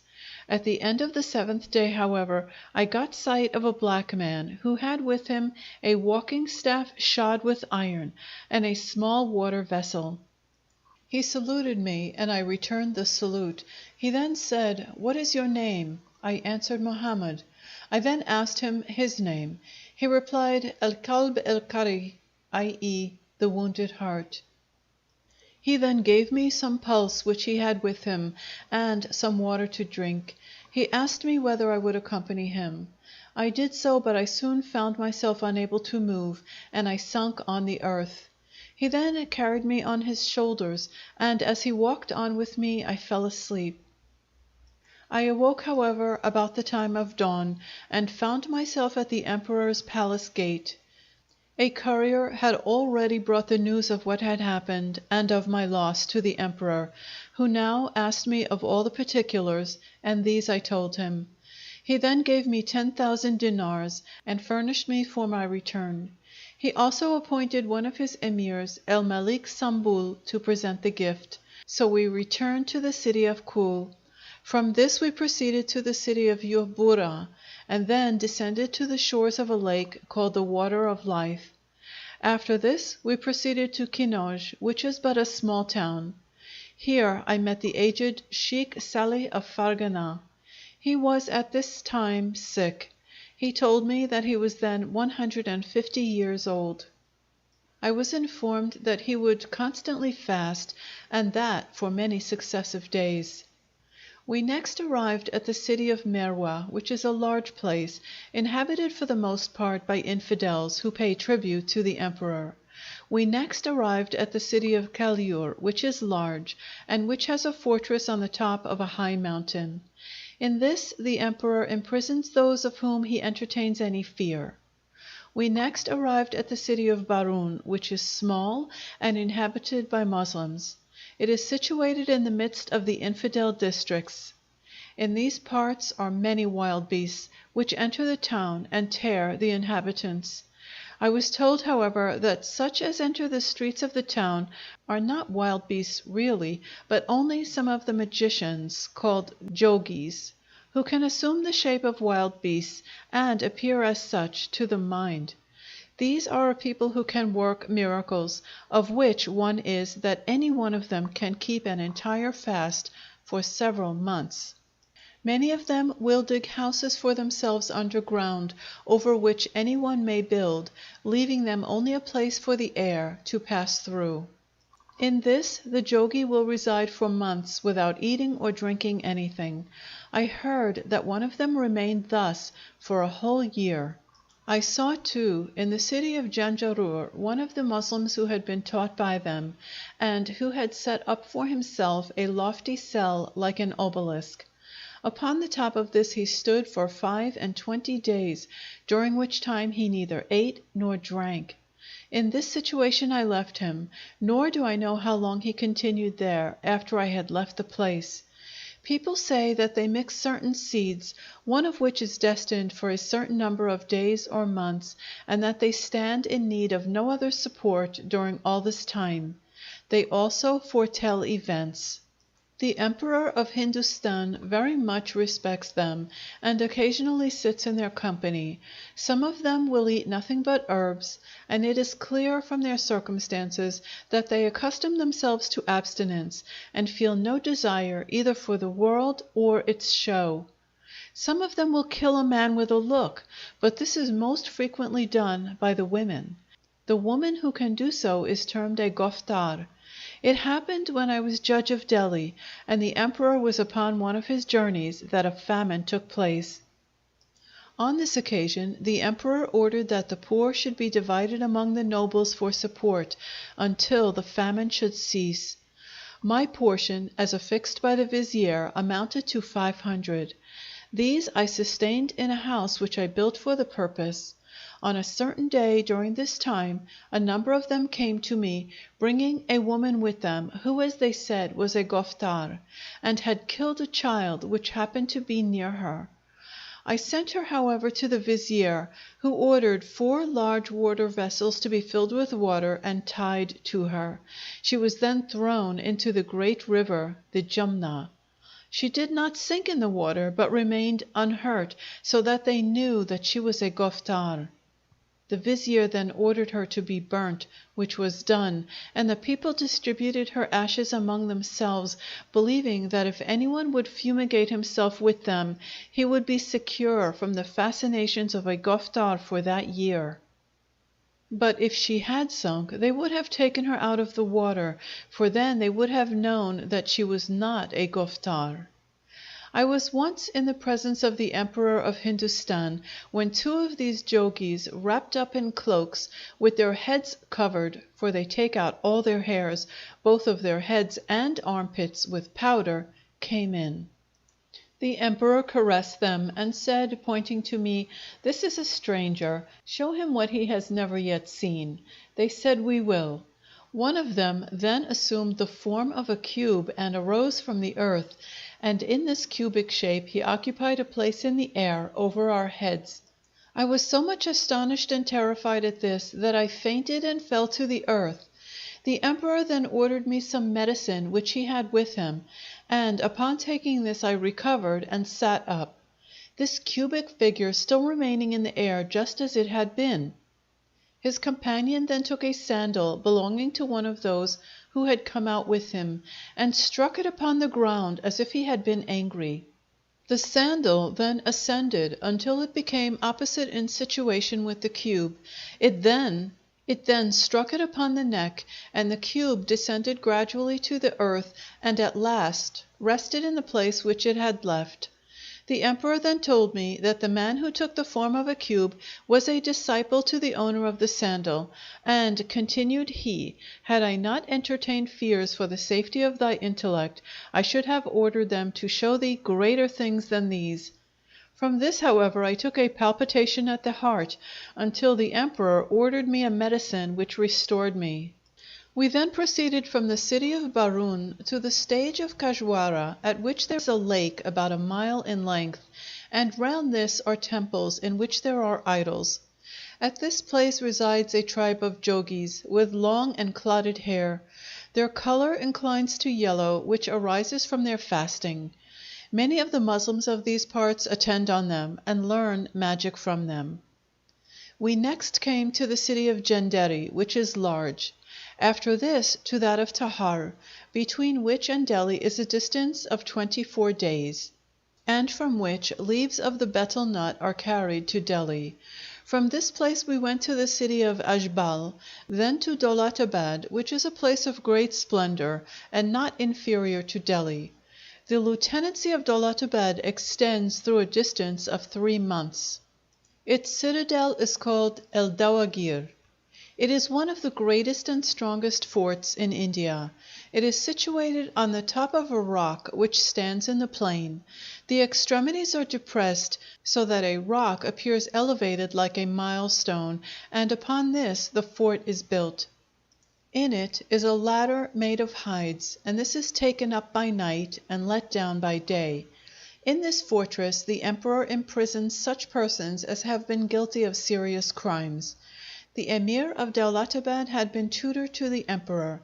He is the great Emir Katlukan. In this city are vines and pomegranates which bear fruit twice in the year. It is, moreover, one of the greatest districts as to revenue. Its yearly taxes and fines amount to 17 karors. A karor is 100 lakh, and a lakh 100,000 Indian dinars. This was collected by a man, appointed to do so, before the government of Katlukan, but as he had been killed, on account of the treasure which was with him, and this taken out of his effects after his death, the government fell to Katlukan. The most beautiful marketplace here is called the Tarab Abad, in the shops of which sit the singing women ready dressed out, with their slave girls in attendance. Over these is an emir, whose particular business it is to regulate their income. We next came to the city of Nazar Abad. It is small and inhabited by the Mahrattas, a people well skilled in the arts, medicine, and astrology. Their nobles are Brahmins. The food of the Mahrattas consists of rice, green vegetables, and oil of sesame. They do not allow either the punishing or sacrificing of animals. They carefully wash all their food, just as one washes after other impurities, and never intermarry with their relations, unless separated by the intervals of 7 generations at least. They also abstain from the use of urine. Our next place of arrival was the city of Sagar, which is large, and is situated on a river of the same name. Near it are mills which are worked for their orchards, i.e., to supply water. The inhabitants of this place are religious and peaceable. We next arrived at the city of Cambeya, which is situated at a mouth of the sea which resembles a valley, and into which the ships ride. Here also the flux and reflux of the tide is felt. The greatest part of its inhabitants are foreign merchants. We next came to Goa, which is subject to the infidel king Jalansi, king of Kandahar, who is also subject to the emperor of Hindustan, and to whom he sends an annual present. We next came to a large city situated at a mouth of the sea, and from this we took shipping and came to the island of Bairam, which is without inhabitants. We next arrived at the city of Kuka, the king of which is an infidel named Dankul, and subject to the emperor of Hindustan. After some days we came to the island of Sindapur, in the interior of which are 36 villages. By this we passed, however, and dropped anchor at a small island near it, in which is a temple and a tank of water. On this island we landed, and here I saw a jogi leaning against the wall of the temple and placed between two idols. He had some marks about him of a religious warfare. I addressed him, but he gave me no answer. We looked too, but could see no food near him. When we looked at him, he gave a loud shout, and a coconut fell upon him from a tree that was there. This nut he threw to us. To me he threw 10 dinars after I had offered him a few, of which he would not accept. I supposed him to be a Moslem, for when I addressed him he looked towards heaven and then towards the temple at Mecca, intimating that he acknowledged God and believed in Mohammed as his prophet. We next came to the city of Hinar, which is situated at an estuary of the sea, and which receives large vessels. The inhabitants of this place are Moslems of the sect of Shafia, a peaceable and religious people. They carry on, however, a warfare for the faith by sea, and for this they are noted. The women of this city, and indeed of all the Indian districts situated on the seashores, never dress in clothes that have been stitched, but the contrary. One of them, for example, will tie one part of a piece of cloth round her waist, while the remaining part will be placed upon her head and breast. They are chaste and handsome. The greater part of the inhabitants, both male and females, have committed the Koran to memory. The inhabitants of Malabar generally pay tribute to the king of Hinar, fearing as they do his bravery by sea. His army, too, consists of about 6,000 men. They are nevertheless a brave and warlike race. The present king is Jamal Odan Mohammed ibn Hassan. He is one of the best of princes, but is himself subject to an infidel king whose name is Horeb. We next came into the country of Malabar, which is the country of black pepper. Its length is a journey of 2 months along the shore from Sindapur to Kaulam. The whole of the way by land lies under the shade of trees, and at the distance of every half-mile there is a house made of wood, in which there are chambers fitted up for the reception of comers and goers, whether they be Moslems or infidels. To each of these there is a well, out of which they drink, and over each is an infidel appointed to give drink. To the infidels he supplies this in vessels, to the Moslems he pours it in their hands. They do not allow the Moslems to touch their vessels or to enter into their apartments, but if anyone should happen to eat out of one of their vessels they break it to pieces. But in most of their districts the Mussulman merchants have houses and are greatly respected, so that Moslems who are strangers, whether they are merchants or poor, may lodge among them. But at any town in which no Moslem resides, upon anyone's arriving they cook, and pour out drink for him upon the leaf of the banana, and whatever he happens to give is given to the dogs. And in all this space of 2 months' journey there is not a span free from cultivation, for everybody has here a garden, and his house is placed in the middle of it, and round the whole of this there is a fence of wood, up to which the ground of each inhabitant comes. No one travels in these parts upon beasts of burden, nor is there any horse found, except with the king, who is therefore the only person who rides.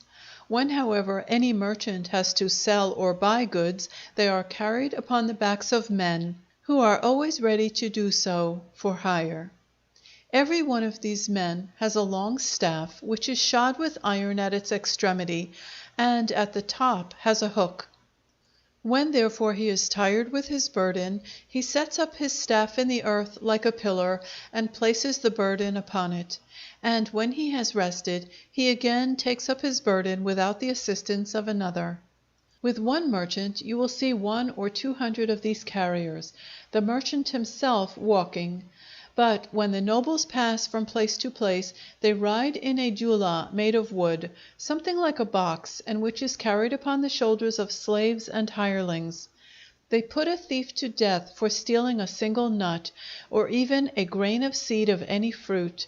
Hence thieves are unknown among them, and should anything fall from a tree, none, except its proper owner, would attempt to touch it. In the country of Malabar are 12 kings, the greatest of whom has 50,000 troops at his command, the least 5,000 or thereabouts. That which separates the district of one king from that of another is a wooden gate upon which is written, "The gate of safety of such an one." For when any criminal escapes from the district of one king and gets safely into that of another, he is quite safe, so that no one has the least desire to take him, so long as he remains there.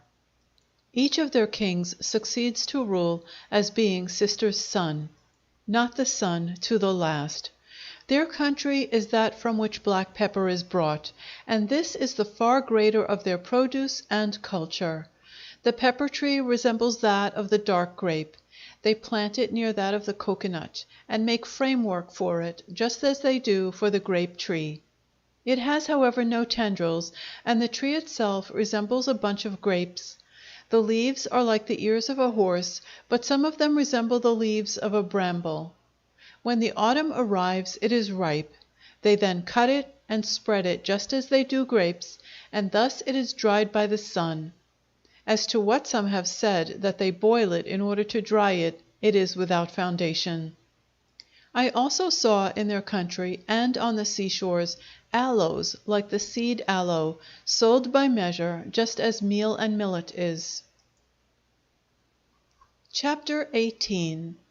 Arrival at Abisardar, Kakanwar, Manjaroon, Mohammedan merchants here, Hili, Jurkanan, Dadkanan, Miraculous Tree, Fatan, Fandarena, Calicut, Chinese junks, embassy goes on board and is wrecked, proceeds to Kaulam after his property, arrives at Kanjarkara, returns to Calicut, joins an expedition against Sindapur, the place carried by assault, arrives at Hinaur, Fakenaur, Manjarur, Hili, Jarafatan, Badafatan, Fandarena, Shaliat, returns to Sindapur, and sets out for the Maldive Islands.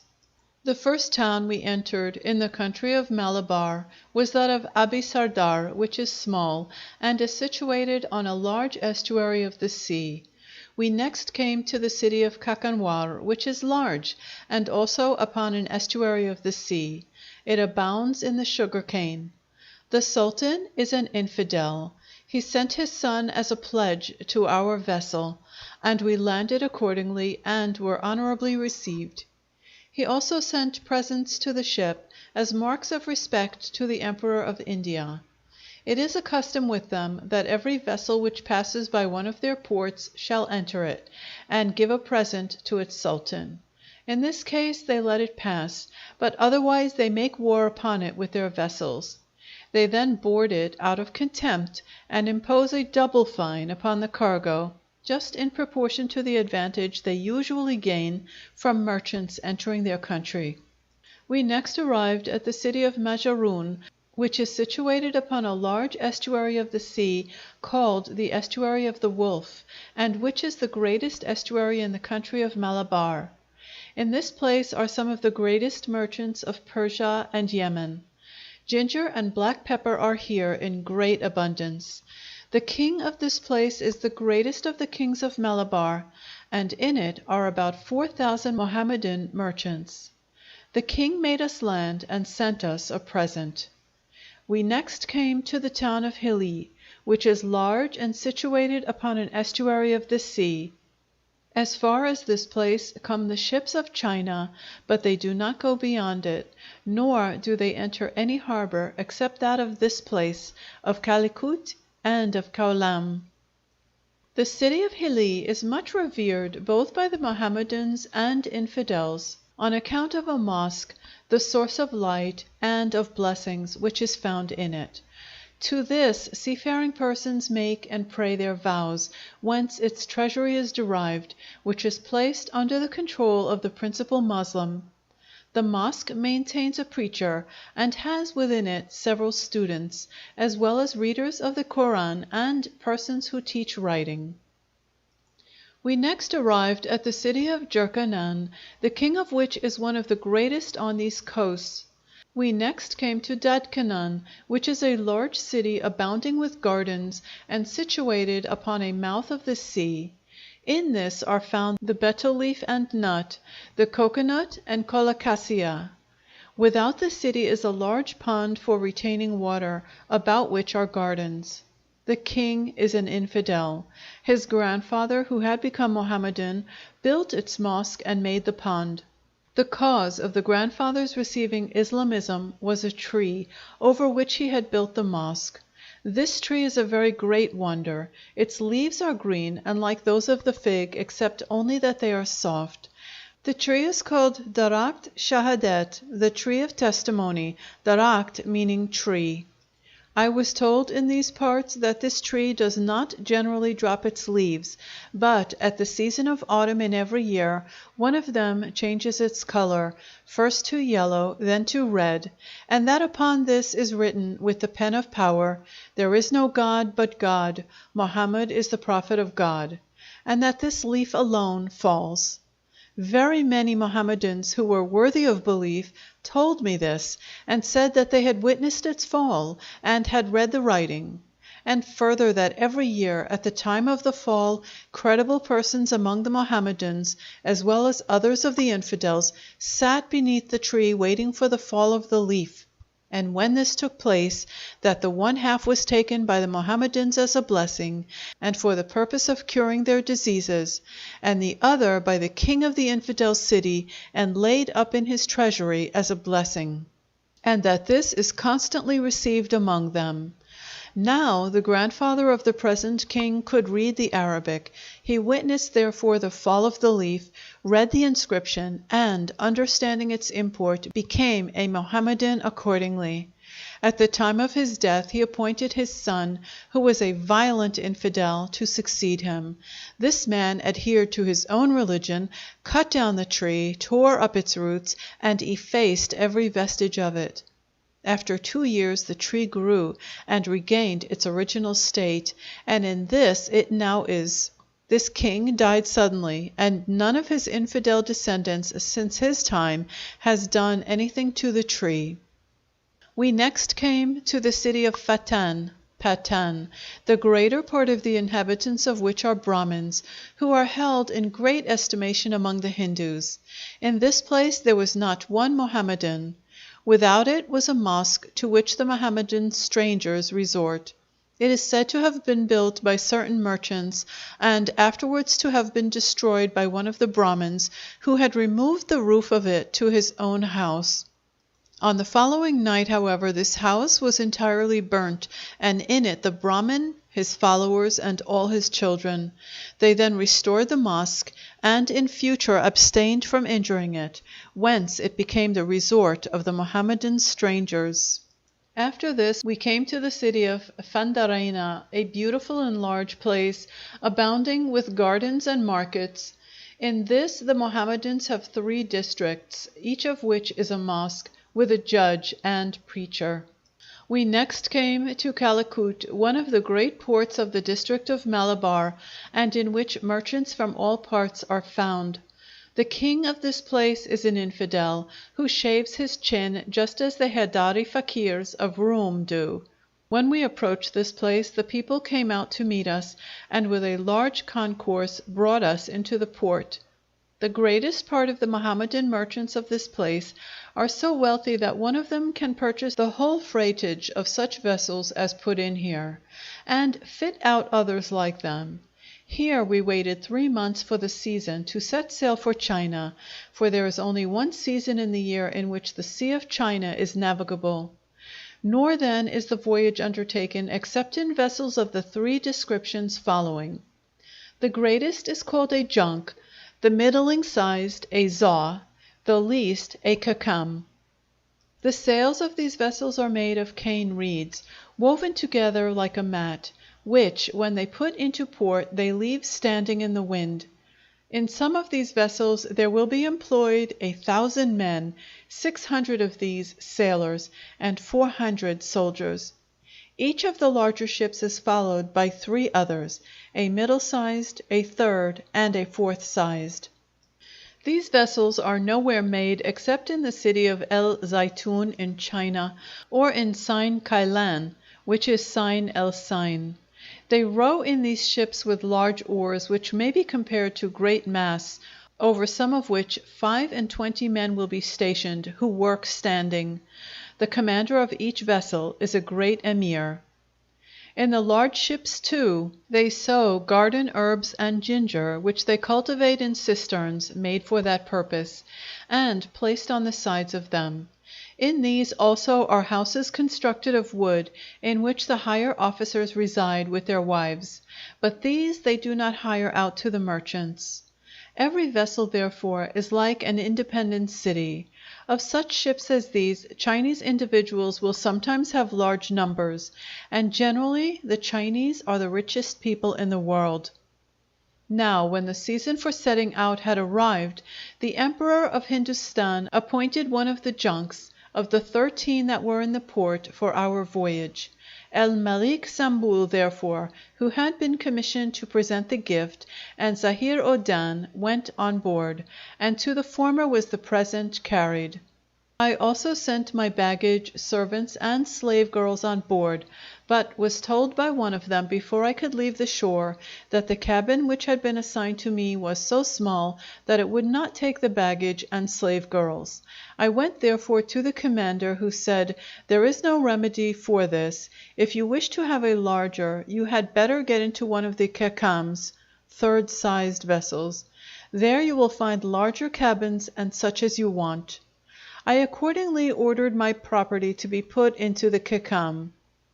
This was in the afternoon of Thursday, and I myself remained on shore for the purpose of attending divine service on the Friday. During the night, however, the sea arose, when some of the junks struck upon the shore, and the greatest part of those on board were drowned, and the rest were saved by swimming. Some of the junks, too, sailed off, and what became of them I know not. The vessel in which the present was stowed kept on the sea till morning, when it struck on the shore, and all on board perished, and the wealth was lost. I had indeed seen from the shore the emperor's servants, with El Malik Sambul and Zahir Odan, prostrating themselves almost distracted, for the terror of the sea was such as not to be got rid of. I myself had remained on shore, having with me my prostration carpet and 10 dinars, which had been given me by some holy men. These I kept as a blessing, for the kekam had sailed off with my property and followers. The missionaries of the King of China were on board another junk, which struck upon the shore also. Some of them were saved and brought to land, and afterwards clothed by the Chinese merchants. I was told that the kekam in which my property was must have put into Kaulam. I proceeded therefore to that place by the river. It is situated at the distance of 10 days from Calicut. About 5 days I came to Kanjakara, which stands on the top of a hill, is inhabited by Jews, and governed by an emir who pays tribute to the king of Kaulam. All the trees we saw upon the banks of this river, as well as upon the seashores, were those of the cinnamon and bakam, which constitute the fuel of the inhabitants, and with this we cooked our food. Upon the 10th day we arrived at Kaulam, which is the last city on the Malabar coast. In this place is a large number of Mohammedan merchants, but the king is an infidel. In this place I remained a considerable time, but heard nothing of the kekam and my property. I was afraid to return to the emperor, who would have said, "How came you to leave the present and stay upon the shore?" for I knew what sort of a man he was in cases of this kind. I also advised with some of the Mohammedans, who dissuaded me from returning, and said, "He will condemn you because you left the present. You had better, therefore, return by the river to Calicut." I then betook myself to Jamal Odan, king of Hinaur, by sea, who, when I came near, met me and received me honorably, and then appointed me a house with a suitable maintenance. He was about to attend on divine service in the mosque and commanded me to accompany him. I then became attached to the mosque and read daily a khatma or two. At this time the king was preparing an expedition against the island of Sindabur. For this purpose he had prepared 52 vessels, which, when ready, he ordered me to attend with him for the expedition. Upon this occasion I opened the Koran in search of an omen, and in the first words of the first leaf, which I laid my hand upon, was frequent mention of the name of God, and the promise that he would certainly assist those who assisted him. I was greatly delighted with this, and when the king came to the evening prayer, I told him of it, and requested to be allowed to accompany him. He was much surprised at the omen, and prepared to set out in person. After this he went on board one of the vessels, taking me with him, and then we sailed. When we got to the island of Sindabur, we found the people prepared to resist us, and a hard battle was accordingly fought. We carried the place, however, by divine permission, by assault. After this the king gave me a slave girl with clothing and other necessaries, and I resided with him some months. I then requested permission to make a journey to Kaulam to inquire after the Khakham with my goods. He gave me permission, after obtaining a promise that I would return to him. I then left him for Hindar, and then proceeded to Fakanor, and thence to Manjarur, thence to Hili, Jarafatan, Badafatan, Fandarena, and Calicut, mention of which has already been made. I next came to the city of Shaliat, where the Shaliats are made, and hence they derive their name. This is a fine city. I remained at it some time, and there heard that the Khakham had returned to China, and that my slave girl had died in it, and I was very much distressed on her account. The infidels, too, had seized upon my property, and my followers had been dispersed among the Chinese and others. I then returned to Sindabur to the King Jamal Odan, at the time when an infidel king was besieging the town with his troops. I left the place, therefore, and made for the Maldive Islands, at which, after 10 days, I arrived. End of Section 7. Section 8. Chapter 19. Description of the Maldive Islands. Natural productions, people, customs, trade, currency, origin of Mohammedanism here, a queen governing the principal island. They write generally on palm leaves with an iron style. Power of the judge, his revenue. Isle of Kalnus. Voyage to the principal isle. Introduced to the husband and vizier of the queen. Food of the islanders. Takes the office of judge. Marries 3 wives. Suspected by the vizier. Divorces his wives and visits the other islands. Muluk Island. Its fertility. Distance from the coast of Coromandel. These islands constitute one of the wonders of the world, for their number is about 2,000, nearly 100 of which are so close to each other as to form a sort of ring, each of which, nevertheless, is surrounded by the sea. When vessels approach any one of them, they are obliged to show who they have on board. If not, a passage is not permitted between them, for such is their proximity to each other, that the people of one are recognized by those of another.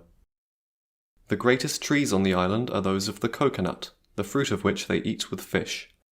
Of this sort of trees the palm will produce fruit 12 times in the year, each month supplying a fresh crop, so that you will see upon the trees the fruit of some large, of others small, of others dry, and of others green.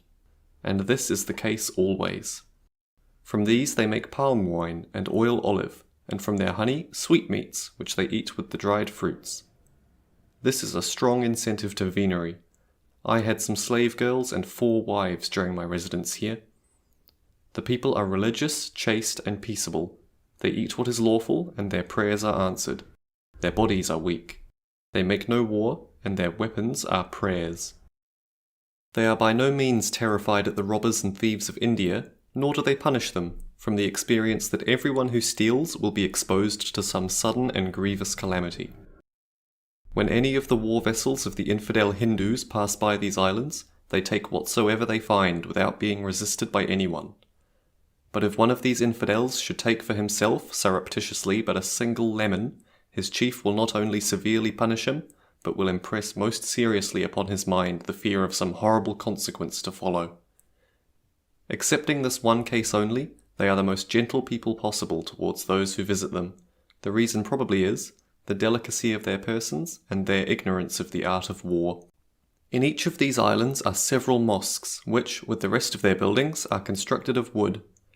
They are a cleanly people, each individual washing himself twice daily on account of the great heat of the sun. They very much use perfumes, such as the galia and scented oils. Every woman must, as soon as her husband has arisen and said his prayers, bring him the box of collyrium for his eyes with the perfumes, and with these he anoints and perfumes himself. Both the rich and poor walk barefoot. The whole country is shaded with trees, so that a person walking along is just as if he were walking in a garden. The water of their wells is not more than 2 cubits from the surface of the earth. Whenever a traveller enters these islands, he may marry for a very small dowry one of the handsomest women for any specific period, upon this condition, that he shall divorce her when he leaves the place, because the women never leave their respective districts. But if he does not wish to marry, the woman in whose house he lodges will cook for him, and otherwise attend on him, for a very small consideration. The greatest part of their trade consists in a sort of hemp, that is, thread made of the fibres of the coconut. It is made by macerating the nut in water, then by beating it with large mallets till it is quite soft. They then spin it out, and afterwards twist it into ropes. With this thread the ships of India and Yemen are sewn together, of which, when they happen to strike against a rock, the thread will yield a little, but will not soon break, contrary to what happens when put together with iron nails. This is the best sort of hemp. Each population catches the fish of its own island only, which they salt and send to India and China. The currency used instead of coin is the wada. This is sea shellfish, which they take upon the shore and then bury in the earth till the flesh is entirely wasted away, the hard part still remaining. This is the wada which is so abundant in India. It is carried from these islands to the province of Bengal, and there also passes instead of coin. The women of the islands of India cover their faces and also their bodies from the navel downwards. This they all do, even to the wives of their kings. When I held the office of judge among them, I was quite unable to get them covered entirely. In these islands the women never eat with the men, but in their own society only. I endeavoured, while I was judge, to get my wives to eat with me, but I could never prevail. Their conversation is very pleasing, and they themselves are exceedingly beautiful. The cause of these islands becoming Mohammedan was, as it is generally received among them, and as some learned and respectable persons among them informed me, as follows. When they were in a state of infidelity, there appeared to them every month a spectre from among the genii. This came from the sea. Its appearance was that of a ship filled with candles. When they saw him, it was their custom to take and dress up a young woman who was a virgin, and place her in the idol temple which stood on the seashore, and had windows looking towards him. Here they left her for the night. When they came in the morning, they found her vitiated and dead. This they continued doing month after month, casting lots among themselves, and each, to whom the lot fell, giving up and dressing out his daughter for the spectre. After this there came to them a Western Arab named Abul Barakat the Berber. This was a holy man, and one who had committed the Koran to memory. He happened to lodge in the house of an old woman in the island of Maul. One day, when he entered the house, he saw her with a company of her female inmates weeping and lamenting, and asked them what was the matter. A person who acted as an interpreter between him and them said that the lot had fallen on this old woman, who was now adorning her daughter for the spectre. For this it was that she was crying. This too was her only child. The Moghrabin, who was a beardless man, said to her, I will go to the spectre tonight instead of thy daughter. If he takes me, then I shall redeem her. But if I come off safe, then that will be to the praise of God. They carried him accordingly to the idol house that night, as if he had been the daughter of the old woman, the magistrate knowing nothing whatever of the matter. The Moghrabin entered, and sitting down in the window, began to read the Koran. By and by the spectre came, with eyes flaming like fire, but when he got near enough to hear the Koran, he plunged into the sea. In this manner the Moghrabin remained until morning, reading the Koran, when the old woman came with her household and the great personages of the district, in order to fetch out the young woman and burn her, as it was their custom. But when they saw the old man reading the Koran just as they had left him, they were greatly astonished. The old woman then told them what she had done, and why she had desired him to do this. They then carried the Moghrabin to their king, whose name was Shanwan, and told him the whole of the affair, and he was much astonished at the Arab. Upon this the Moghrabin presented the doctrine of Islamism to the king, and pressed him to receive it, who replied, "Stay with us another month, and then, if you will do as you now have done and escape from the spectre with safety, I will become a Mohammedan." So God opened the heart of the king for the reception of Islamism before the completion of the month, of himself, of his household, his children, and his nobles. When, however, the second month came, they went with the Moghrabin to the idol house, according to the former custom, the king himself also being present. And when the following morning had arrived, they found the Moghrabin sitting and reading his Koran, having had the same rencontre with the spectre that he had on the former occasion. They then broke the images, razed the idol house to the ground, and all became Mohammedans. The sect into which they entered was that of the Moghrabin, namely that of Ibn Malik. Till this very day they make much of the Moghrabins on account of this man. I was residing for some time in these islands without having any knowledge of this circumstance. Upon a certain night, however, when I saw them exalting and praising God as they were proceeding towards the sea, with Korans on their heads, I asked them what they were about, when they told me of the spectre. They then said, "Look towards the sea, and you will see him." I looked, and behold, he resembled a ship filled with candles and torches. "This," said they, "is the spectre, which, when we do as you have seen us doing, goes away and does us no injury." When I first came to the island of Mol, a woman was sovereign, because the king mentioned above had left no male issue. The inhabitants therefore gave to his eldest daughter, Khadijah, the supreme rule. Her husband, Jamal Odin, the preacher, then became her prime minister. It is a custom with them to write out copies of the Koran and other books on paper only. Letters, orders, and legal decisions they inscribe on palm leaves of the coconut tree, with a crooked, sharp-pointed instrument somewhat like a knife. The army of this princess consists of foreigners to the number of about 1,000 men. Their laws mostly originate with the judge, who, for the authority with which his orders are obeyed, is more like a king. He enjoys, by right of his office, the revenue of 3 islands, a custom which originated with their king Shanwaza, whose proper name was Ahmed, and this still remains in force. When I first arrived at these islands, the ship in which I was put into port in the island Kalnus, which is a beautiful place containing several mosques. Upon this occasion some of the learned and pious inhabitants took me to their houses, and entertained me with great hospitality. The commander of the ship in which I had been then went with me to the island in which the Queen resided, and after which the other islands of these parts are named. I sailed with him in order to see her, and after passing by many of the islands, came to it. Our practice was to sail in a large boat during the morning. About the middle of the day we said our prayers, and then dined in the boat. And thus, after 10 days, we came to the island Zabia el Mol, i.e. the Maldive Island. In this I landed, and a report was made to the Queen's vizier, Jamal Odin, who was also her husband. Upon this he sent for me. I went to him, and was very honourably received and entertained. He also appointed a house for my residence, sent me a present of victuals, fruits, clothing, and an alms gift of the wada, or shells, which are the currency of these parts, and used instead of coin. The food of the greater part of the inhabitants of these parts is rice, which they cook and lay up in saucers and small potted plates, with spiced flesh, fowl, and fish. Upon this, in order to assist digestion, they drink el kerbani, that is, the honey of the coconut made into spiced wine. This easily digests, excites the appetite, and communicates strength to the frame. After this, the vizier desired me to take the office of judge, and to remain among them. He gave me a house and a large garden, in which were built many other houses.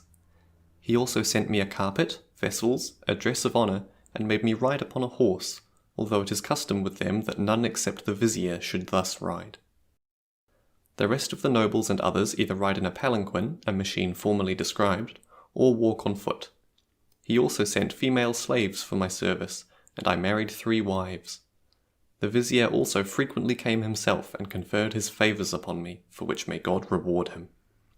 When, however, I had married my wives, and my relations became, through them, numerous and powerful in the island, the vizier began to be afraid of me, lest I should get the upper hand of him, when no such thought had entered my mind. This resulted purely from their weakness, the fewness of their troops, and their inexperience in the art of war, as already noticed. He hated me mortally in his own mind, began to inquire into my affairs and to watch my proceedings. This was all known to me, and it became my intention to leave the place, but this was also a matter of dread with him, because I might then possibly bring an army upon him from the Malabar districts of Hindustan.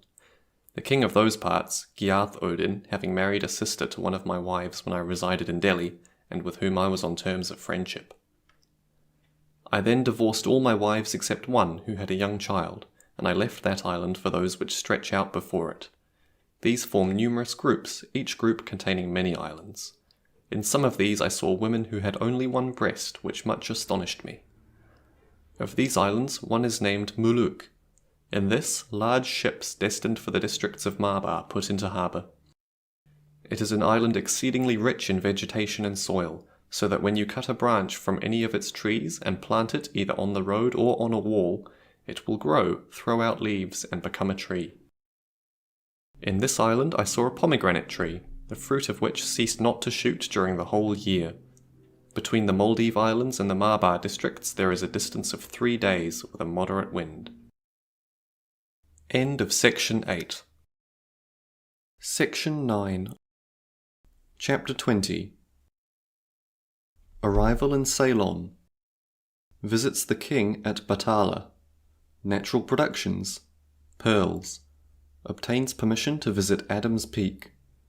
Arrives at Manar Mandali. Port of Salawat. Kanha, the capital of Ceylon, described. Mosque of the Sheikh Othman.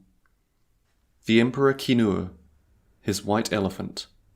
Large rubies found all over Ceylon. Description of the cave Easter Mahmud. Battuta. Monkeys. Estuary of reeds. Old woman's house. Cave of Baba Tahir. Of Sibak. The fierce leech. The 7 caves. Ridge of Alexander. Description of Adam's Peak. Customs of pilgrims. Fishport. Village of Karkun. Of Dildinu. Of at Kalanja. City of Dinor. Great idol temple with Brahmins, yogis, and daughters of the nobility. Kali. Kalumbu. Batala.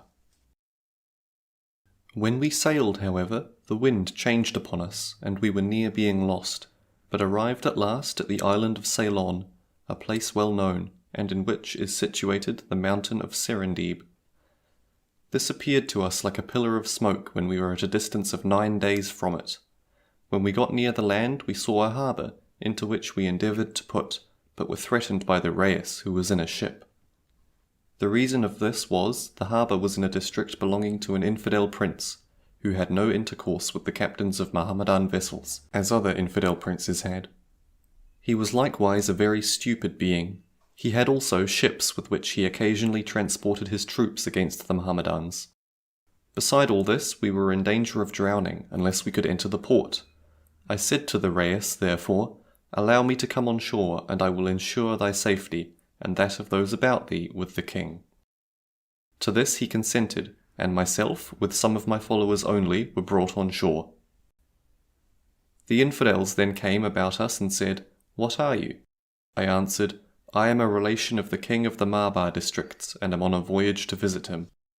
Whatever is in the ship is a present for the king of the Malabar." They then went to their king and told him this. He therefore sent for me, and I went to him. He is king of the city of Batala, which is small, and surrounded by 2 wooden fences. The whole of its shore abounds with cinnamon wood, bakam, and the kalanji aloe, which, however, is not equal to the kamari or the kakuli in scent. The merchants of Malabar and the Marbar districts transport it without any other price than a few articles of clothing, which are given as presents to the king. This may be attributed to the circumstance that it is brought down by the mountain torrents, and left in great heaps upon the shore. Between this city and the Marbar districts there is a voyage of 1 day and night.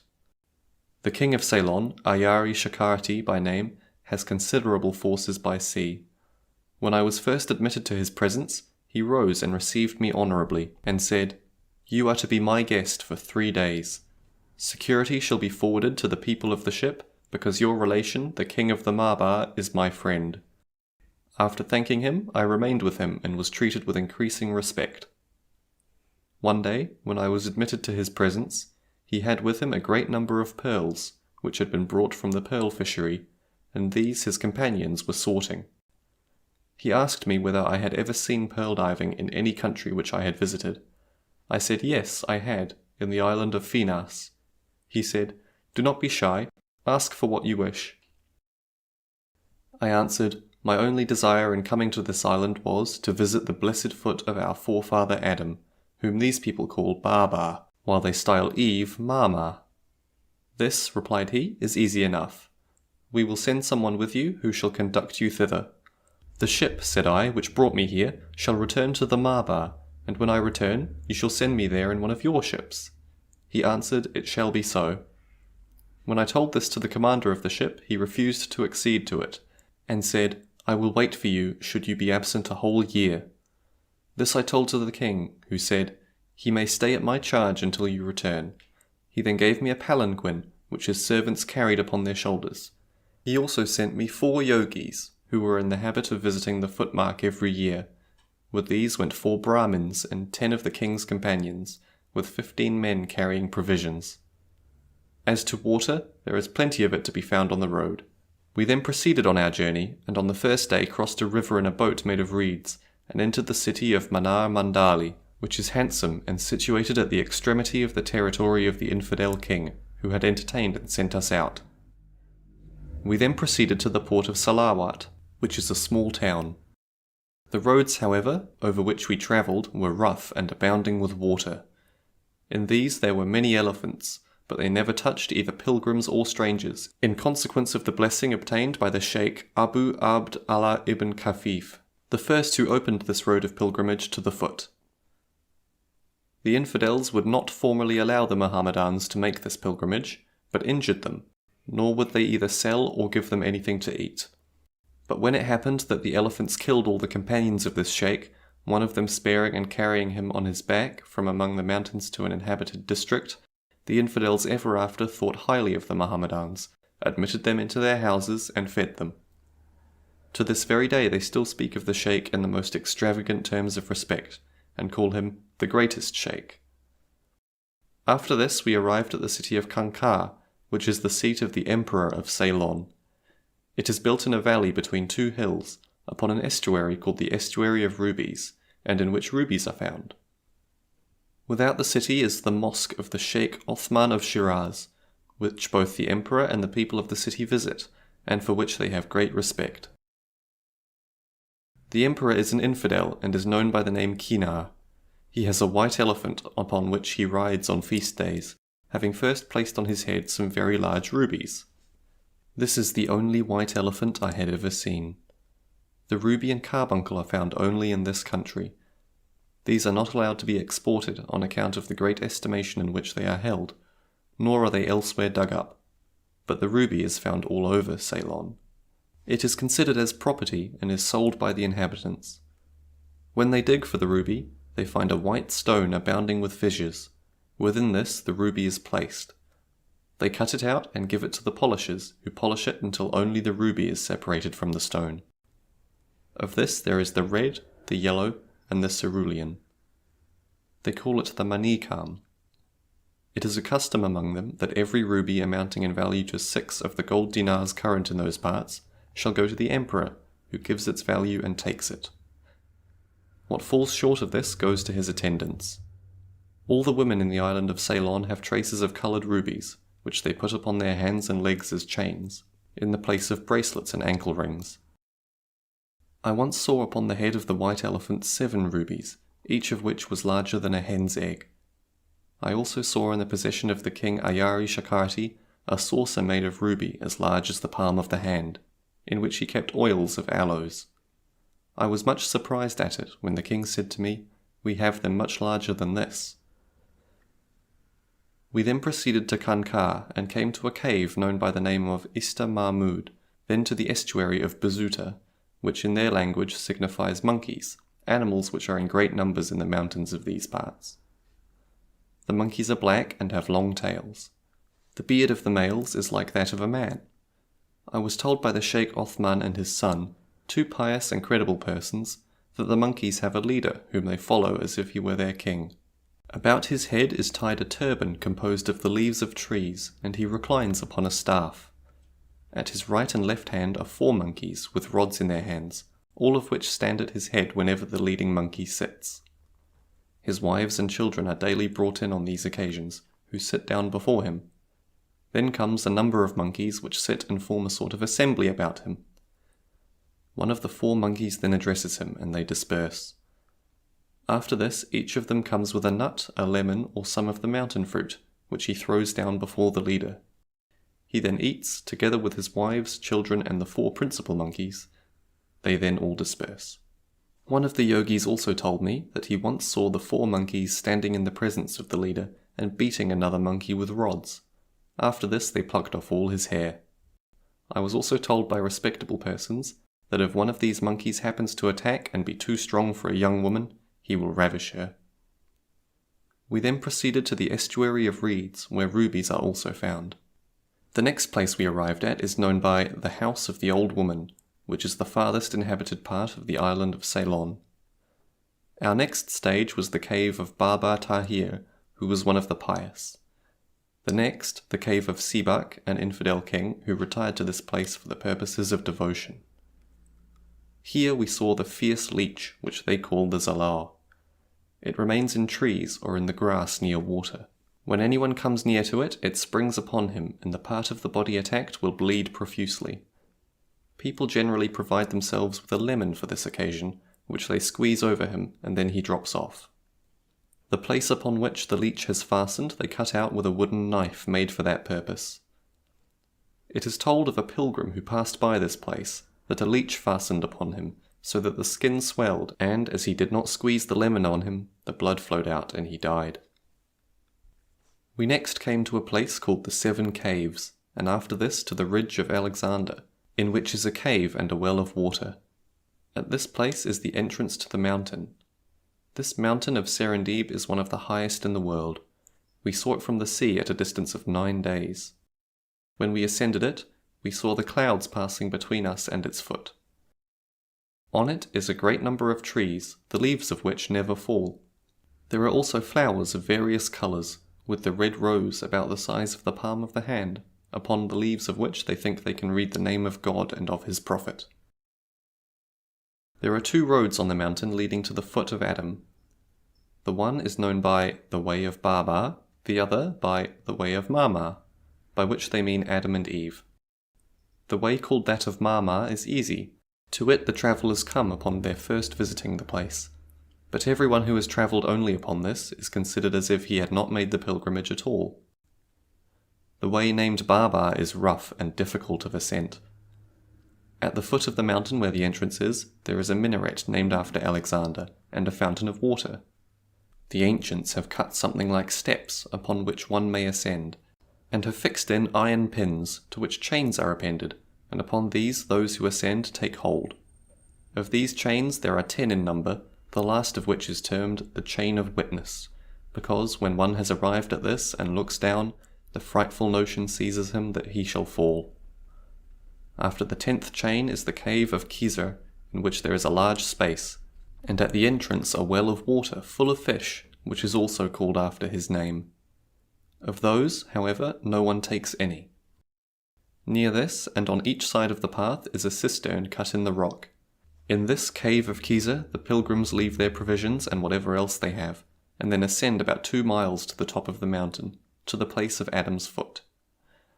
The holy footmark is in a stone, so that its place is depressed. The length of the impression is 11 spans.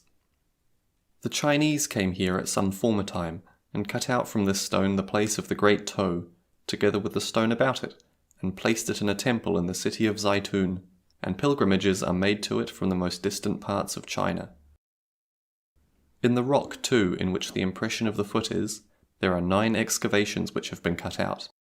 Into these the infidel pilgrims put gold, rubies, and other jewels, and hence you will see the fakirs who have come as pilgrims to the well of Khiza, racing to get first to the excavations, in order to obtain what may be in them.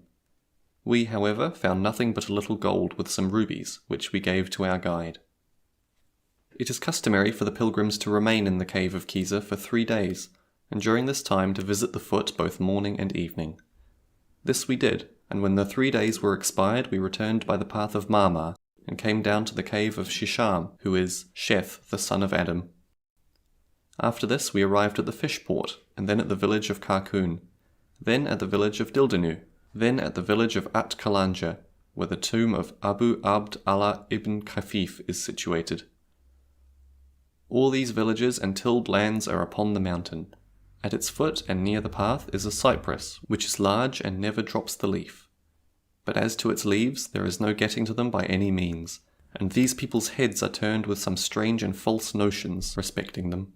I saw a number of yogis about the tree, waiting for the falling of one, for they suppose that any person eating one of them will grow young again, however old he may be.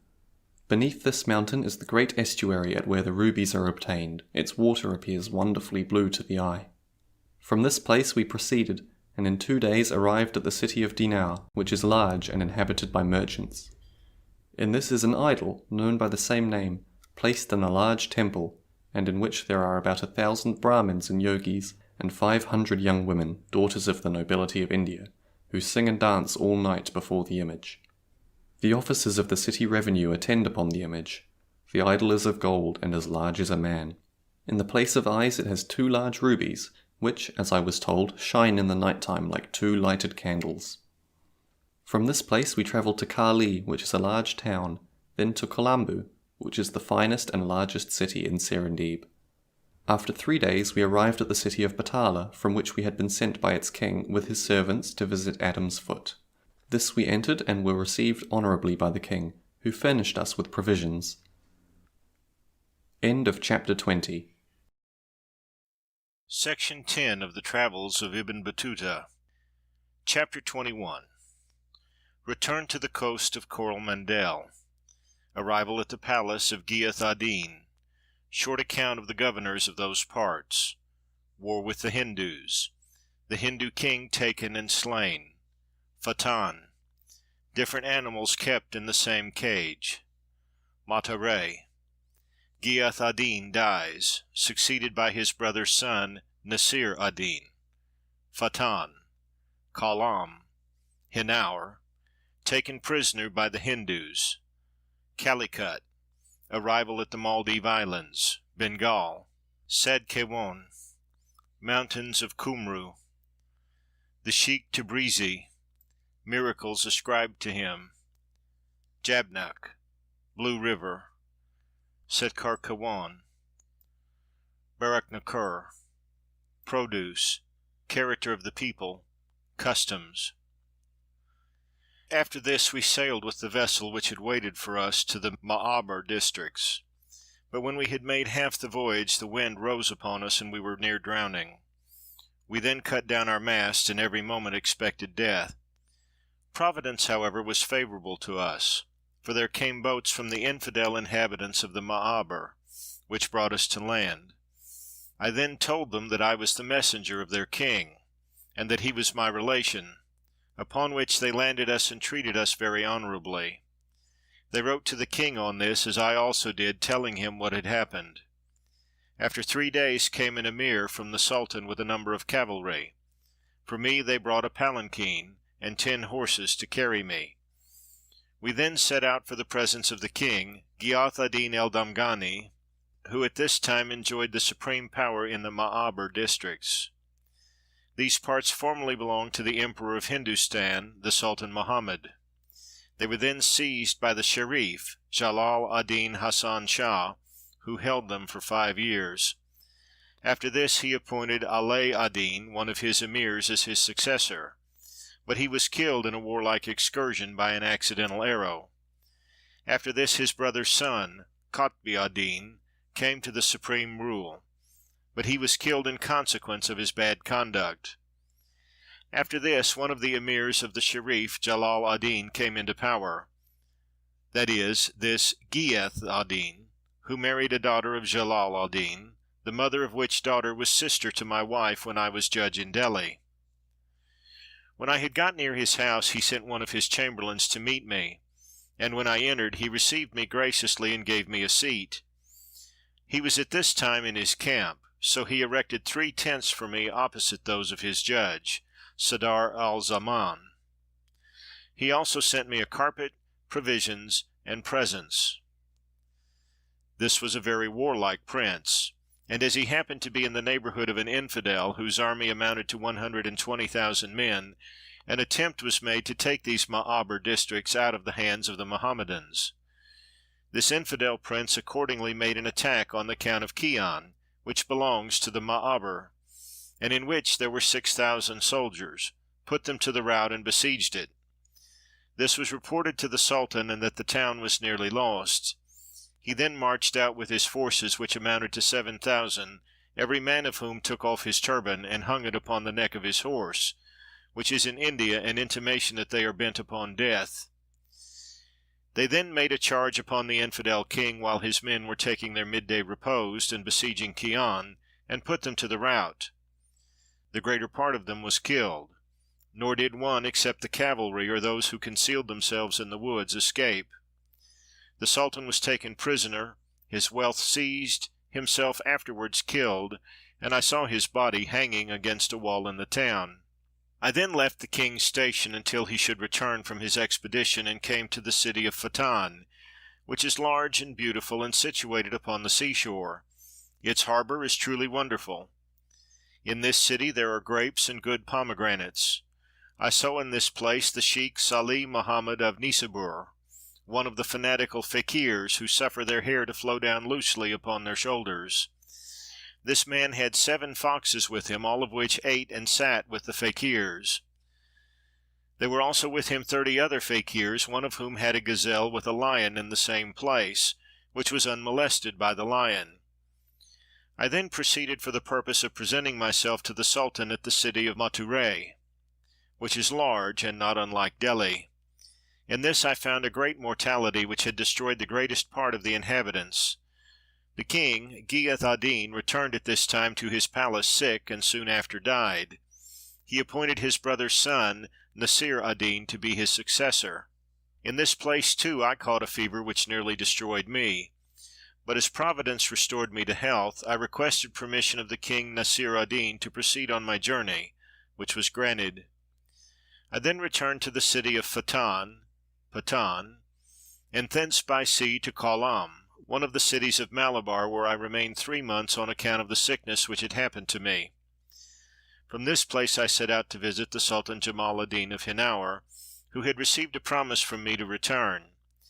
The infidel Hindus, however, came out against us in 12 war vessels between the last place mentioned and Fekhanun, and giving us severe battle, at length overcame us and took our ship. They then stripped us of all.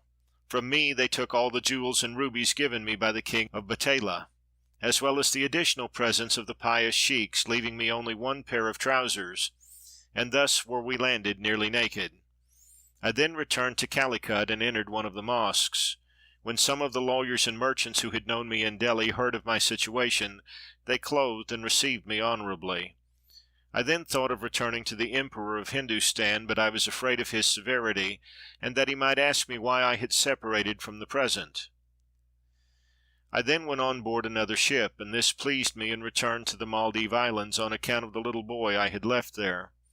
When I had seen him, however, I left him in kindness to his mother. The vizier then furnished me with provisions, and I sailed for Bengal, which is an extensive and plentiful country. I never saw a country in which provisions were so cheap. I there saw one of the religious of the West, who told me that he had bought provisions for himself and his family for a whole year with 8 dirhams. The first town I entered here was Sidkewan. which is large and situated on the seashore. The king of Bengal at this time was Fakir ad-Din. He was an eminent man, kind to strangers and persons of the Sufi persuasion, but I did not present myself to him, nor did I see him, because he was opposed to the emperor, and was then in open rebellion against him.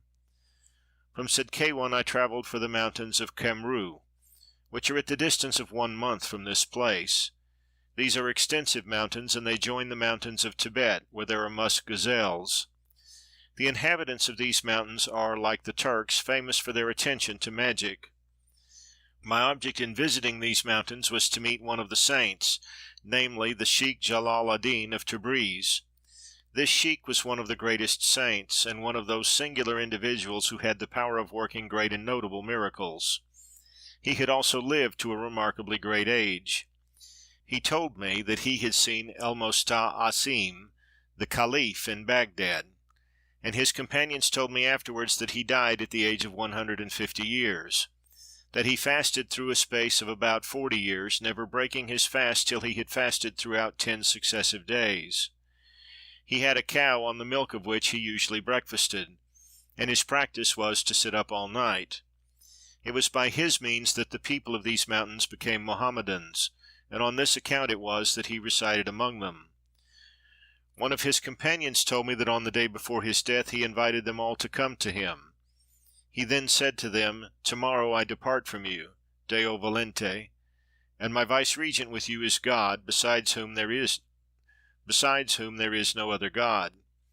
When the evening of the following day had arrived, and he had performed the last prostration of the evening prayer, he was taken by God. On the side of the cave in which he had resided was found a grave ready dug, and by it a winding sheet and burial spices. The people then washed and buried him in them, and said their prayers over him.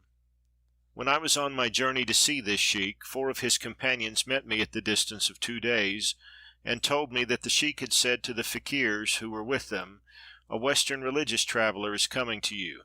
Go out and meet him. It was," said they, "by the order of the sheikh that we came to you, notwithstanding the fact that he had no knowledge whatever of my circumstances except what he had by divine revelation." I went with them accordingly to his cell without the cave, near which there was no building whatever. The people of this country are partly Mohammedans and partly infidels, both of whom visit the sheikh and bring valuable presents. On these the fakirs and other persons who arrive here subsist. As for the sheikh himself, he confines himself to the milk of his cow, as already mentioned. When I presented myself to him, he arose and embraced me. He then asked me of my country and travels, of which I informed him. He then said to the fakirs, "Treat him honorably." They accordingly carried me to the cell and kept me as their guest for 3 days.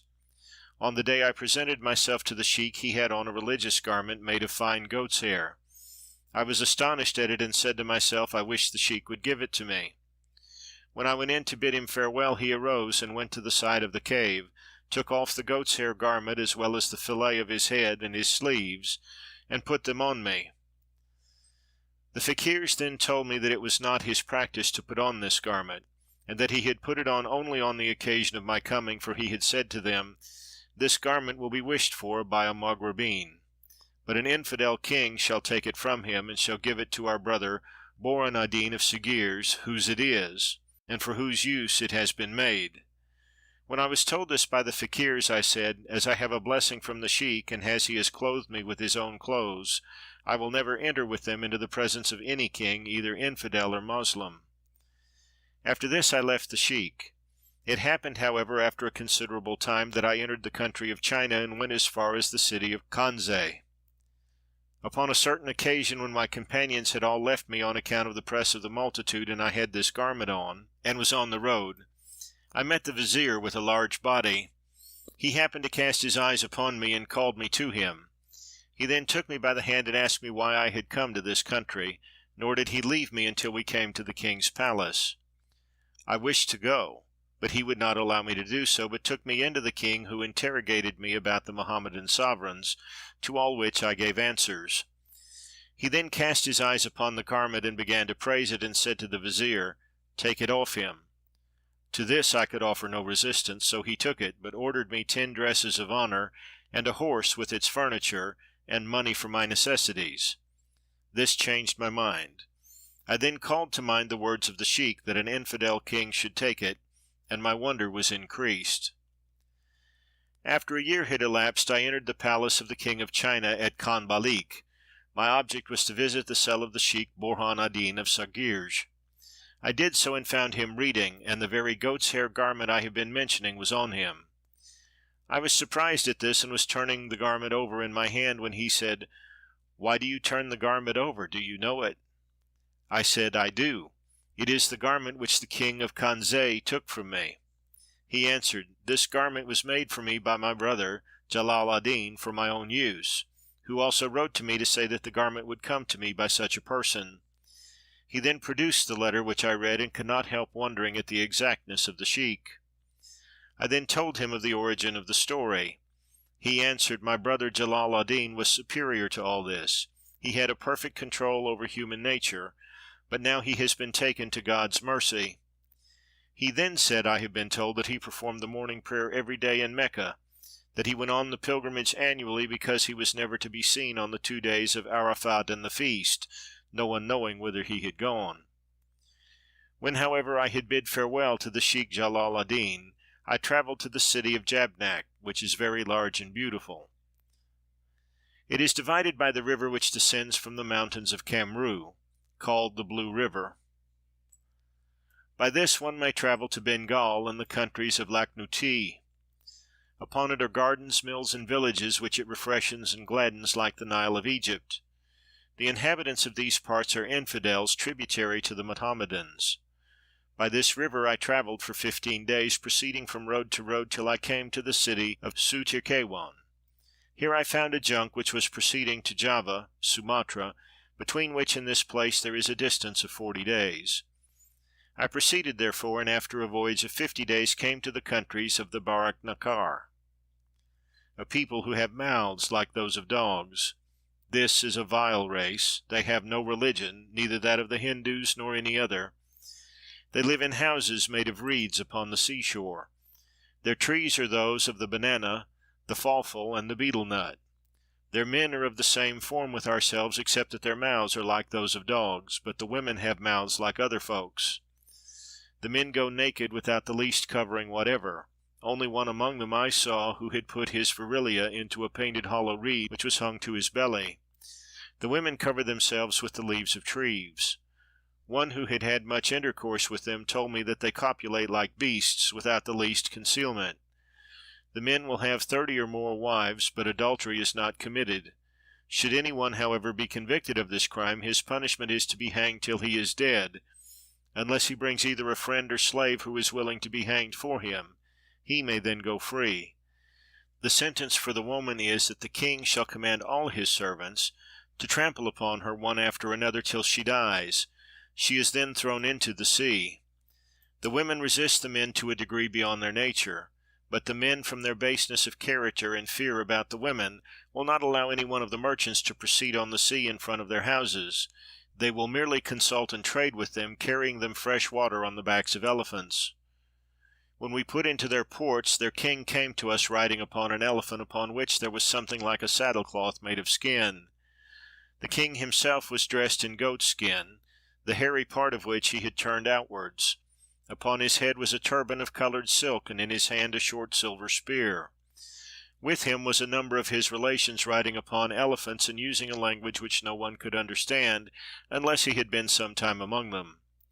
We sent him the usual present, for every ship putting into any port of India is expected to send a present to the magistrate of the place.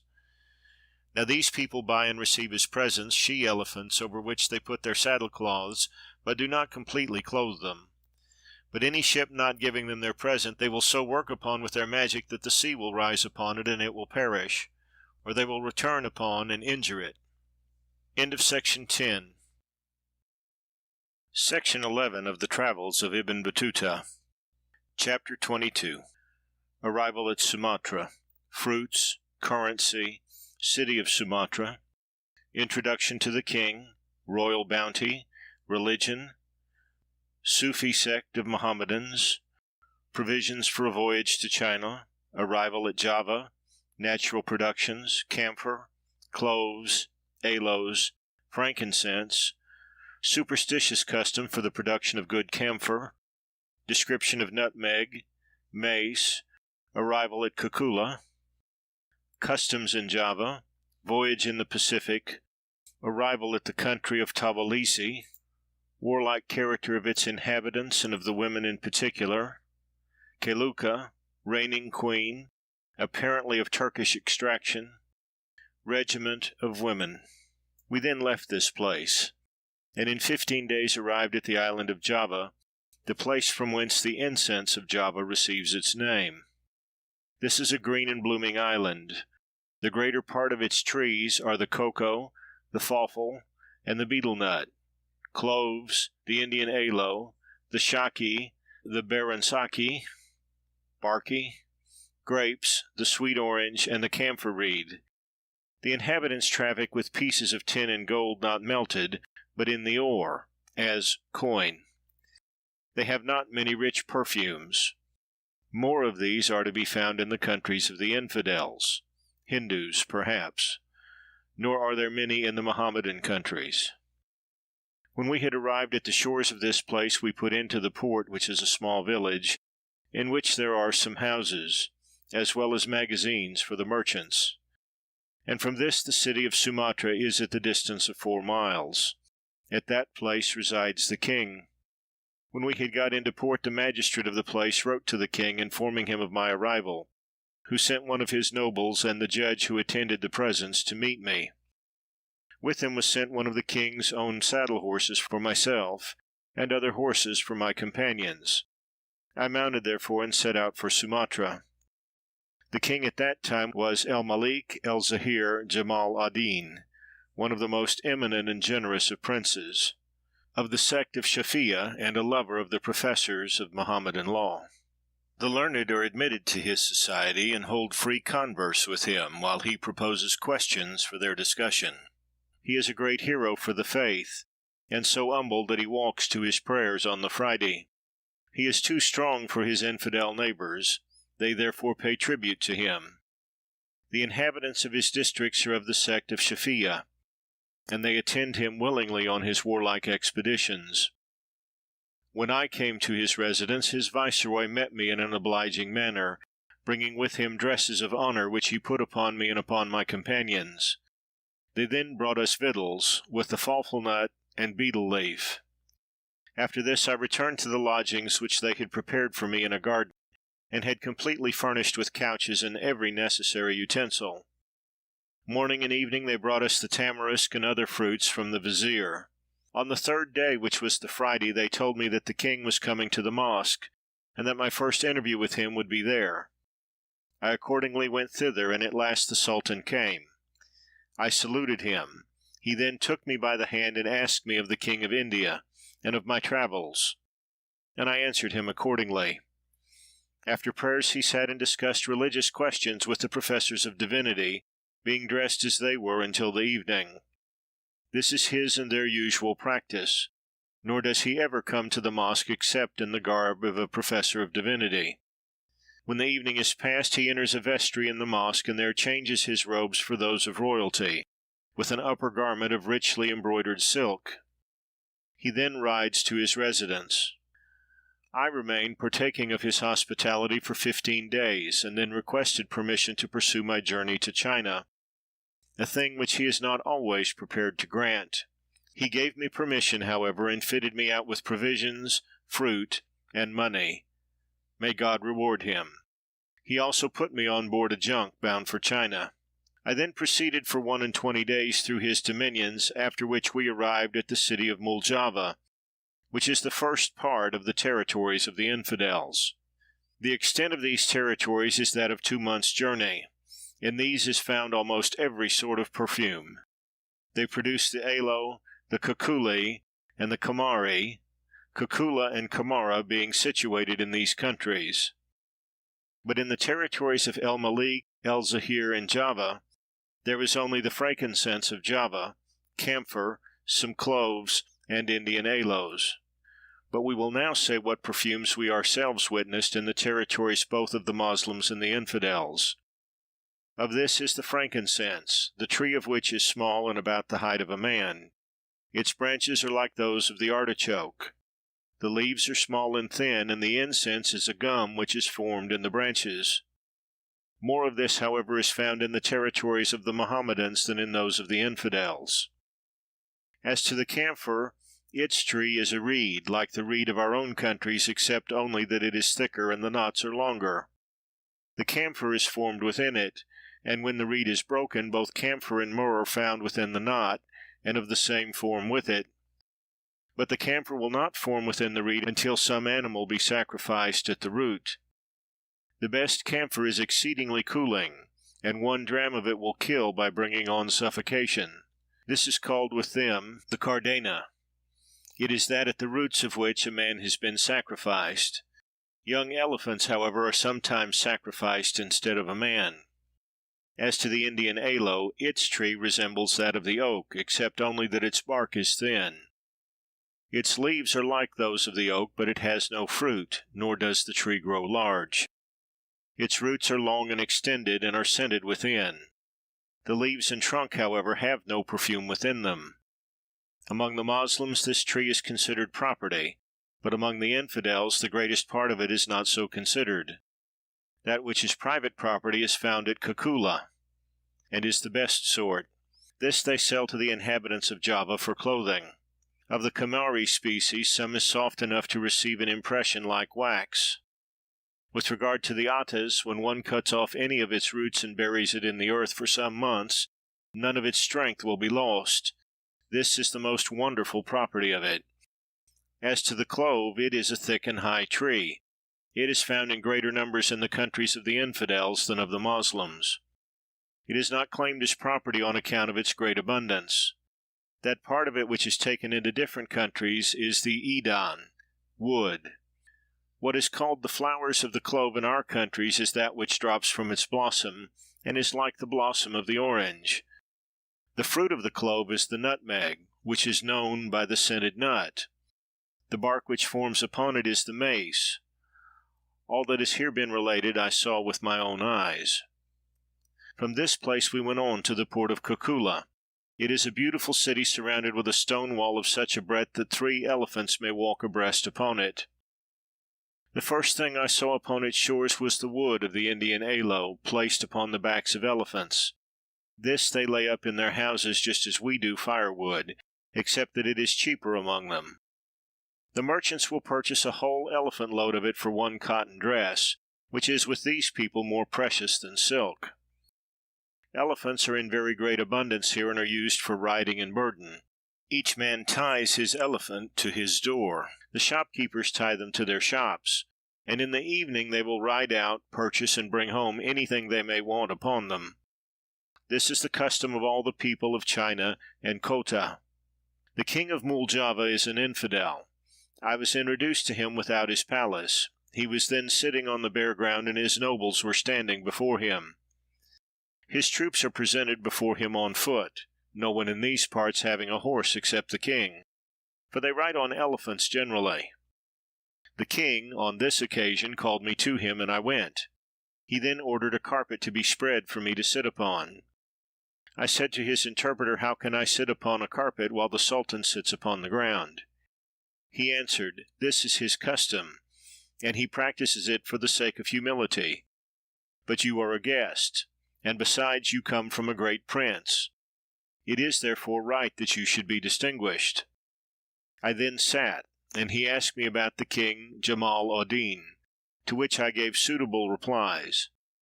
He then said, "You are now my guest for 3 days. You may then return." I one day saw in the assembly of this prince a man with a knife in his hand, which he placed upon his own neck. He then made a long speech, not a word of which I could understand. He then firmly grasped the knife, and its sharpness and the force with which he urged it were such that he severed his head from his body, and it fell on the ground. I was wondering much at the circumstance, when the king said to me, "Does any among you do such a thing as this?" I answered, "I never saw one do so." He smiled and said, "These our servants do so out of their love for us." He then ordered the body to be taken up and burnt. He next went out in procession to the burning, in front of his prime minister, the rest of his nobles, his army, and the peasantry, and on this occasion he made provision for the family and relations of the deceased, whose memory is greatly honored in consequence of this act. One who had been present at the assembly told me that the speech he made was a declaration of his love to the Sultan, and that on this account he had killed himself, just as his father had done for the father of the present king, and his grandfather for the king's grandfather. I then returned, but was sent for by the king to be his guest for the 3 days. After this I proceeded by sea, and after a voyage of 34 days came into the calm, that is, the still, sea. It has a red appearance, which is thought to be occasioned by the lands near it. This sea has neither wind, wave, nor motion, notwithstanding its extent. It is on account of the calm state of this sea that 3 other vessels are attached to each of the Chinese junks, by which these junks, together with their own cargoes, are carried forward by oars. Of these there are 20 large ones, which may be compared to the masts of ships. To each oar 30 men are appointed, and stand in 2 rows. By this means they draw the junks along, being connected by strong ropes like cables. This sea we passed in 37 days, which we did with the greatest ease. We then came to the country of Tawalizi, which is thus named after its king, as is also his whole country. It is extensive, and the king will oppose the Emperor of China. He possesses a great number of junks, and with these he will fight the Chinese until they offer conditions of peace. The people are all idolaters, handsome in appearance and resembling the Turks. They are much inclined to a copper color. They have great bravery and strength. Their women ride on horseback. They excel in throwing the javelin, and will fight like men in battle. We put into one of their ports, which is near Keluka, one of their largest and most beautiful cities. The magistrate of this place is a daughter of the king, Wahiarduya. She sent for the persons who were in the ship and entertained them, and when she was informed of my being there, she also sent for me. I went to her and saw her upon the throne of government. Before her were her women with papers in their hands on the affairs of state, which they presented to her. She saluted and welcomed me in Turkish. Then she called for ink and paper in my presence, and wrote with her own hand the Bismillah, and showed it to me. She then inquired about the countries I had seen, and of these I gave her suitable information. She said, "I wonder at the great wealth of India, but I must conquer it for myself." She then ordered me some dresses with money and provisions for my journey, and treated me with great politeness. I was told that in the army of this queen there is a regiment of women who fight with her like men, that she made war upon a certain king who was her enemy, and that when her army was near being put to the rout, she made so furious an onset upon the king with her regiment that she overcame him, put him to death, and routed his whole force. She then took possession of all he had, and brought the slaughtered king's head to her father, who accordingly gave her the government of these parts. The neighboring princes have made her offers of marriage, which she has refused to accept, except on one condition only, namely, that such persons shall overcome her in the tournament. Of this, however, they have always been afraid, dreading the reproach of being vanquished by her. End of section 11. Section 12. Chapter 23. China. Arrival in China, its great river, its course, culture, population, plenty, porcelain, idolaters, reigning monarch, a descendant of Genghis Khan, Mohammedan colleges, etc. Luxury of the Chinese, wealth, paper money, revenue, how the porcelain is made, skill of Chinese artificers, painters, pictures of travelers, registry of ship's crew, care taken of merchants' property at inns, etc. Female slaves cheap, inns subject to the magistrate, the Port El Zaytun, meets an officer of the Emperor of Delhi, provided with a house, etc., sets out to visit the king, scene Kelan, Mohammedan town, meets with a jogi, return to El Zaytun, arrives at Fan Janfur. Description of it: Bayram Katlu, El Kansan, Jews and Christians here, jugglers, the Khan killed in battle, funeral, successor, disaffection, return. We then left the countries of Tialisi and arrived after a voyage of 7 days with a favorable wind at the first of the Chinese provinces. This is a most extensive country and abounds in good things of every description, fruits, agriculture, gold and silver, and in these it is without a parallel. It is divided by a river called the Water of Life. It is also called the River of Sibar, like the name of a river in India. It has its rise in the mountains, which are in the neighborhood of the city Khan Balik, called the Mountain of the Apes. It then proceeds through the middle of China for a distance of 6 months, until it passes by Sin el Sin, both banks of which are covered with villages and farms, just like the Nile of Egypt, except that this is much more populous. In China grows the sugar cane, and is much better than that of Egypt. All the fruits of our countries are found in China, but they are much more plentiful and cheap than they are with us. As to the China earthenware, it is made only in the districts of El Zaytun and Sin Kilan. It is made of earth of the mountains of those parts, which is burned through like charcoal. To this they add the stone, which they keep in the fire for 3 days. They then pour water upon it, and it becomes like dust.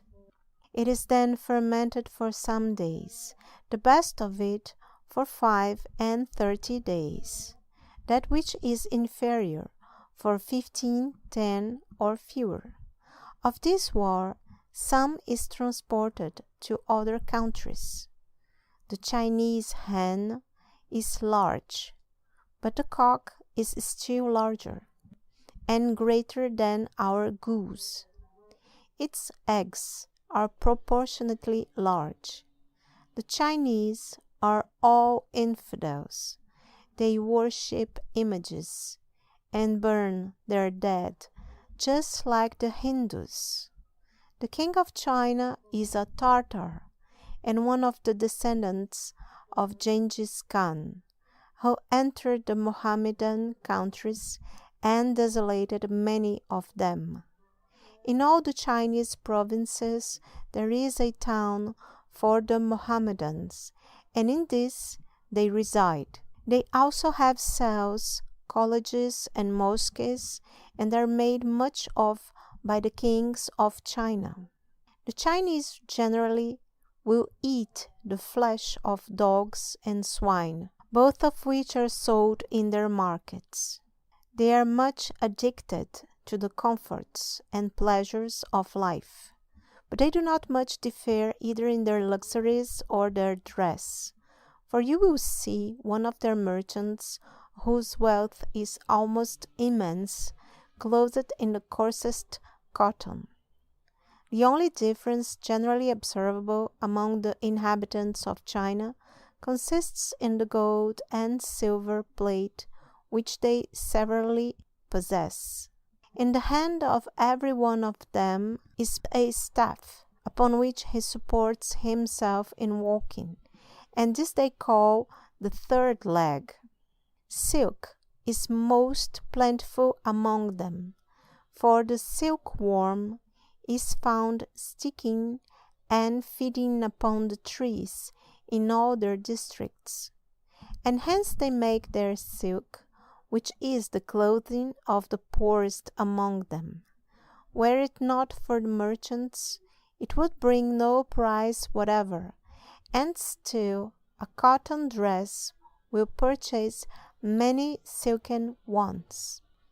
It is a custom with their merchants for one to melt down all the gold and silver he may have into pieces, each of which will weigh a talent or more, and to lay this up over the door of his house. Anyone who happens to have 5 such pieces will put a ring upon his finger. If he have 10, he will put on 2. He who possesses 15 such is named El Sashi, and the piece itself they call a rakala. Their transactions are carried on with paper. They do not buy or sell either with the dirham or the dinar. But should anyone get any of these into his possession, he would melt them down into pieces. As to the paper, every piece of it is in extent about the measure of the palm of the hand, and is stamped with the king's stamp. 25 of such notes are termed a shat, which means the same thing as a dinar with us. But when these papers happen to be torn or worn out by use, they are carried to their house, which is just like the mint with us, and new ones are given in place of them by the king. This is done without interest, the profit arising from their circulation accruing to the king. When anyone goes to the market with a dinar or a dirham in his hand, no one will take it until it has been changed for these notes. With respect to the earth which they lay up, it is mere tempered clay, like the dry clay with us.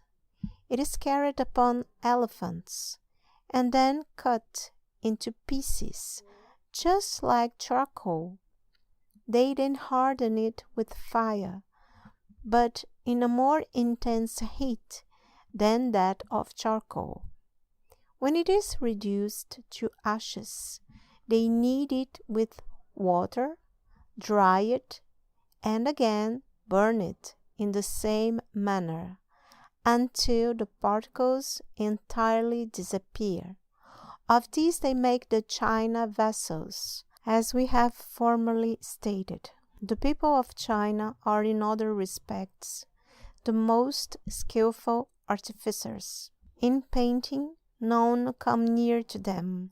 Of what I myself witnessed was the following. I once scarcely entered one of their cities. Some time after, I had occasion again to visit it, and what should I see upon its walls, and upon papers stuck up in the streets, but pictures of myself and my companions.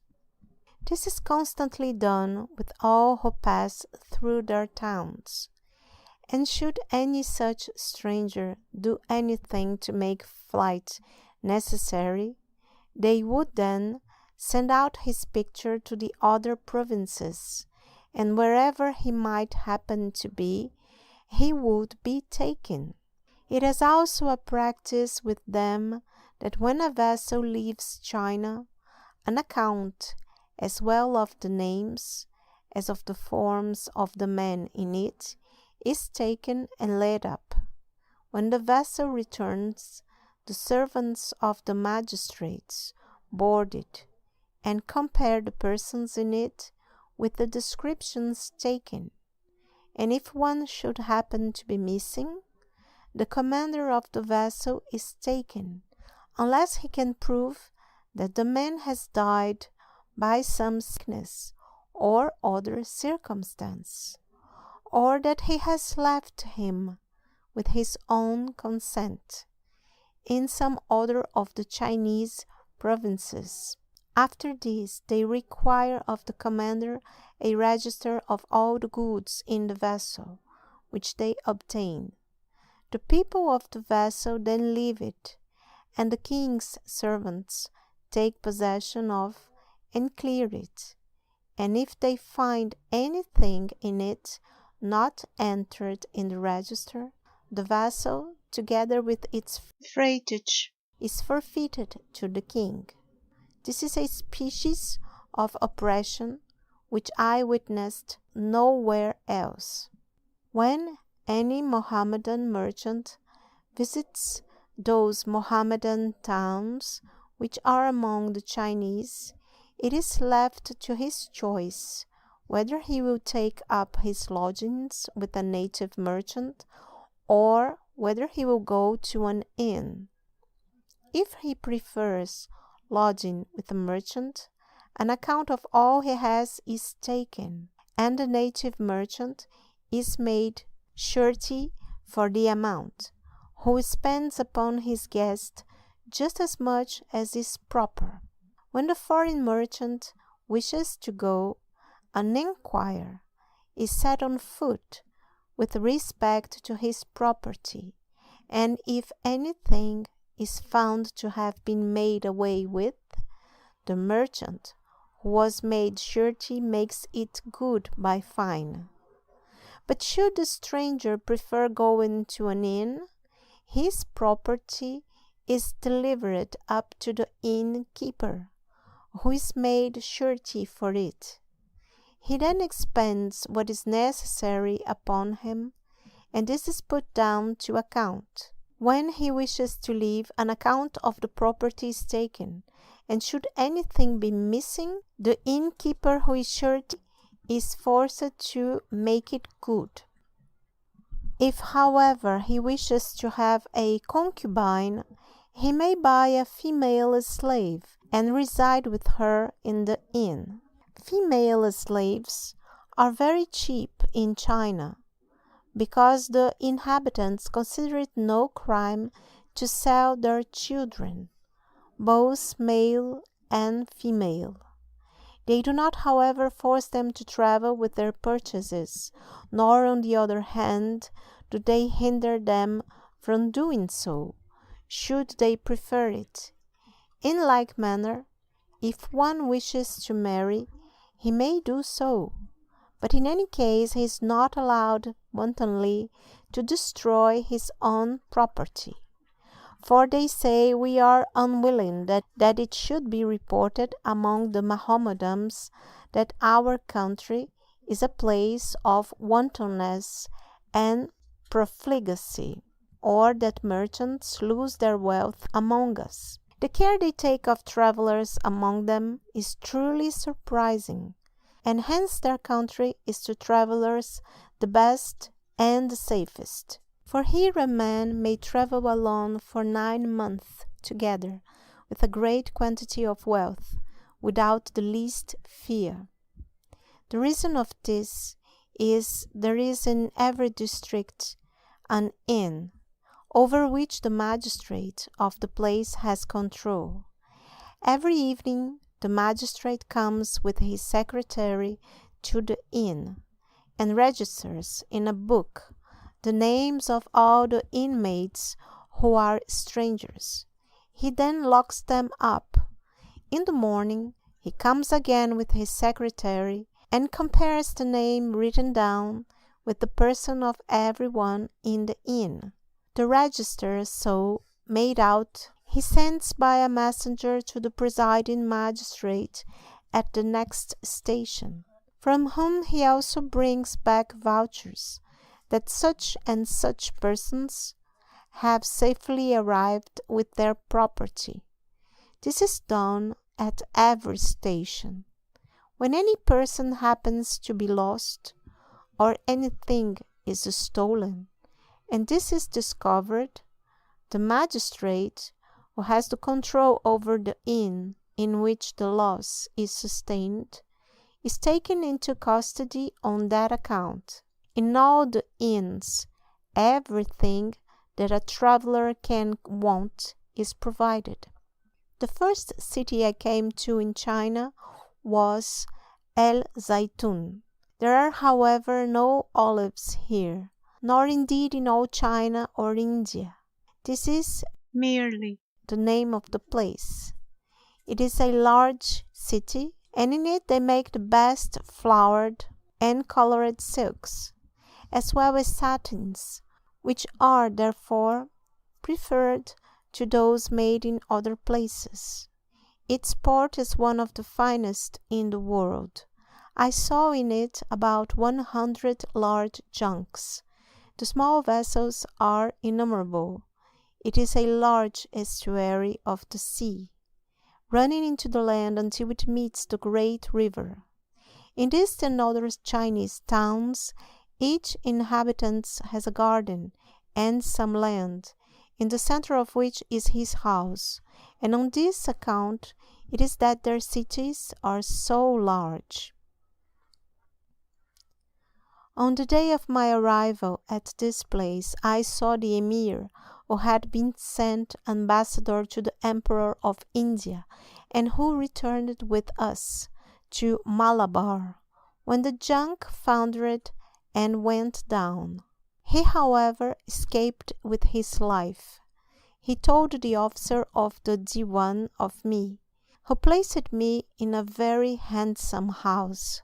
I was afterwards visited in this by the Mohammedan judge, the Sheikh el-Islam, and a number of the Mohammedan merchants, who treated me with great respect, and made a feast for me.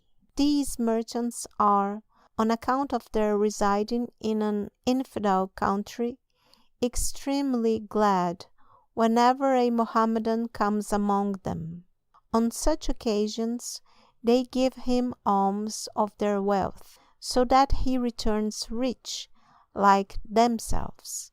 When the magistrate of the city heard of my arrival, he wrote immediately to the Khan, who is their emperor, to acquaint him of my having come from India.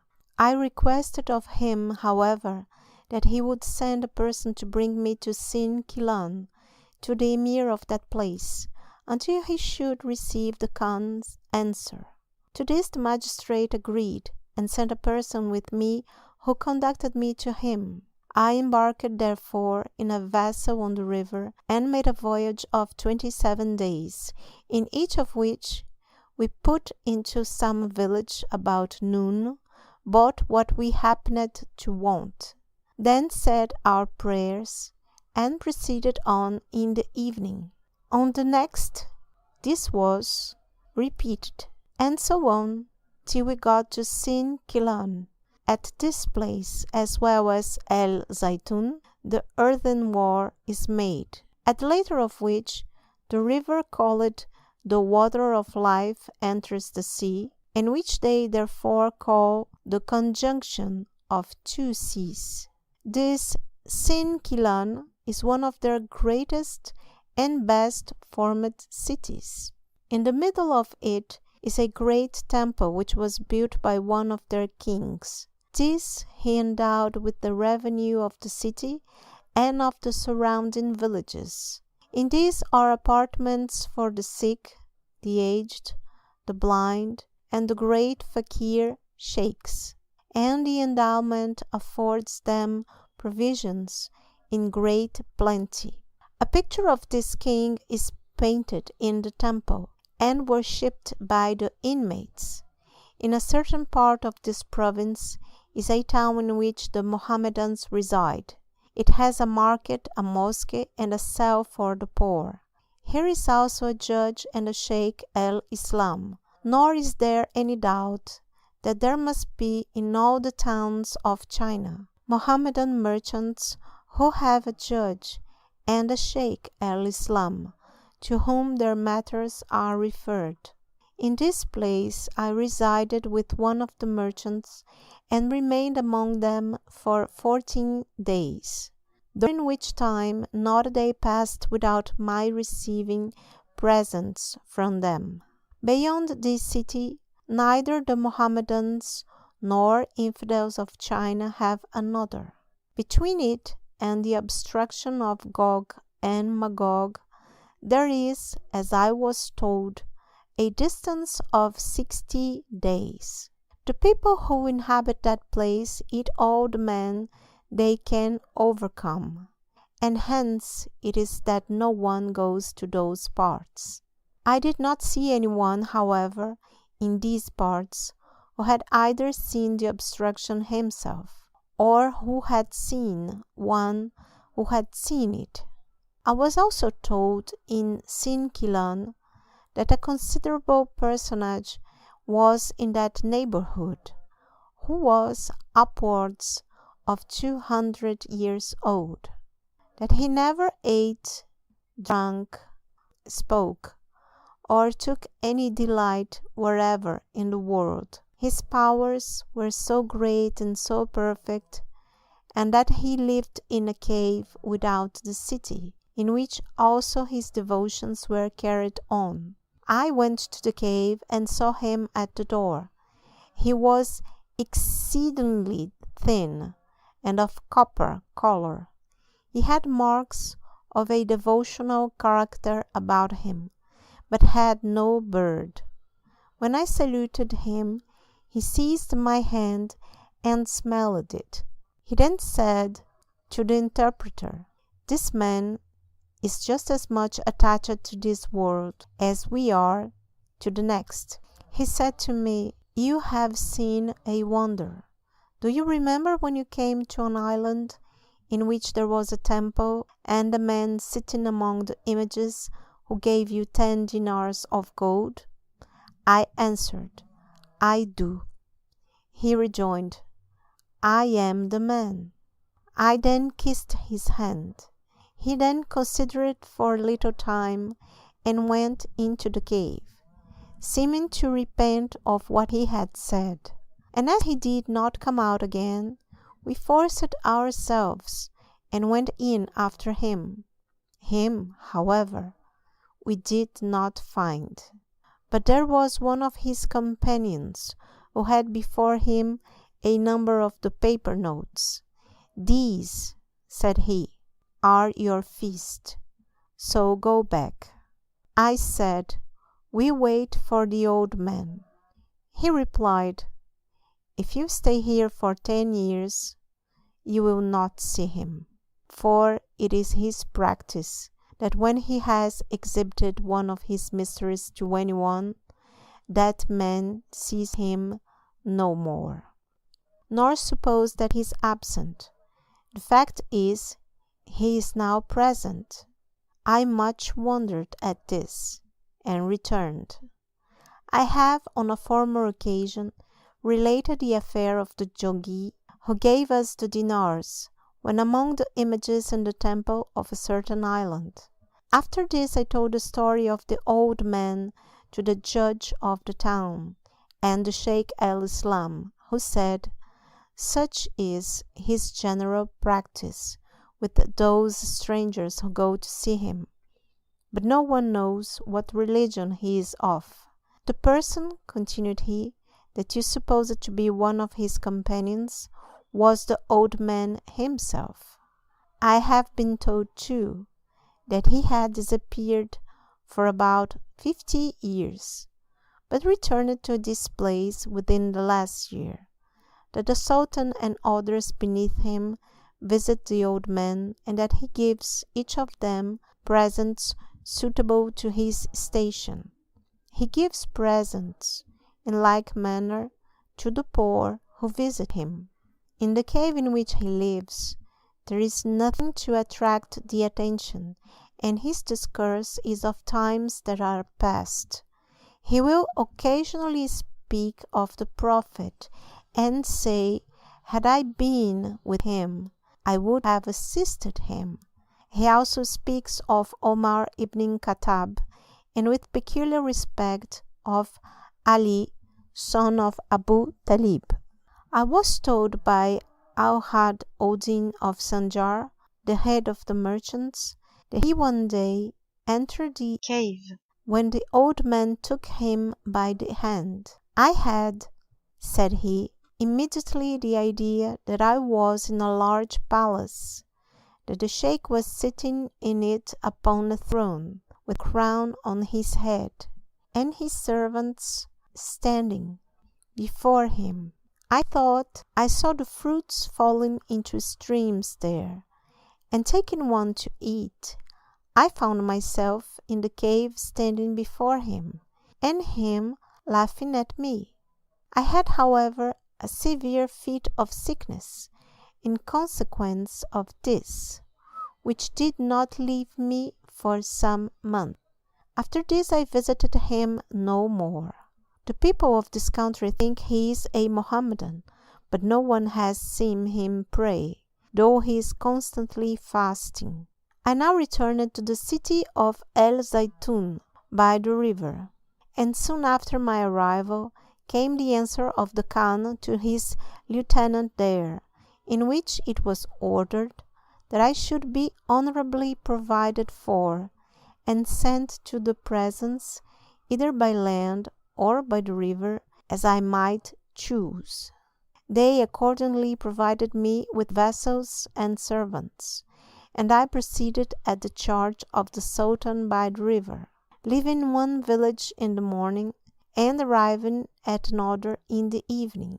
This we did for 10 days, and then arrived at the city of Fanjanfur, which is a large and handsome place, situated in a plain and surrounded with gardens, something like the plain of Damascus. Here I was met by the judge, the presbyters of Islamism, and the merchants, with the emir of the city and the officers of his forces, by whom the emperor is entertained in the most honorable manner. I accordingly entered the city. It has 4 walls. Between the first and second of these are the emperor's servants, who watch the city. Between the second and the third are the troops of cavalry, and the city magistrate. Between the third and fourth are the Mohammedans, where also I took up my residence with their sheikh, Zair Odin.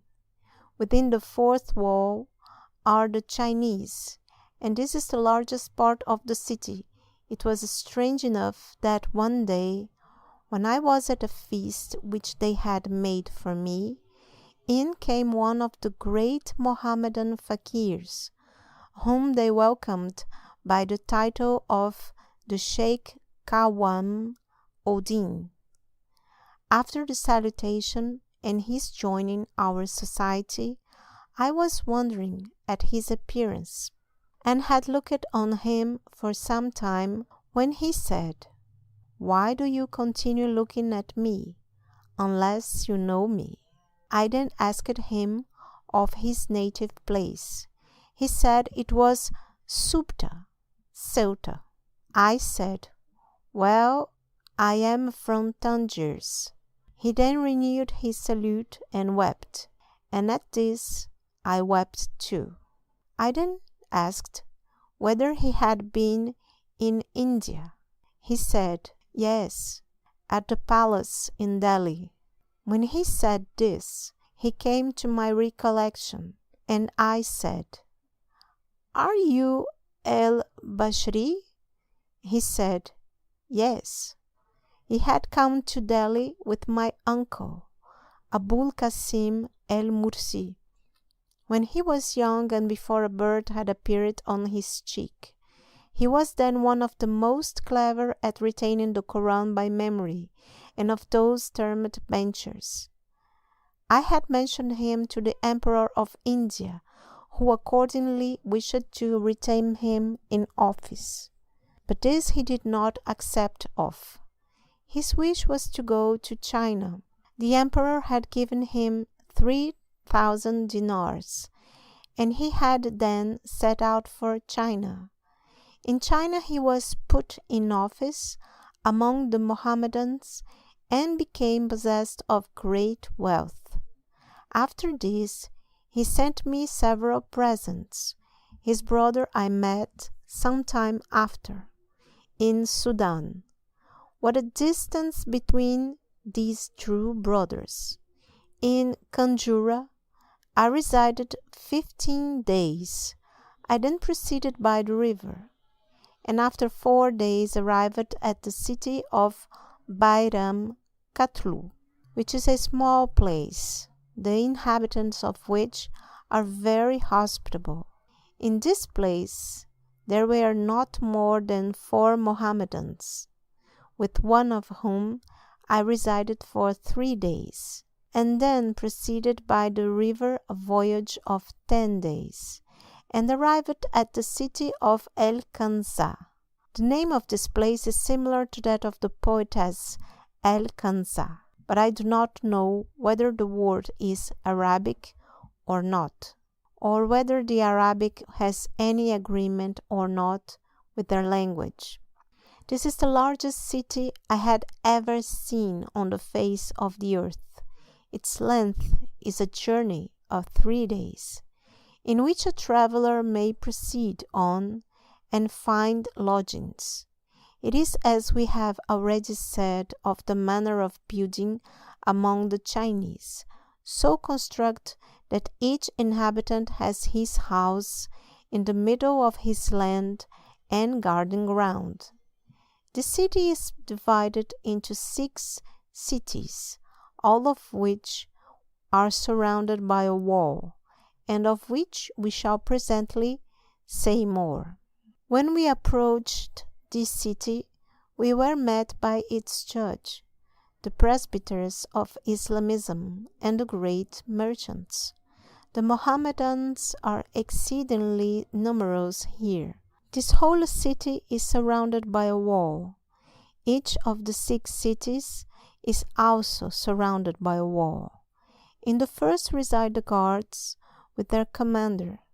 I was told that in the muster rolls these amount to 12,000. I lodged one night in the house of the commander. In the second division are the Jews, Christians, and the Turks who worship the sun. These are numerous, their number is not known, and theirs is the most beautiful city. Their streets are well disposed, and their great men are exceeding wealthy. There are in the city a great number of Mohammedans, with some of whom I resided for 15 days, and was treated most honorably.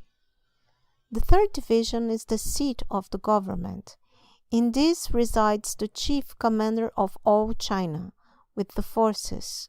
When I entered its gate, my companions were separated from me on account of the press, and I remained alone. I was here met by the prime minister, who carried me to the house of the commander of the forces, the Emir Karti. This was the person of whom I have already given some account, who cast his eyes upon the goat's hair garment which had been given me by the friend of God, the Sheikh Jalal Uddin of Shiraz. This 4th city is the most beautiful of all the 6. It is intersected by 3 rivers. I was entertained by the Emir Karti in his own house, in a most splendid manner. He had brought together to this feast the great men of both the Mohammedans and Chinese. We had also musicians and singers. I stayed with him one night at the banquet, were present the Khan's jugglers, the chief of whom was ordered to show some of his wonders. He then took a wooden sphere in which there were holes, and in these long straps, and threw it up into the air till it went out of sight, as I myself witnessed while the strap remained in his hand. He then commanded one of his disciples to take hold of and to ascend by this strap, which he did until he also went out of sight. His master then called him 3 times, but no answer came. He then took a knife in his hand, apparently in anger, which he applied to the strap. This also ascended till it went quite out of sight. He then threw the hand of the boy upon the ground, then his foot, then his other hand, then his other foot, then his body, then his head. He then came down, panting for breath, and his clothes stained with blood. The man then kissed the ground before the general, who addressed him in Chinese, and gave him some other order. The juggler then took the limbs of the boy, and applied them one to another. He then stamped upon them, and it stood up complete and erect. I was astonished, and was seized in consequence by a palpitation at the heart. But they gave me some drink, and I recovered. The judge of the Mohammedans was sitting by my side, who swore that there was neither ascent, descent, nor cutting away of limbs, but the whole was mere juggling. On this very night I entered the fifth city, which is the largest of them. It is inhabited by the common Chinese people, among whom are the most ingenious artificers. In this place are made the Kansawiya garments. The most wonderful things they make are dishes composed of reeds glued together, and painted over with colors, such that when hot meat is put into them, they do not change their color. 10 of these may be put into one another, and a person seeing them would suppose them to be only one. For these they have a cover, which contains them all, and their softness is such that should they fall from a height, they would not break. They are wonderful productions. After this I entered the sixth city, which is inhabited by sailors, fishermen, sheep-caulkers, and carpenters. I was told after this by the wealthy Mohammedans that some of the relations of the great Khan had revolted, and that they had collected an army and gone out to give him battle. They had collected 100 companies of cavalry, each company of which amounted to 10,000. The Sultan had on this occasion of his own particular friends and stipendiaries 50,000 cavalry, and of foot soldiers 500,000. He was also opposed by the greater part of the nobles, who agreed that he ought to abdicate the throne, because he disregarded the regulations of the Yazak, laid down by his ancestor, Genghis Khan. They accordingly went over to the side of his uncle's son, who had set up a claim against him. They also wrote to the Khan, advising him to abdicate the throne, and promising that the province of El Kansa should be apportioned to him. This he refused to accede to, and gave them battle. But after a few days he was put to the rout and killed, before he had arrived at his palace. The news of this soon came to the city, and drums and trumpets were sounded accordingly during the space of 2 months, for joy at the accession of the new Khan. The Khan who had been killed, with about 100 of his relatives, was then brought, and a large sepulchre was dug for him under the earth, in which a most beautiful couch was spread, and the Khan was with his weapons laid upon it. With him they placed all the gold and silver vessels he had in his house, together with 4 female slaves and 6 of his favorite Mamluks, with a few vessels of drink. They were then all closed up, and the earth heaped upon them to the height of a large hill. They then brought 4 horses, which they pierced through at the hill, until all motion in them ceased. They then forced a piece of wood into the hinder part of the animal till it came out at his neck, and this they fixed in the earth, leaving the horses thus impaled upon the hill. The relatives of the Khan they buried in the same manner, putting all their vessels of gold and silver in the grave with them. At the door of the sepulchres of 10 of these, they impaled 3 horses in the manner just mentioned. At the graves of each of the rest, only 1 horse was impaled. This was a notable day.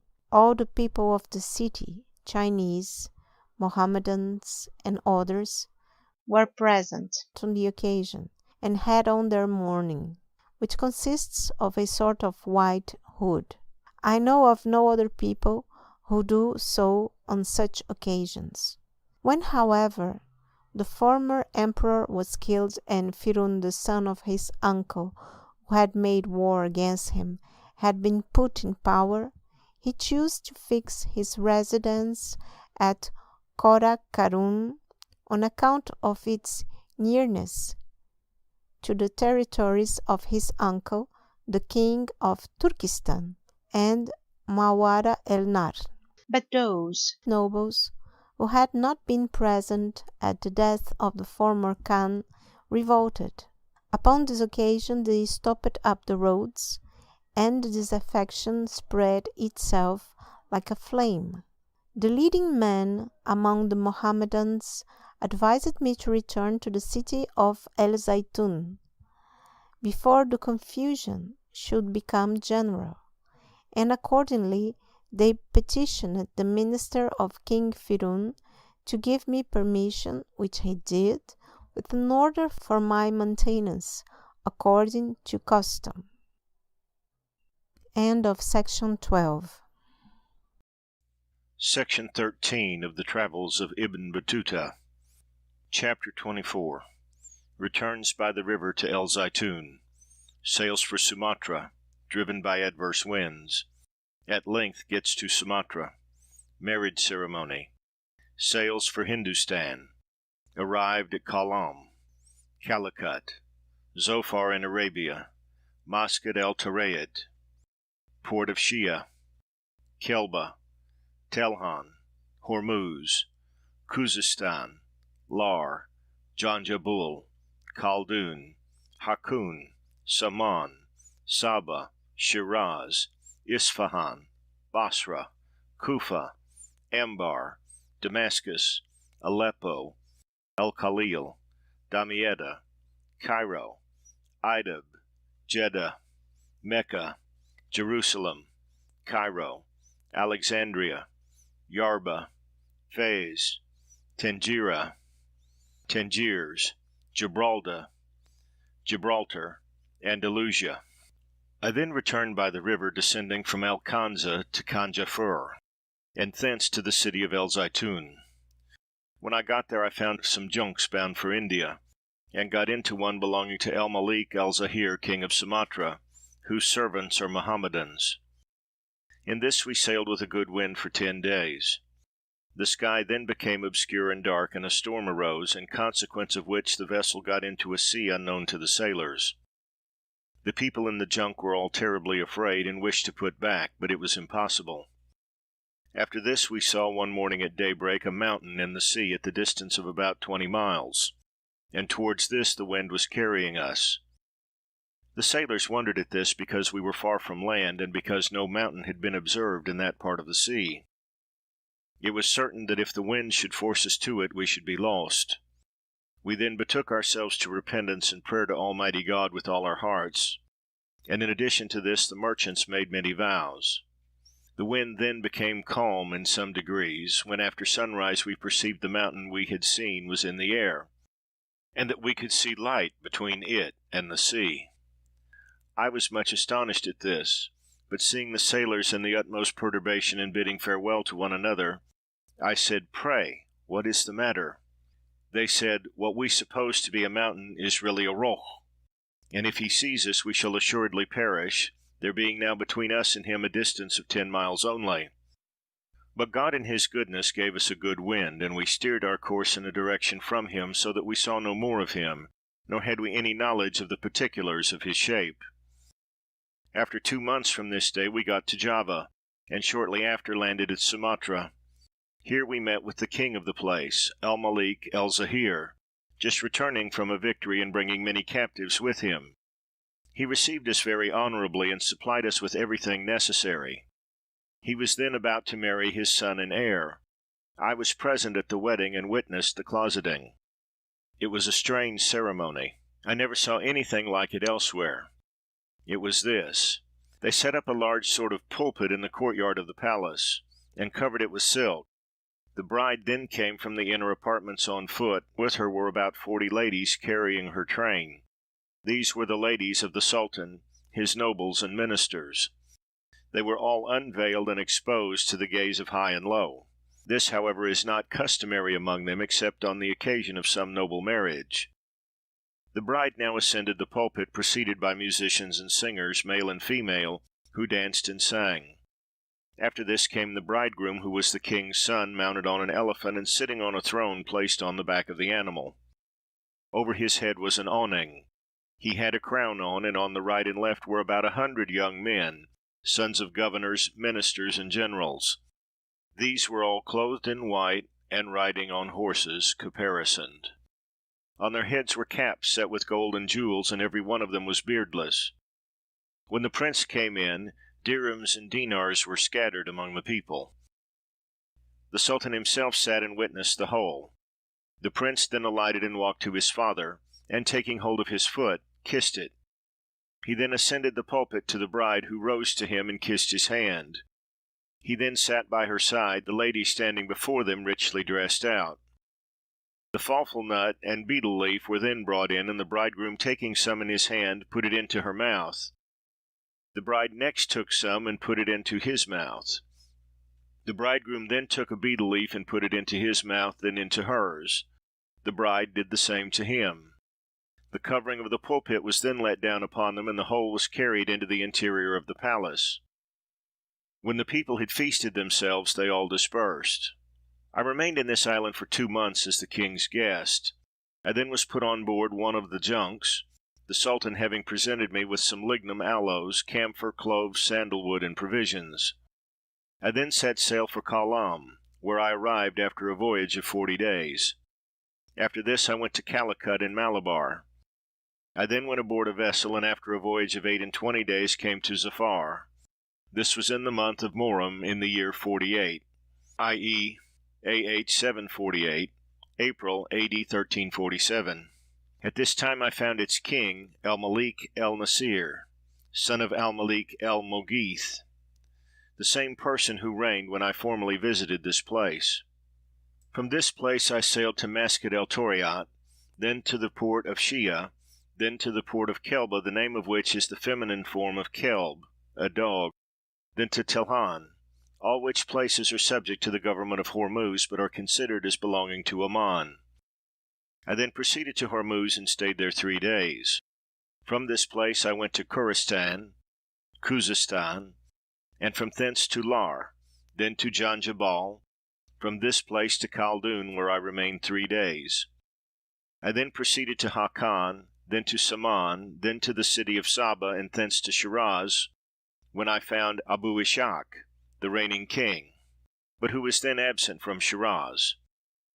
I then went on to Mayin, then to Bazdakash, Yedzkash, then to Khalil, then to Kansak, then to Isfahan, then to Tostar, then to El Hawer, Hawaiza, then to Basra, then to Meshkid Ali ibn Abi Talib, then to Kufa, then to Sarsar, then to Baghdad, where I arrived in the month of Shawwal in the year 48, i.e., 748, the king of which was at this time the Sheikh Hassan, son of the aunt of the Sultan Abu Sa'id.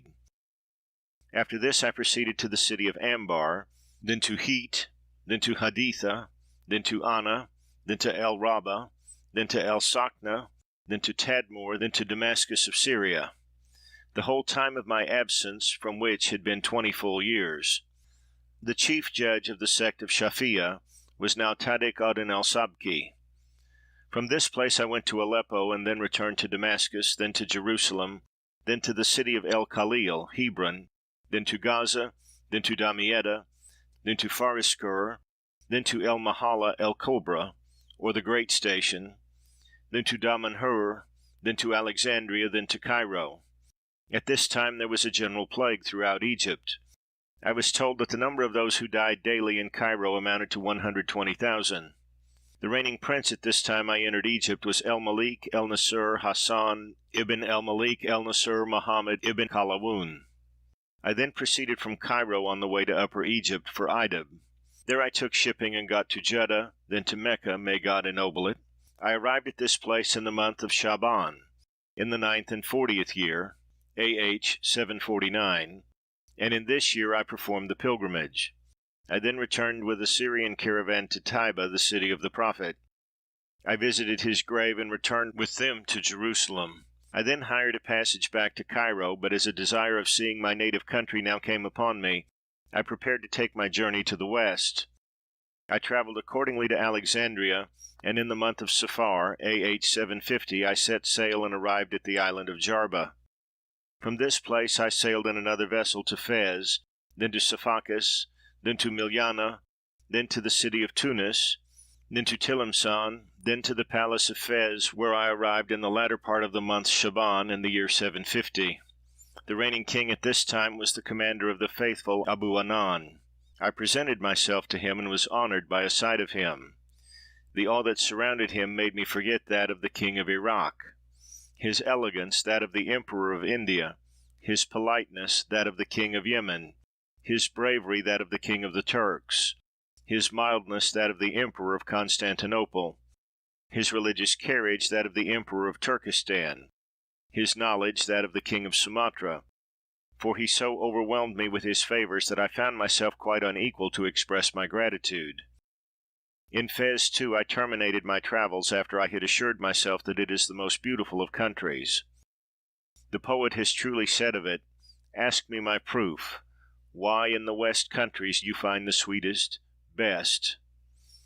'Tis this, hence rides the full-orbed moon, and hither hastes the sun at noon." It was now my wish to visit the tomb of my father, and accordingly I left Fez for Tangiers. From that place I went to Subta.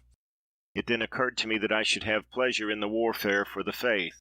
I therefore set sail from Subta to Spain, and the first place I saw was the Hill of Victory. This is one of the greatest refuges of Islamism, and one which forced sorrow down the necks of the idolaters. From this place commenced Islamism in the Great Victory, for here landed Tariq ibn Zayd, the slave of Musa ibn Nasir, at the time of his passing over to Spain. From this circumstance it was named after him and called Jabal Tariq, corruptedly Gibraltar. It is also called the Hill of Victory because his beginnings had their commencement here. But a despicable foe had had possession of this place for about 20 years, until our lord the Sultan Abu el Hassan reduced him and sent his son with an army, which he strengthened with many reinforcements and obtained a complete victory.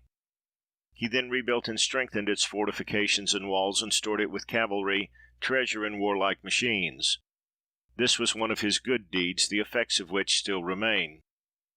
I proceeded from the Hill of Victory, Gibraltar, which is one of the most extensive and handsome strongholds of Islamism, where I had met its celebrated and learned men, of whom one was my maternal uncle's son, Abu el-Qasim Ibn Batuta, after I had remained there some days, and then went to the city of Marbella, which is a strong and handsome place.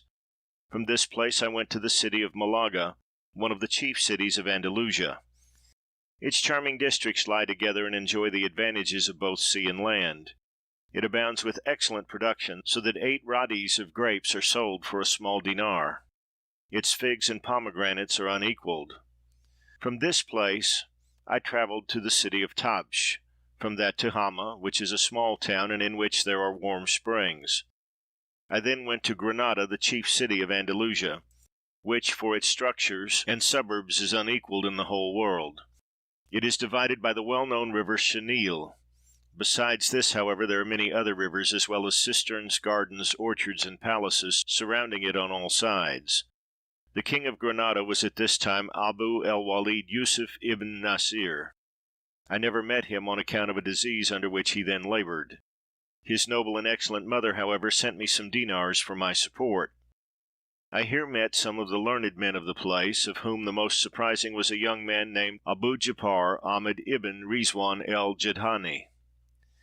His astonishing peculiarity was this, that although he was brought up in a desert and had never either studied or given himself any trouble about learning, yet he produced poetry so good as scarcely to be equaled by the most accomplished writers. The following is a specimen: Friend, from whom 'tis pain to part, take thy station in my heart. Through my eye, its lucid door, view the structure o'er and o'er. There enthroned, thou'lt always see every chamber filled with thee. But when from thee, with pain distressed, I feel the void within my breast, my vacant eyes too well declare their favourite inmate is not there. But when thy charms my spirits fill, I close my lids to keep thee still. End of section 13. Section 14, Chapter 25, Africa. From Granada I went to the Hill of Victory, and from that place took shipping and sailed to Subta, then to Asila, then to Salah. This is, according to Abulfeda, an ancient and thickly inhabited city, having on its west the ocean, and on its south a river, with gardens and vineyards. It is said that Abd el-Mumin, its high priest, built a large palace on the bank of the river on its south, and adjoining the sea, and that his followers, choosing the parts adjoining, built the city which was called El-Mediyah. Salah, it is added, is a moderate-sized district of the extreme western division, and the nearest part of it to Spain. Its soil consists mostly of red sand. The river is large and is subject to the reflux of the tide. The city abounds with provisions. The districts subject to its rule are on its south and are called Tamazna, abounding with cultivation and pasturage. I then traveled from Salah by land to Marrakesh, which is a most beautiful city of extensive trade and territory. One of its poets has thus described it: Morocco blessed in sight, in health, brave in nobles, great in wealth. Here will the homeless wanderer find welcome to cheer his drooping mind. One only doubt can now remain, such as to give a moment's pain, whether the eye or ear can boast the privilege of blessing most. From this place I went to Miknasa, near Fez, and situated on its north. It is remarkable for the great number of its olives. Ibn Said has said that Miknasa consists of 2 white cities, separated from each other the distance of a horse's course. It is 1 stage from Fez, and its river is called the Fulfal. Fez is, according to Abulfeda, 2 cities between which runs a river, and contains several springs which supply streams. Both cities have in all 13 gates. The water thus supplied runs into the streets, houses, and baths, a thing witnessed neither in the east nor the west.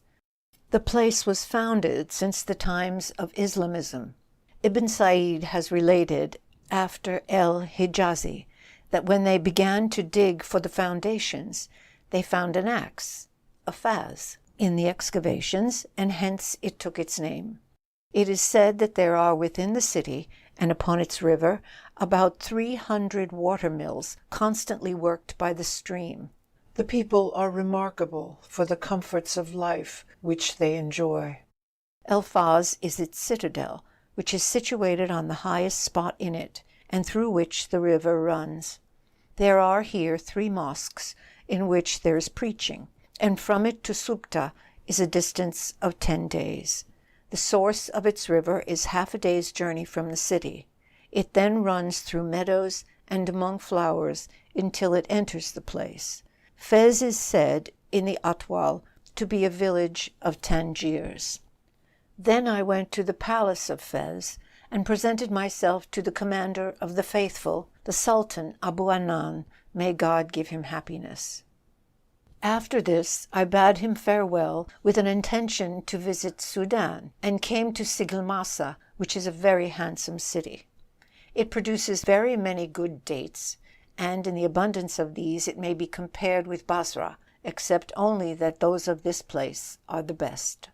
I lodged at this place with the theologian Mohammed el-Bashiri, the brother of him I had seen in the city of Kajanfur in China. I proceeded from this place in the beginning of the month Muharram and of the year 753, February 1352, with a large company of merchants and others, and, after a journey of 25 days, arrived at Tagari, a village in which there is nothing good, for its houses and mosque are built with stones of salt and covered with the hides of camels. There is no tree in the place. It has nothing but sand for its soil, and in this are mines of salt. For this they dig in the earth and find thick tables of it, so laid together as if they had been cut and placed underground. No one, however, resides in these houses except the servants of the merchants who dig for the salt and live upon the dates and other things which are brought from Sigalmasa, as well as upon the flesh of camels. Sigalmasa is eastward of Darha and is the capital of the district so called. It has a river which comes from the southeast, divides, and passes by the east and western parts of the city. It abounds in gardens and has 8 gates, at which gate, soever of these you go out, you will see the river, the palms, and other trees. Around all the gardens and palms there is a wall intended to keep off the predatory Arabs, and this encloses a space of 40 miles. The city adjoins the desert which divides between the western districts and Sudan. No building is to be seen either to the south or west of it. Ibn Said has said that its inhabitants poison dogs and eat them, and that its soil is soft and easy of culture. To them come the people of Sudan from their different districts, and load themselves with the salt, which among them passes for money, just as gold and silver does among other nations. And for this purpose they cut it into pieces of a certain weight, and then make their purchases with it. A handful of salt purchased 4 or 5 good-sized fish. The water of Tagari is poisonous. We found it injurious. Of this they take, however, to carry them over the desert, which is 20 stages in extent, and is without water. After passing this, we arrived at Tasala, a stage at which the caravans stop and rest 3 days, and then prepare to enter the great desert, in which there is neither water, bird, nor tree, but only sand and hills of sand, which are so blown about by the wind that no vestige of a road remains among them. People can travel, therefore, only by the guides from among the merchants, of which there are many. The desert is, moreover, exposed to the light, and is dazzling. We passed it in 10 days. We then came to the city of Abu Latin in the beginning of the month Rebia el-Awal. This is the first district of Sudan, which, as they say, belongs to a lieutenant of the Sultan of the countries of Farbah, which means lieutenant. When we had got to this place, the merchants stowed their goods in an open area and charged some blacks with the custody of them. At this place I lodged with a man from Salah, but it was my wish to return from Abu Latin as soon as I had witnessed the vile dispositions of the blacks and the contempt in which they held the white people. It then occurred to me, however, that I would complete my knowledge of these countries, and accordingly we remained at Abu Latin 50 days. It is an exceedingly hot place, with a few small palm trees in it, under the shade of which they sow the melon. The water of the place is found in pits, having been absorbed by the sand. Mutton is in great plenty. Their clothing is all brought from Egypt. The greater part of the inhabitants are merchants. Their women are exceedingly beautiful and more respectable than the men. The character of these merchants is strange enough, for they are quite impervious to jealousy. No one is named after his father, but after his maternal uncle, and the sister's son always succeeds to property in preference to the son. a custom I witnessed nowhere else, except among the infidel Hindus of Malabar. But these are Mohammedans who retain their prayers by memory, study theology, and learn the Koran by rote. As to their women, they are not shy with regard to the men, nor do they veil themselves from them, although they constantly accompany them at prayers. Anyone who wishes to marry one of them may do so, but he must not take her with him out of the country. And even if the woman should wish to go, her family will not allow her. It is a custom among them that a man may have a mistress of women strangers to him, who may come and associate with him even in the presence of her own husband and of his wife. In like manner, a man will enter his own house and see the friend of his wife with her alone and talking with her without the least emotion or attempt to disturb them. He will only come in and sit down on one side till the man goes. Upon a certain day, I went in to the judge of Abu Latin, who was an eminent man, at that time my host, and with whom I had formed a friendship. I saw with him a handsome young woman and wished to leave him, for I knew his wife and that this was a different person. The woman smiled at me but did not blush. He said, "This is my female friend. She is no stranger." I remonstrated with him and said, "This is a strange woman. You are an eminent Qazi and judge of the Mohammedans. How then can you be alone with her?" He said, "This is our custom, nor is there any suspicion from our being in society together." He did not, however, benefit by my advice, nor did I visit him after this. I then proceeded from Abu Latin to Mali, the distance of which is a journey of 24 days, made with effort. The roads are safe, so I hired a guide and proceeded with 3 of my companions. These roads abound with trees, which are high and so large that a caravan may shade itself under just one of them.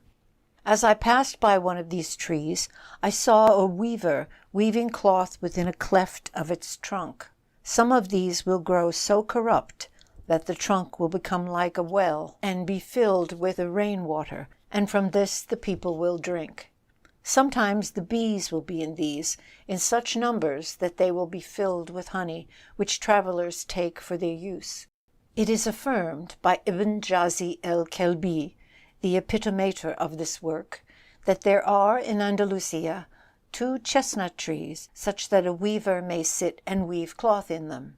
Ibn Batuta proceeds, "The gourd grows so large in Sudan that they will cut one into halves, and out of these make 2 large dishes. The greatest part of their vessels, moreover, are made of the gourd."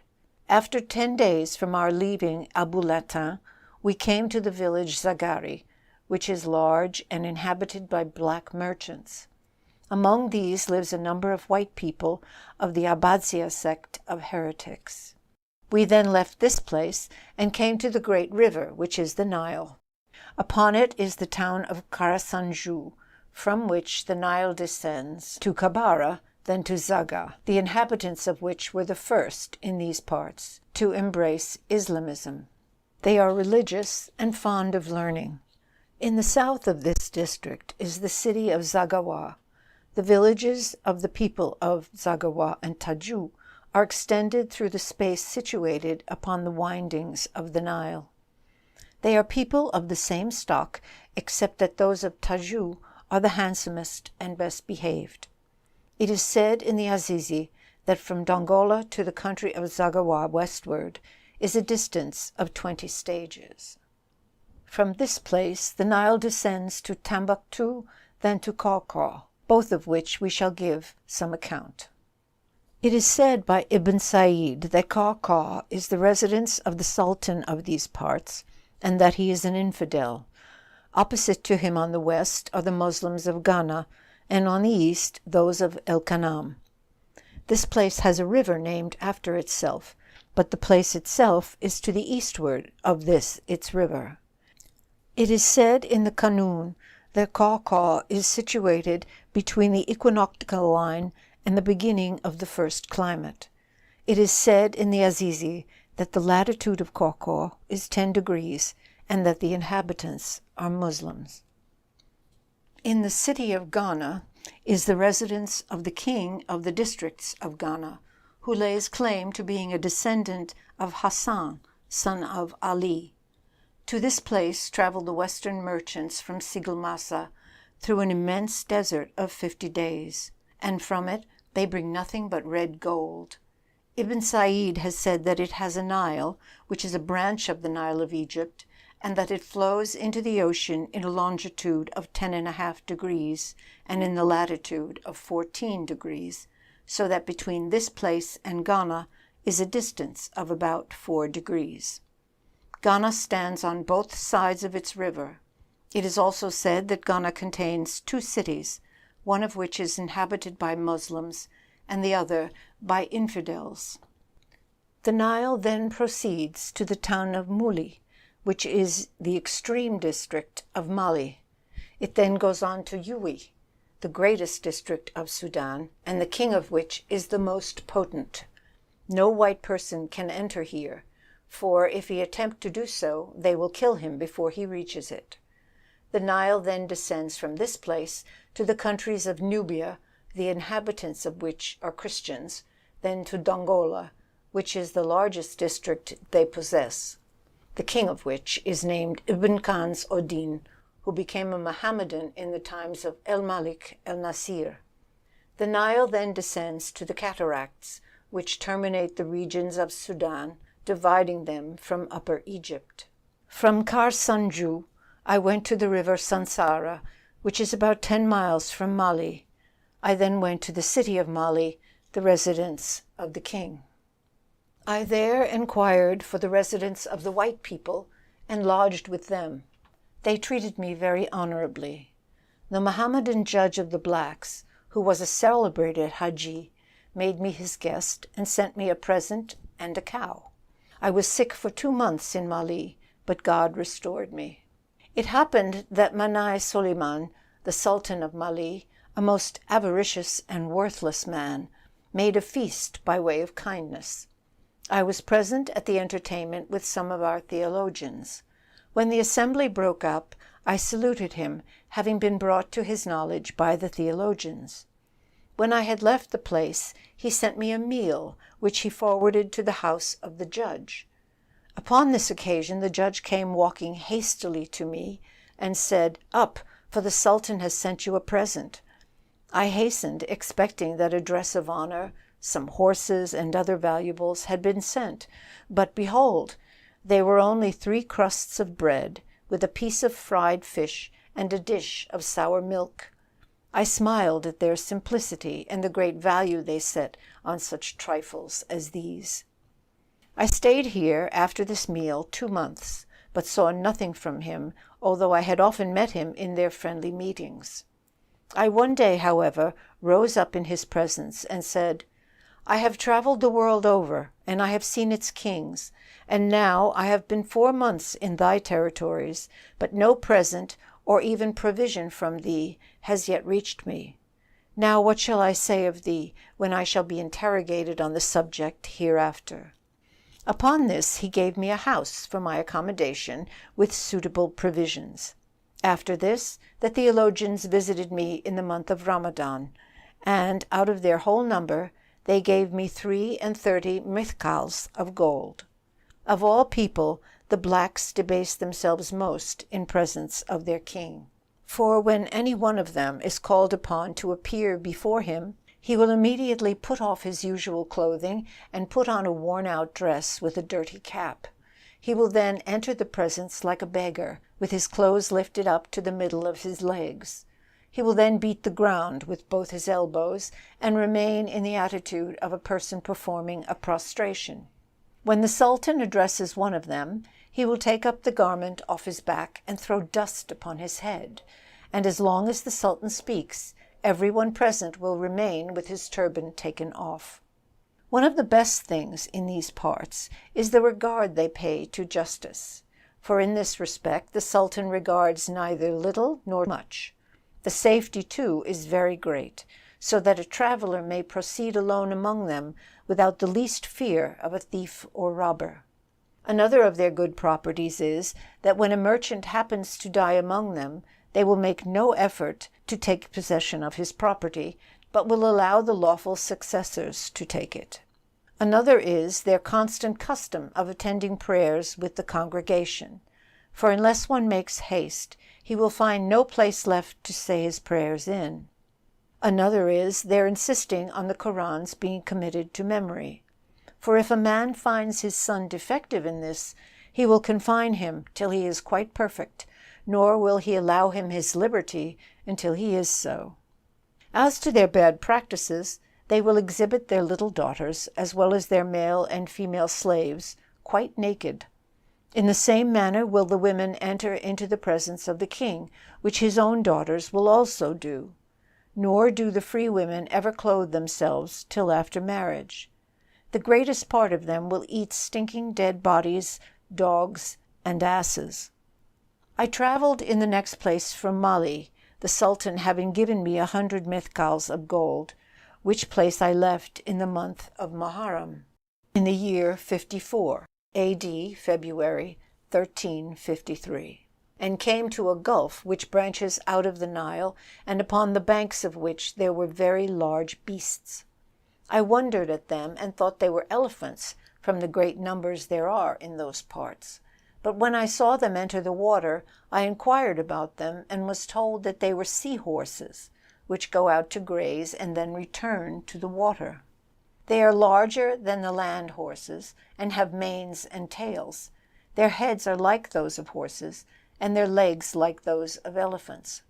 I was told by some credible Hajis that the infidels of some parts of Sudan will eat men, but that they will eat none but blacks, because, they say, the white are injurious, on account of their not being properly matured, and that when their sultan happens to send his ambassadors to one of the kings of the black Mohammedans, and intends to honor them with a feast, he also sends to them a black slave, whom they kill and eat, and then return their thanks for the honor and favor done them. After some days, I arrived at the city of Timbuktu, the greater part of the inhabitants of which are merchants from Latham, which is a district of Mali.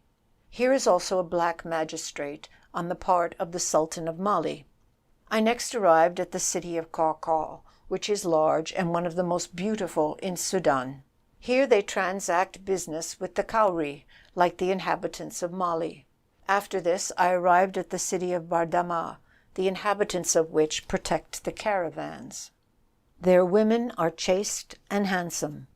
I next arrived at the city of Nakda, which is handsome and built with red stone. Its water runs over copper mines, which changes its color and taste. The inhabitants are neither artisans nor merchants. The copper mine is without Nakda, and in this their slaves are employed, who melt the ore and make it into bars. The merchants then take it into Infidel and other parts of Sudan.